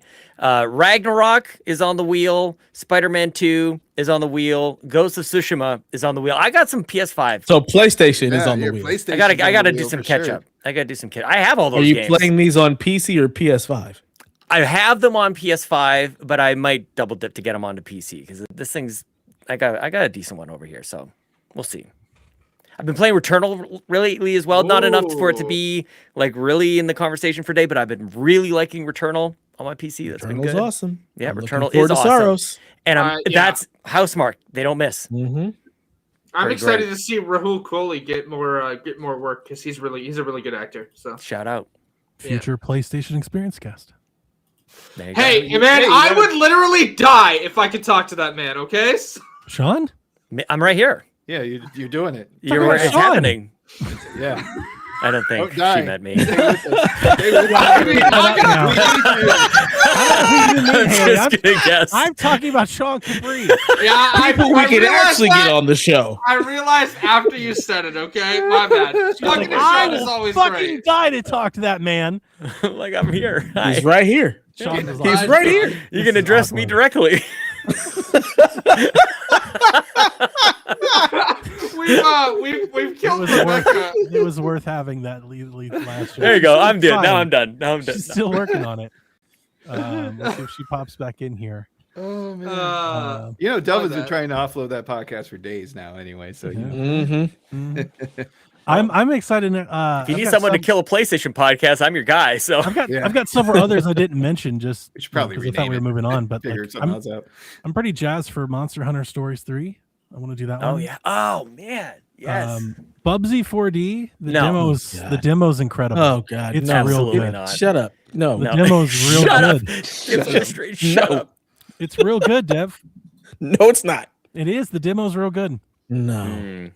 So it's Bubsy. There's no. Go play Yuka possibility. Replay League. Go give that one a shot. That I was gotta fun. get to that one day when it goes on sale. I'm not paying. Yeah. I'm not buying that game again. In the meantime, play Spyro bought it the Reignited. Do first that time. instead. I bought it the first time. No, this one's different. It's I Replay know. League. No, I know it is, but Oh. I bought it the first time. So Hello. You got a discount. Hello, Can you hear Rebecca. We can hear you. The We can't disembodied see you. voice. I don't know what's happening. It's the voice of God. Poltergeist. It's the closest Christmas present. I'm just gonna say goodbye. Aw. Yeah, Merry Goodbye, Christmas, Rebecca. Merry Christmas, Merry Rebecca. Christmas, Rebecca. Merry Christmas. I love Go you. enjoy guys. Metroid. Bye. Later. That's it. I'm pretty jazzed for that Yoshi game. I feel like I'm the only person in the world, but Oh, that's that mystery one, right? There's Yeah. a couple Yoshi of you. game? yeah, there's a new Yeah. Yoshi game, and it's got like this clippy animation style, like on top of like a Yoshi's Island kind of motif, I think. And then I think it just looks really good. I hope it's good. The last one wasn't, so I'm just maybe I'm more hopeful that it's good than anything else. Yeah, I'm just Anything gonna wait else? for You them guys- I'm gonna wait for those games to show up and enjoy what I got right I would love for Xbox to turn around. Ooh. You know, oh, Oh, I'm sorry. Go ahead. no, I was just saying I would love for Xbox to turn around and just go, you know what? Here's Forza at the same time, day and date, because I want to play that ASAP. So Sorry, I was thinking out loud a bit too Dude, much. that ruled. That was amazing. now. Oh, I think we've come to this part of the evening where it's just like Donnie just startled nonsense. himself Nonsense. with a Because I was thought. thinking, what jogged my memory Ooh. was I told Sean that I was building a list of games that I wanted to either play for the first time or replay next year. That's right. And Sean wanted to hear about that list. So if you guys want to hang and keep chatting, we can talk about that list. But I was going to end the show. I don't know what you guys want to do. We ain't doing nothing. Yeah, I didn't think that's the vibe I was picking up, is that everybody was like, let's not close down yet. Like, oh, I can extend the show if you want. I'm only like a few beers deep. Let's just keep going. Yeah. So I am playing, I'm almost finished with Half-Life 2, Episode 2. Okay. I saw you playing that. Yeah, I was playing it all this week, kind of taking a little side story. So I'm going to do that for course, and hopefully we get an announcement soon. I've never played Sleeping Dogs. Oh, Donnie. You gotta play that. And everybody that I've ever talked to is like, Donnie, you have to play Sleeping Dogs. Dev, did you say you haven't played it either? Nope. Dev, you would love it. I think you'd like it. I want to keep expectations here. Yeah. I think it would be I don't finish GTA games. They take a very long time for me to finish, and I know this is kind of similar. So I don't know. I've always wanted to play. I thought it was like a Yakuza game. I didn't even think it was like a GTA game. It is closer to Yakuza than GTA. It is a GTA clone, but it is not as long as a GTA game. Not nearly as long. Oh yeah. It was originally meant to be a true crime game, and then they spun it off into its own thing. I downloaded it. I've had it forever. I just never played it. I wish they would come out with a PS5 version. It would be lovely. Like the PS4 version works great, but updated frame rate would be lovely. Although the studio's gone now, so that's not going to happen. I'm playing on PC, so I want to replay Control. Yes, that's a good one. That's a game. I've been thinking about that too. That's a game I've never been able to get into. Like, I'll play for a couple nights, have a good time, forget about it completely. When I started that game the first time, I couldn't stop playing it. Because it's you running around doing force push and pull and throwing around things until you get weapons and you're shooting people and grabbing things and so I just haven't hit that point where it gets to the next level. Maze. See, everybody keeps saying the ashtray maze, and I'm like, I don't. You've always had. I'm with you. I'm so confused. What was special about the ashtray maze? So fucking cool. Yeah, I'm with you. What about it was cool? It's the way that the music moves with the way that you fight throughout that maze. It's so it fits so well. Is that the song the Take Control? Yeah, I thought it was so cheesy. That took me completely out of it. Me too. I'm like, really? Wait, is that some Disturbed or in with no? I'm doing a stupid version of it because when I first saw it, actually, I was watching Jace stream it, and he was kind of riffing on it. We were having fun. So that song in game is written by old Dr. Asgard. Sleeping Dogs? Yes, Emma Stone is in Sleeping Dogs, and you can date her. Wow. You guys been holding out on me. This makes me not want to play it even more. I hate games where I didn't even know that. I don't want to date don't worry anybody. about it. Don't worry about it. I didn't even know that. I didn't even know that was a thing. Yeah, you don't have to do. You don't have to do the No. I don't even want to know it's an option. Block. Just stay focused. I want to replay. Stay on target. I was just gonna say, stay on target. Right. Stay on target. Oh. Which game did you want to replay, Donnie? Astral Chain. Okay. On Switch. I love that game. I've never beaten Minish Cap, and I'd like to. Yeah. I feel like I'm due for another BioShock run, be it the first one. I was just gonna say BioShock, dude. I was just gonna say that. Yes. I'm checking my wheel to see if BioShock is here. I did that. No, it is. I got Infinite on my wheel. I have a hard time with 2. I beat it once. It was fine. I just thought the first one was just so much more in my Get your Chivos or your trophies or whatever matters to you. You know. I played the first one. Infinite was great. I played the first one for the first time last year, so I might replay it. The first one, the only thing I wish is we could get the updated controls where you can have the magic powers of the gun at the same time versus having to switch out between them. But and I also get very tired of hacking by the end of it because it's just hack. Although I've been told you can start destroying stuff instead, but that's just not how my brain works. It's sneak around, hack, and then blow stuff up. But yeah, oh my god, there's that point at the end too with BioShock. It's just the dialogue just makes me just so happy, and some of the the monologues that they go on, I'm like, oh yes, this is a very dystopian environment that I really dig. One I day wanna I'm gonna force replay- myself to play the first one. I've just never played it. It's good, man. The I Tomb think Raider it's good. trilogy. I The recently replayed that. Old school one Yeah. or the more recent? No, the new one, like Yeah. 2013 Rise and Shadow. Gotcha. Yeah. I think I replayed those at the beginning of the year. I went through Tomb Raider and Shadow. Love those games. Absolutely love those games. I want to replay Shadow Mordor.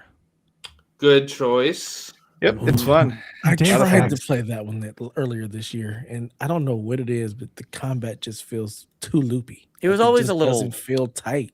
Yeah, Little Loose was going to be my word. Because it's kind of like Arkham meets Dynasty Warriors in a certain Yeah. way because you're just Yeah. surrounded by enemies. Yeah. The Nemesis system is so good, and hey, now that Netflix owns it, maybe they can let other people use it. Yeah, license it out. What if they use the Nemesis system for their own selection of videos? You're like, oh, here it comes again, that video I hate. Hey! Also, that would be funny, but also their algorithm kind of already does that. So Right? Here's something you don't like. I want to replay Dave I am Tech. being called to parenting, and Yeah, I've got to go back okay. to the three children. I have enjoyed literally every single moment being with you guys here, being with everybody here tonight. Every single second of podcast that everybody has created this year, I'm so thankful for. Thank you. I've had a busy, crazy year, as with many other people. And I'm just thankful that I get to listen in to you all. I don't get to chat with you as much as I'd like to. I try to do better with that in 2026, but I feel like I keep up to you thanks to the podcast. I know a lot of people feel very similar. So thanks for doing it. I know it can be a grind. I know personally it can be a grind to do the shows. So thank you for doing it. It's meant a lot for me, and you guys just all entertain us all. So on behalf of anybody else who listens, thank you. Thank you for letting me be a part of your wonderful end of year celebration. But I just wanted to say thanks, and I love you all. Sweet. thank you, Awesome Sean. words. It's always good Sean, to talk take with care. you. Merry Christmas. Happy New Year. 2026 Merry prediction, we Christmas, still Sean. Sean. Hell yeah. I mean, I mean, And he's gone. I'm one thing I'm really excited about is I think closing out the year for me. I've generally been feeling like things have been like pretty stale, especially like in like, I don't know, like my setup. I've grown really weary of my PC and all kinds of other things like that in my setup. I'm kind of, I don't know, I'm like setting a new path, I think, maybe game tech wise, that I'm pretty excited about. So over the Christmas break and everything, when we come back, I think we're gonna have a lot of fun with that. At least maybe not a lot of fun. I won't oversell it. A little fun. A little jokes about it. That should be pretty fun. But just kind of learn something new. Do something new. Just do something different, even if it's not even if you change your mind. Just do something else. Just kind of was like, I gotta do something else. None of this is like satiating me. And that gaming thing, that I've been talking about the last couple months, that's a part of that too. It's like I played a lot of games this year, and I had fun. But when I look back on them, it just, Snurch, you said like Shinobi, you felt satisfied. I don't think I felt satisfied a lot this year. Yeah, that was Indiana Jones, but I also felt satisfied with Shinobi. Yeah, Indiana Jones. No, Sorry, but yeah. Because it's rare. Like it's rare when I put down a game after rolling credits, and I'm like, I'm perfect. Good job. Yeah. Like I said, my most feeling. fun that I did this year was replaying a lot of these, not just old games, not just that, but just mixing more of that in. Right, I had more fun doing that. So this next year, like I'm planning to do more of that. I mean, that's one of the reasons I'm interested in seeing what the price is for that Steam machine, because I have an extensive library that I used to play when I had a PC, and then switching over to Mac, like I kind of lost 90%, just throwing a number out there, of what I could play. And I have a lot of games on there that I don't know if it would be every day, but when the itch is there, it would be nice to have something that's connected to my TV that I could just kind of power on and have it ready to go. That's not like a PC. I used to have the desktop, or desk tower or whatever, connected up to the TV, but it was bulky. It took up some decent amount of space, and you still had to use a keyboard and mouse, and every once in a while, to get things done. And I am very curious to see where that price point is. Now, this to be high. If it's under 700, RAM costs 400 alone. Apparently, that's what everybody's selling. 400 is being 400 was last week. Costs more than apparently. Which is kind of wild to me too. Like, why I don't really know the background, but like I know just RAM is so expensive. It's just because of background like is one of the supply chain issues. Just bought half of it. They just want all of it. Jesus. So, yeah. It's real bad. There's companies legit telling people to like take it out of other, like buy a used computer and get it out of there. Really? Yeah. Wow. Yeah, like it's very scarce. There was one company that decided because we're selling so much RAM to like AI that we're not even going to sell it to the regular people. Yeah, they just shut down. Crucial just said we're not making RAM anymore for business to business or whatever, and they just bounced out of consumer market altogether. Yeah. Yep. So, and that's real bad. Like I'm trying not to get so. When you read up about just the RAM situation, the IE situation, or the Steam Machine situation, it's real bleak. Like it's real bad out there. And I was posting about it on Reddit, which was fun because we had a listener who just happened to be also in that Reddit. He was like, "Oh shit, I know you." I thought it was fun. That was really cool. He was like, "Oh shit, I've listened to your podcast for like 5 years." Yeah, it was cool. It was fun. But I was like, God, ever since the Steam Machine was announced, it felt like every day there's been something else bad about it. Between the tariffs or the power level or the VRAM and now the RAM overall and the SSD, I was just like, God, this sucks because nobody likes it. Like when I'm excited for this thing, right? Like I'm kind of rabid for this thing. I need my faceplates, and it just kind of sucks to be real excited about a thing that people are like pretty much unanimously kind of pouncing on. That is such an odd concept to me that you're like, I like this idea of a console because I could bedazzle it. Have you never seen my 3DS face? No, I know that's you. I know. Look, Snurks, I feel the same way. I'm like, that's like, the thing? That's what got you? I've never been like, hey, I'm getting a PlayStation because I can change the plates. When I got my PlayStation, the first thing I did was what, Dev?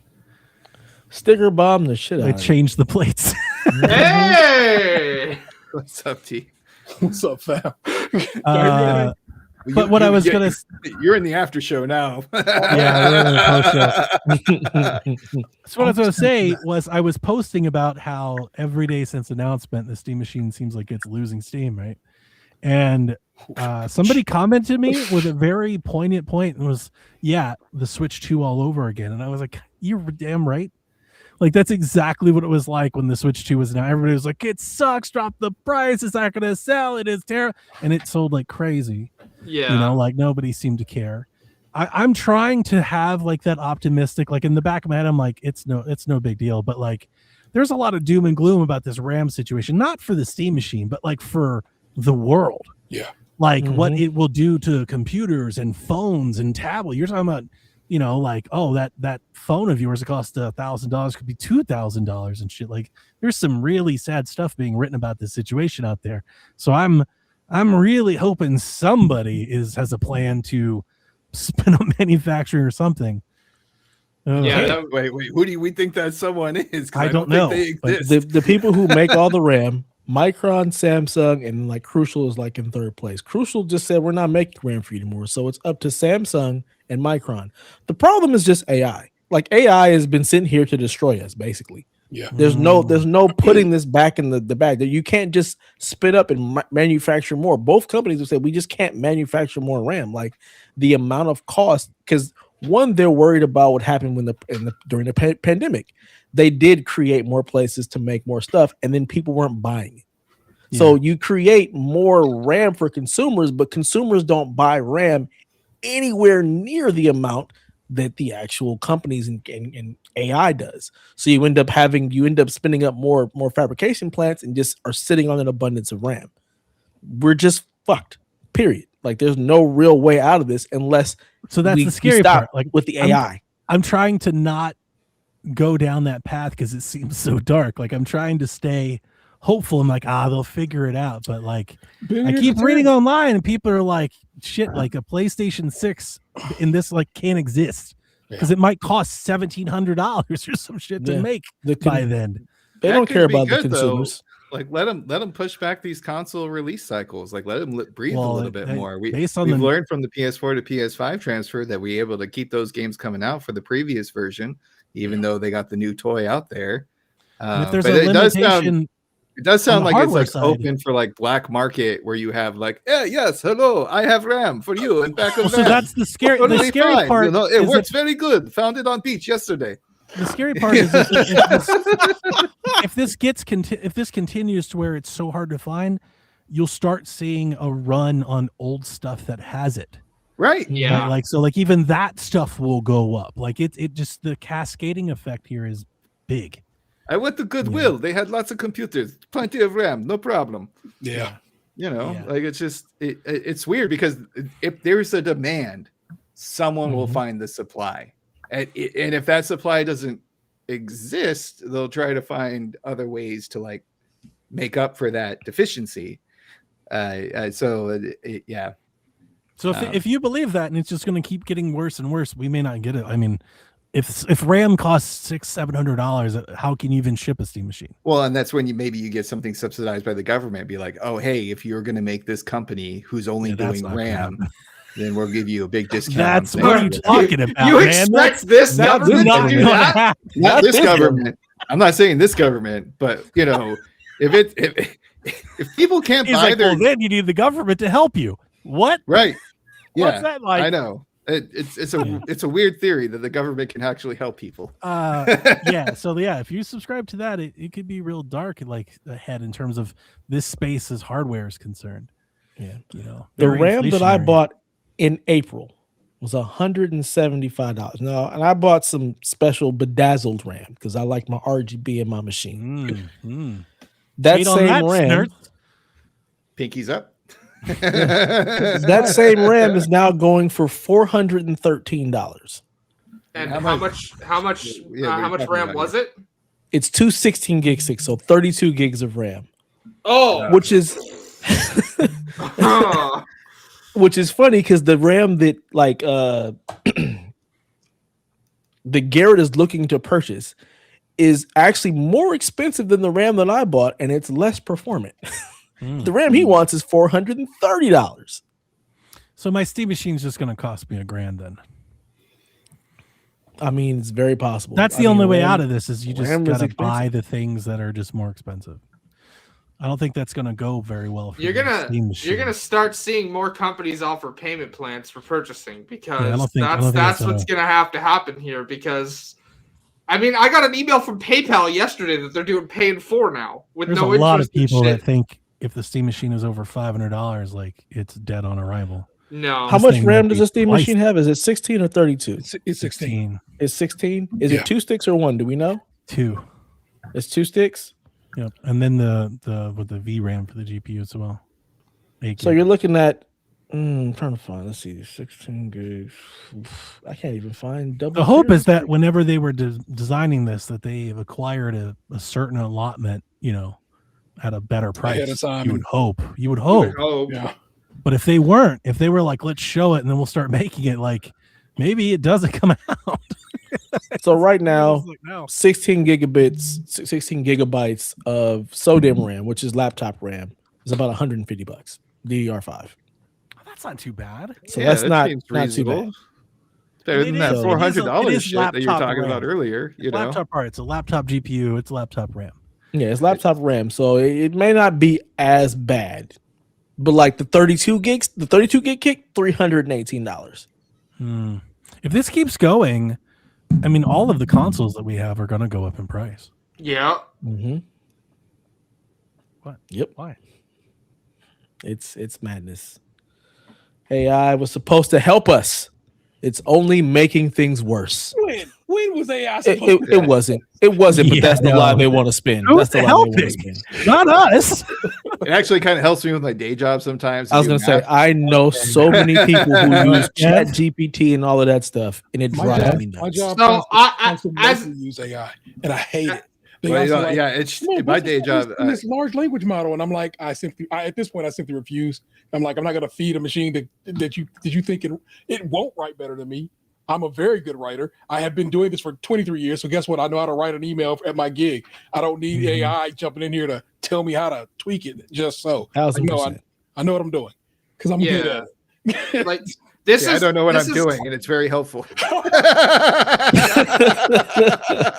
This is my one worry about the fact that like I'm looking to go to college, and all these colleges now use AI to scan things. But the way that I write can also seem like a computer because I'm autistic and I don't write things normally. Yeah. Yep. Garbage. Yeah. Yeah. Being neurospicy definitely can sound like a computer. Yeah. Like the amount of autistic people I've seen complain about getting their papers docked or told their papers AI, and it's just like, this is just how I type. I have an AI just story. Captain Awesome says anything above 600 and he's out on the Steam Machine. I don't think there's a chance that it's not above 600 at this point. Yeah, no, it feels like the floor might be 699. That thing's gonna be like 750 minimum at this point. I figured 700 from jump. But I do think, I mean, we could see the next year where just like this year where everything else seems like, by the end of the year that might seem like a bargain compared to the market. The AI bubble needs to pop. So, Dev, before Thanksgiving, I think I told you this, we were in elections, and my team just let the security, the cert on our servers lapse just in the middle of the event, and everything came down. So they rushed to put everything back up. We went on Thanksgiving. I came back. I haven't really been messing with it. And then the other day, I noticed that I have like API connection issues. And it's a little weird because last week I got a couple phone calls, like 3 phone calls. People were like, "Hey, is WebUC down?" And I'd open it up and log in, but we're good. Everything's fine. I got 80 people logged in. But I got more than one person that would see that, and I was like, "This is weird." So then my API issues are down.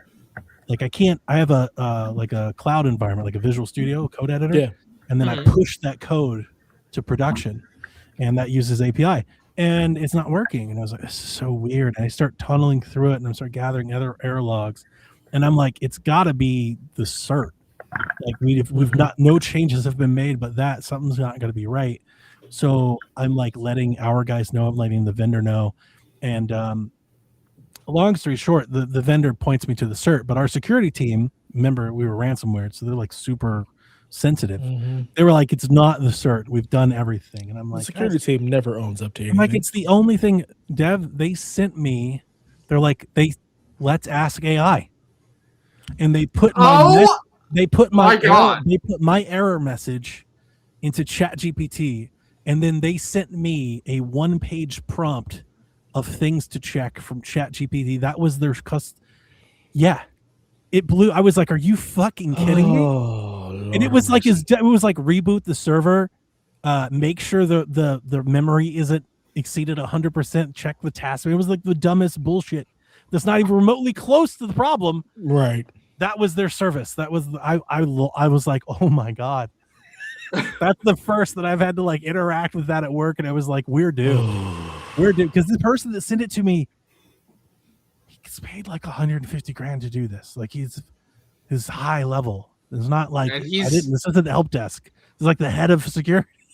And he's decided that ChatGPT prompt. That's insane. I thought you would freak out. I was thinking of you. That's I was like, "There's absolutely no way insane. you just did this." That's yeah. So I had to end up getting with the vendor to trace the error log, to point out the ports, to tell them, because the problem that they did is they put the security cert on the server, but not the load balancer and firewall that sits in front of it. I feel like that happens far too often. So far too often. Our firewall guy is he's been here a long time. Yeah. So firewall guys usually have been there a long time. Starting to get that tone, you're kind of like, it's kind of earlier. Time to go old Yeller on this situation. I am shocked by how fast humanity has seemingly attempted to adopt this already. Yeah, because we're lazy. Like we know, like we all collectively acknowledge that accuracy and validation is a real problem with this tool, but that has not stopped anybody from deploying it and using it and taking it.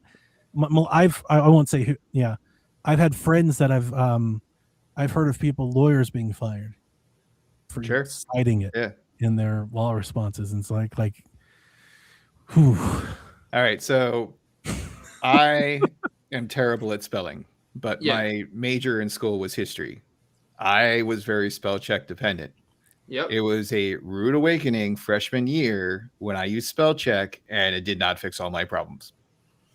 Then we have search engines. Search engines provide all sorts of results, but then you have to use critical thinking. And when the sources cite their own sources and other web links instead of actual third-party sources or primary sources, you have a problem.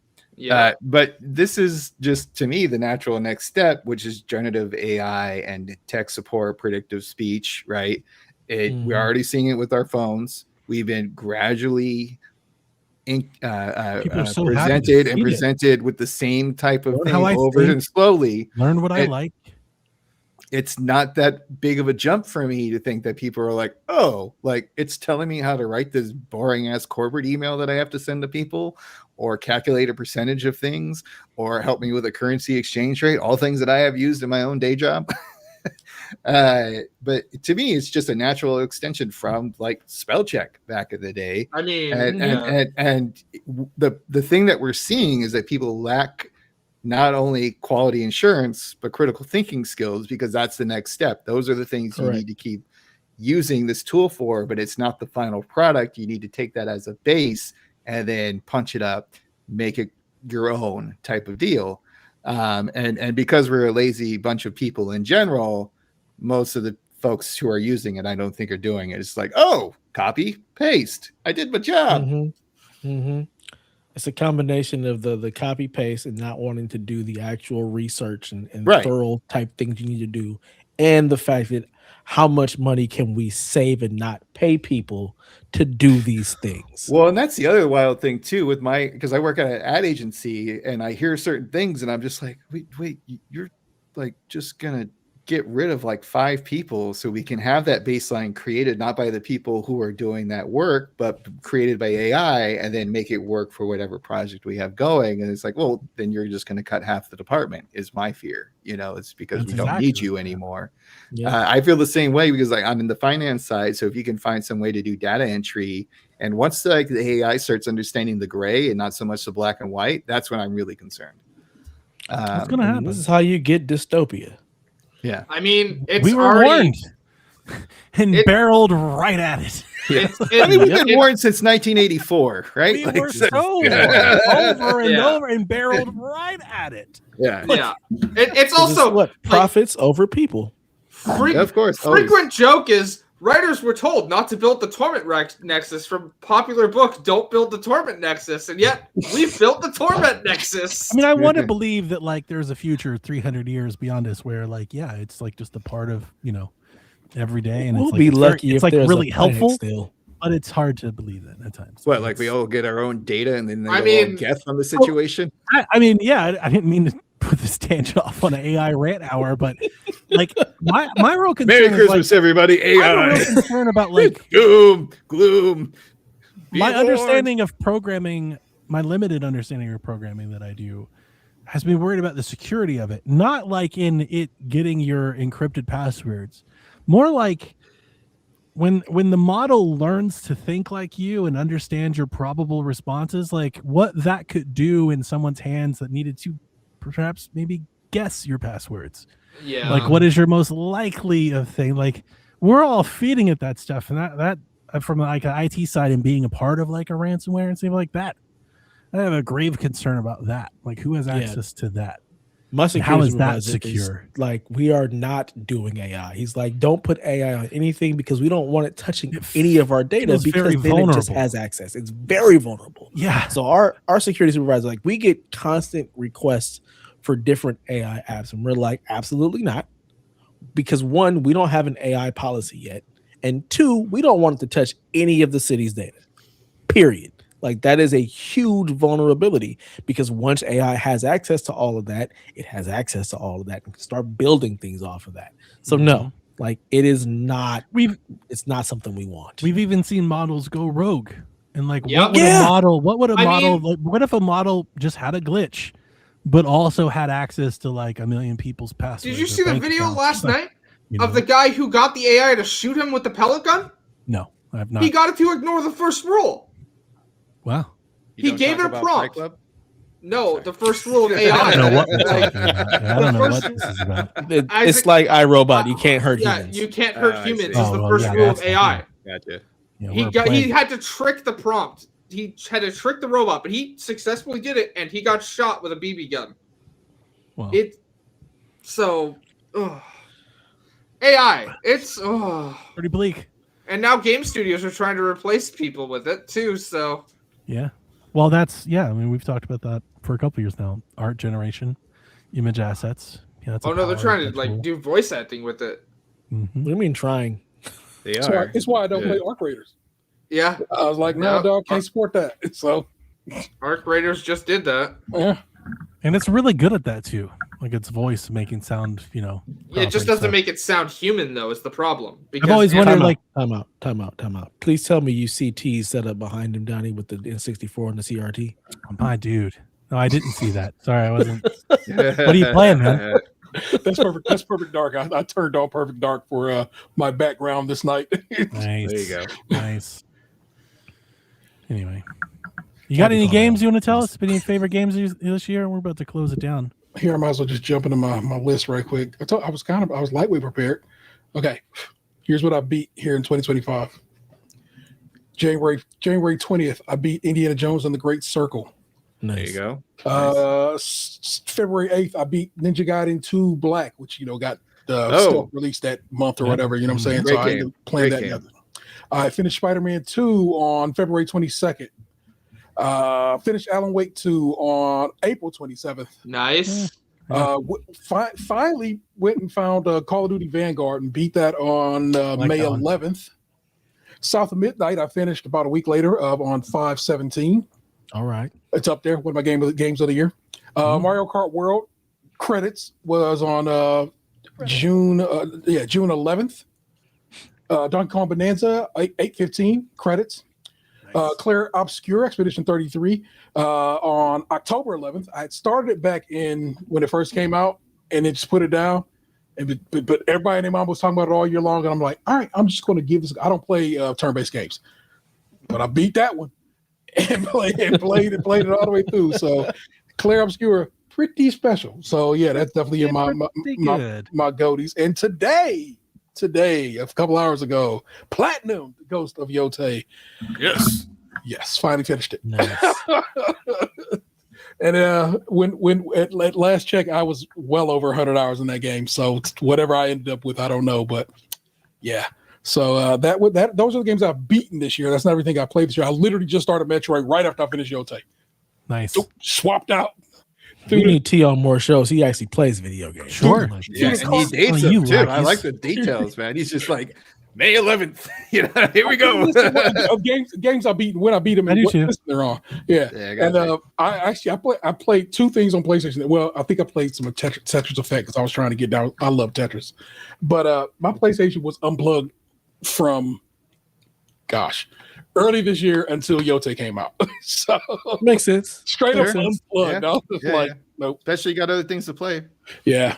So I've had an interesting year of games. I finally canceled Game Pass Ultimate the other day. Good job. I was just like, I cannot. That 32 came out this month, and I was like, nope. Wait a minute.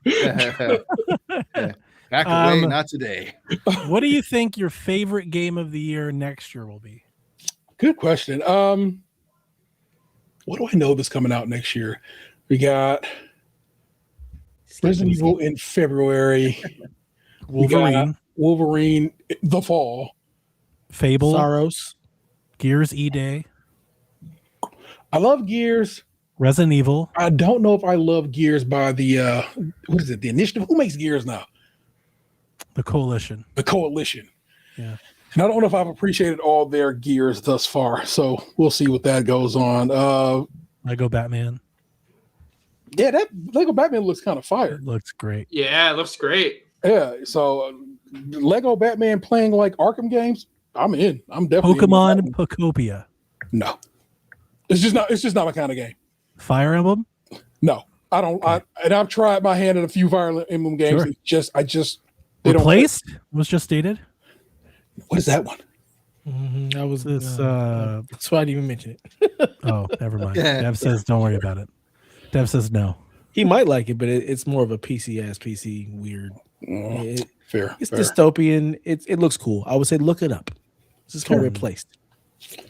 GTA. But I'm not hype about GTA. You know what it is? You feel me? Like I do. I do. I've been saying that. Nobody believes me. And it'll be fine. And I'll play through the story for like 2 years. That's all it is. I'll play through the story of and not even. I've played 2 GTAs total. I played Chinatown Wars on DS, and I played 5. That's it. That's my experience with GTA. So I'm not a huge GTA guy, and so I'm not like, ooh, I'll get there. It'll be fine. I just don't think it's gonna run well on anything that I'll own. They what about run fine on base PS5? So what about Saros or 007? No, no Saros. Yes, 007. I do like those IO Interactive guys. That Hitman. I've just recently found a guy on TikTok who just goes through showing you how he does his assassinations on Hitman. We've been playing Hitman wrong. Oh, this guy's great. I know exactly who you're talking about. Yeah. Are you going to go and try to take out Slim Shady since you can do that? No. And that's just like, yeah. And I have, you know what? I own whatever the World of Assassination because I own all 3 of those Hitmen. So I actually have those. I guess I could. That's why Which one was it? Which one did he pick? I forgot to write it down. Sorry, what? I'm sorry. Did you pick one? No. Who was it? Your favorite, the game that you think would be your favorite game next year? Oh God, no! I did not. Okay, sorry. I thought maybe he said it and we just kept naming games. I was like, no, we did just keep naming games. I don't know, man. I don't think that's how my brain snaps to. Whatever Nintendo drops.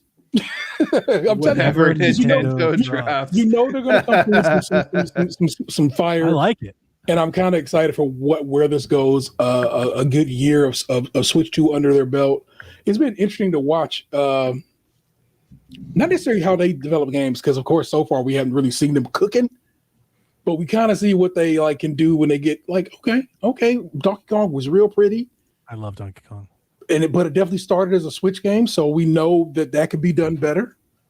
Metroid is a Switch game, and so it's way pretty. That 4K 60 does it better. I was just cooking on was like, man, it's pretty good. So a Nintendo that is like, okay, here you go to the metal all the way. This is coded for Switch 2. Let's check it out. And I'm kind of hyped to see what that is. Mokopia. So, good Lord, no. And again, I think that's a Switch. I think that's back. That's when they can be on the Switch 1, is it not? Yeah, we got Fire Emblem, Mokopia. There's a Yoshi game. That Yoshi game looked pretty. I have not met. You're the first person I've met on a podcast that agrees with me. Oh. Everyone else, I'm excited for Yoshi. People are like, yeah. And it looks pretty. So it looks so good. Yeah. So I can get down with that. So we're supposed to get a Rhythm Heaven and a Tamagotchi Life, right? Tamagotchi Life. Nah. Mm-hmm. No. Oh, and Virtual Boy. Yeah, I'm actually going to probably come out that $100. I know that's dumb. Yeah, but I'm probably going to come out. I owned a Virtual Boy when I've never played a Virtual Boy. Oh my God! Sorry, I've never seen one in person. I've never seen a Virtual Boy in life. Yeah, you were 2 when it came out. So yeah, that's what that is. I owned a Virtual Boy and was pretty keen on it. And it came out the same year as the 64 did, I believe, just early, like in the spring of that year. So it just when 64 came out, I left the Virtual Boy behind. Hold on. If I'm wrong, I'll be wrong. Yeah, but I do believe that is the year the Virtual Boy came out. Virtual Boy. Isn't it all just like Terminator vision though for the game? It's all just red. It is all red. Yeah, it's all red. So it's like playing on a calculator. No, it says it came out, I guess, a year before. So 95. August, literally a year before. 95. Is it like 3D or something? Is there supposed to be an effect to it? Yeah, there's supposed to be. So it is 3D. It's 3D. It's red. It's weird. It's not red, just red and black. No, it's just red. I mean, okay. The point is that there's like depth to it. The guy who invented the Game Boy, Gopay Young. What is his name? I think it's like Gopay, and I cannot remember because he died, and it's like he died in a car accident some years like after that, and he quit Nintendo after that because they basically were like the Virtual Boy kind of was some bullshit. And so they kind of sent him on his way. I want to get his name right. Yeah, until the Wii U, I mean, it was thought of as like the giant failure, right? Yeah, biggest flops of all time. And I say, yeah, it's red. It's weird. The controller was weird, but also kind of interesting for its time. I heard that several games are good though. I felt like it took like 6 batteries. It took a lot of batteries, AA, unless you had, a plug, unless you got the plug for it. It's a good time to be had. And they're basically dropping pretty much the catalog of the decent games for it. There's somebody who this year made so you can hack your 3DS to play Virtual Boy games. Of course. So they did a Street Fighter on there this year. Really? That looks pretty good. So I was thinking, like I've been saying on Nintendo Shack, I think it'd be really cool if like devs started doing like Virtual Boy modes in their games. Like if we could get like Doom, Virtual Boy or some shit like that would be really cool. If like Dusk or somebody was like, yeah, if you get our game, we've got a Virtual Boy mode. You can use that headset you bought. I think that'd be neat. Hey, I can only think of the headache. I've only did PlayStation 1 VR, and I would get ridiculously motion sick. And I had to take motion sick pills for something. Yeah, Dramamine. I had to take a Dramamine before I played in virtual reality on PlayStation 1. And I'm sure, and I know it's got not PlayStation 1, but PlayStation VR 1. Yeah. But it used to get me so badly sick, but I love that. What was that game? It's called Riggs. Oh yeah. Yeah. I played it once at least, and then I fell in love with it. And it's why I ended up buying the VR to begin with, because you run around, you're like, it's like a sports game, but you're playing in a robot. It's crazy. But it also got me ill. And then Batman, that Arkham game on there was gorgeous. And like you really could like look down and be like, oh, I'm at the top of a building. That kind of made my balls shrink up into my stomach a little bit. So I'm telling you. Sure. I just got down with so Virtual Boy, I guess, was my first step, and it didn't get me too bad because it's more you're looking down a tunnel in almost all situations on Virtual Boy. It is 3D, it has a depth to it, but it's almost always, like I said, you're looking straight down, not really interacting on 3 dimensions. Yeah. Whereas VR, of course, is everything shifts, and so. All right, give me one gaming prediction for next year. Steam box, whatever we're calling that thing. Yeah. $7.99. $7.99. Very specific. I like it. I'll buy it. That'll be a dream for a lot of people. Yeah. That's a weird dream. Because I'm sorry, I ain't trying to come out of 800. I'm getting it. I'm jazzed. Of course you are. I think it's worth it at that price. I don't think that's an unrealistic price at all for what it's going to do. I feel like the fact that numbers wise, it seems to be that the PS Pro is as powerful, if not more powerful than that. Better. And Xbox Series X is probably better. Yeah. Then why would I be coming out of pocket? I just go buy the PlayStation. We've been talking about this for weeks. So you're doing the pixel per dollar performance math. Yeah. Like I'm buying it. The thing is, then it's not for T. That's the reality. Yeah, that's it. It's Steam in the living room. That means a lot to a lot of people. I used to have, and I probably still do some around here. The thing you could stream to the TV and do big picture mode on. It hardly ever worked. Hardly ever get. It was garbage. Yeah, and so I don't know. I don't know if I want Steam in my living room so much. Sure. Yeah. I'm buying because of the form factor. I just think it's cool. You miss a GameCube. I get that. Yeah, and I love SteamOS. Yeah, and a lot of the games, like I could do most of my gaming in just that. So it's like a big consolidation effort for me. But faceplates also. To Snurt's dismay, dude. Snurt's, I'm gonna have like 50 faceplates, dude. It's gonna be a ton, man. It's not like gonna have a game. He's gonna have a faceplate for every game he plays. I might. You're damn right. I damn well might. Yeah, you used to go like Doom. That's still the Doom faceplate. I don't want to hear it. Your garage and find the records. It's going they're going to release faceplates. They're going to release the Wolverine console, the Ghost of Tsushima console, the Spider-Man console. I'm doing the same. Yeah, and none of us are buying any of that. No, I still have. I couldn't even get the Ghost faceplate, so my faceplate game is over with. I never bought any for my original PS5. Well, I bought a skin. I might get a video board. I can just program my own. I never see the faceplates while playing my PlayStation. Right. It sits down there. I don't ever see this thing. I can't help you boring people. Out of sight, out of mind. Donnie is more excited about the faceplates than he is the actual Steam machine and what it can do. I would rather take a Sharpie and just draw Earthworm Jib on my PlayStation 5. All right, that's 4.5 hours. That's way too damn long. I think we did it. We overdid it. Holiday show. We overdid it. I'm not going to release this on a podcast. I'm just going to leave it on YouTube. Yeah, you got to release I it. I don't want to mix and export 4.5 hours of audio. 4 parts. We'll people coming in and out now. Be like 32 gigabytes. I'm going to need $800 of RAM to get this out. $1,200. So much. Anyway, Merry Christmas, everybody. Thank Merry you for tuning Christmas. to PSVG. Merry Christmas. For another year. 2025 is in the books. We're going to go finish off our podcast hiatus and play games and hang out with the family. And we encourage you to do the same. Thank you all for tuning in, and we'll catch you in 2026 if my cats aren't fucking my shit up over here. Jesus. You hear that? The cats just erased the year. We're going to 2027, baby. Just knock my whole Wii shit down. Look, Cat Dad, we need you to pay us attention. We're knocking over your stuff. It's been 4.5 hours of this shit. All right. That's it. Deuces. Peace.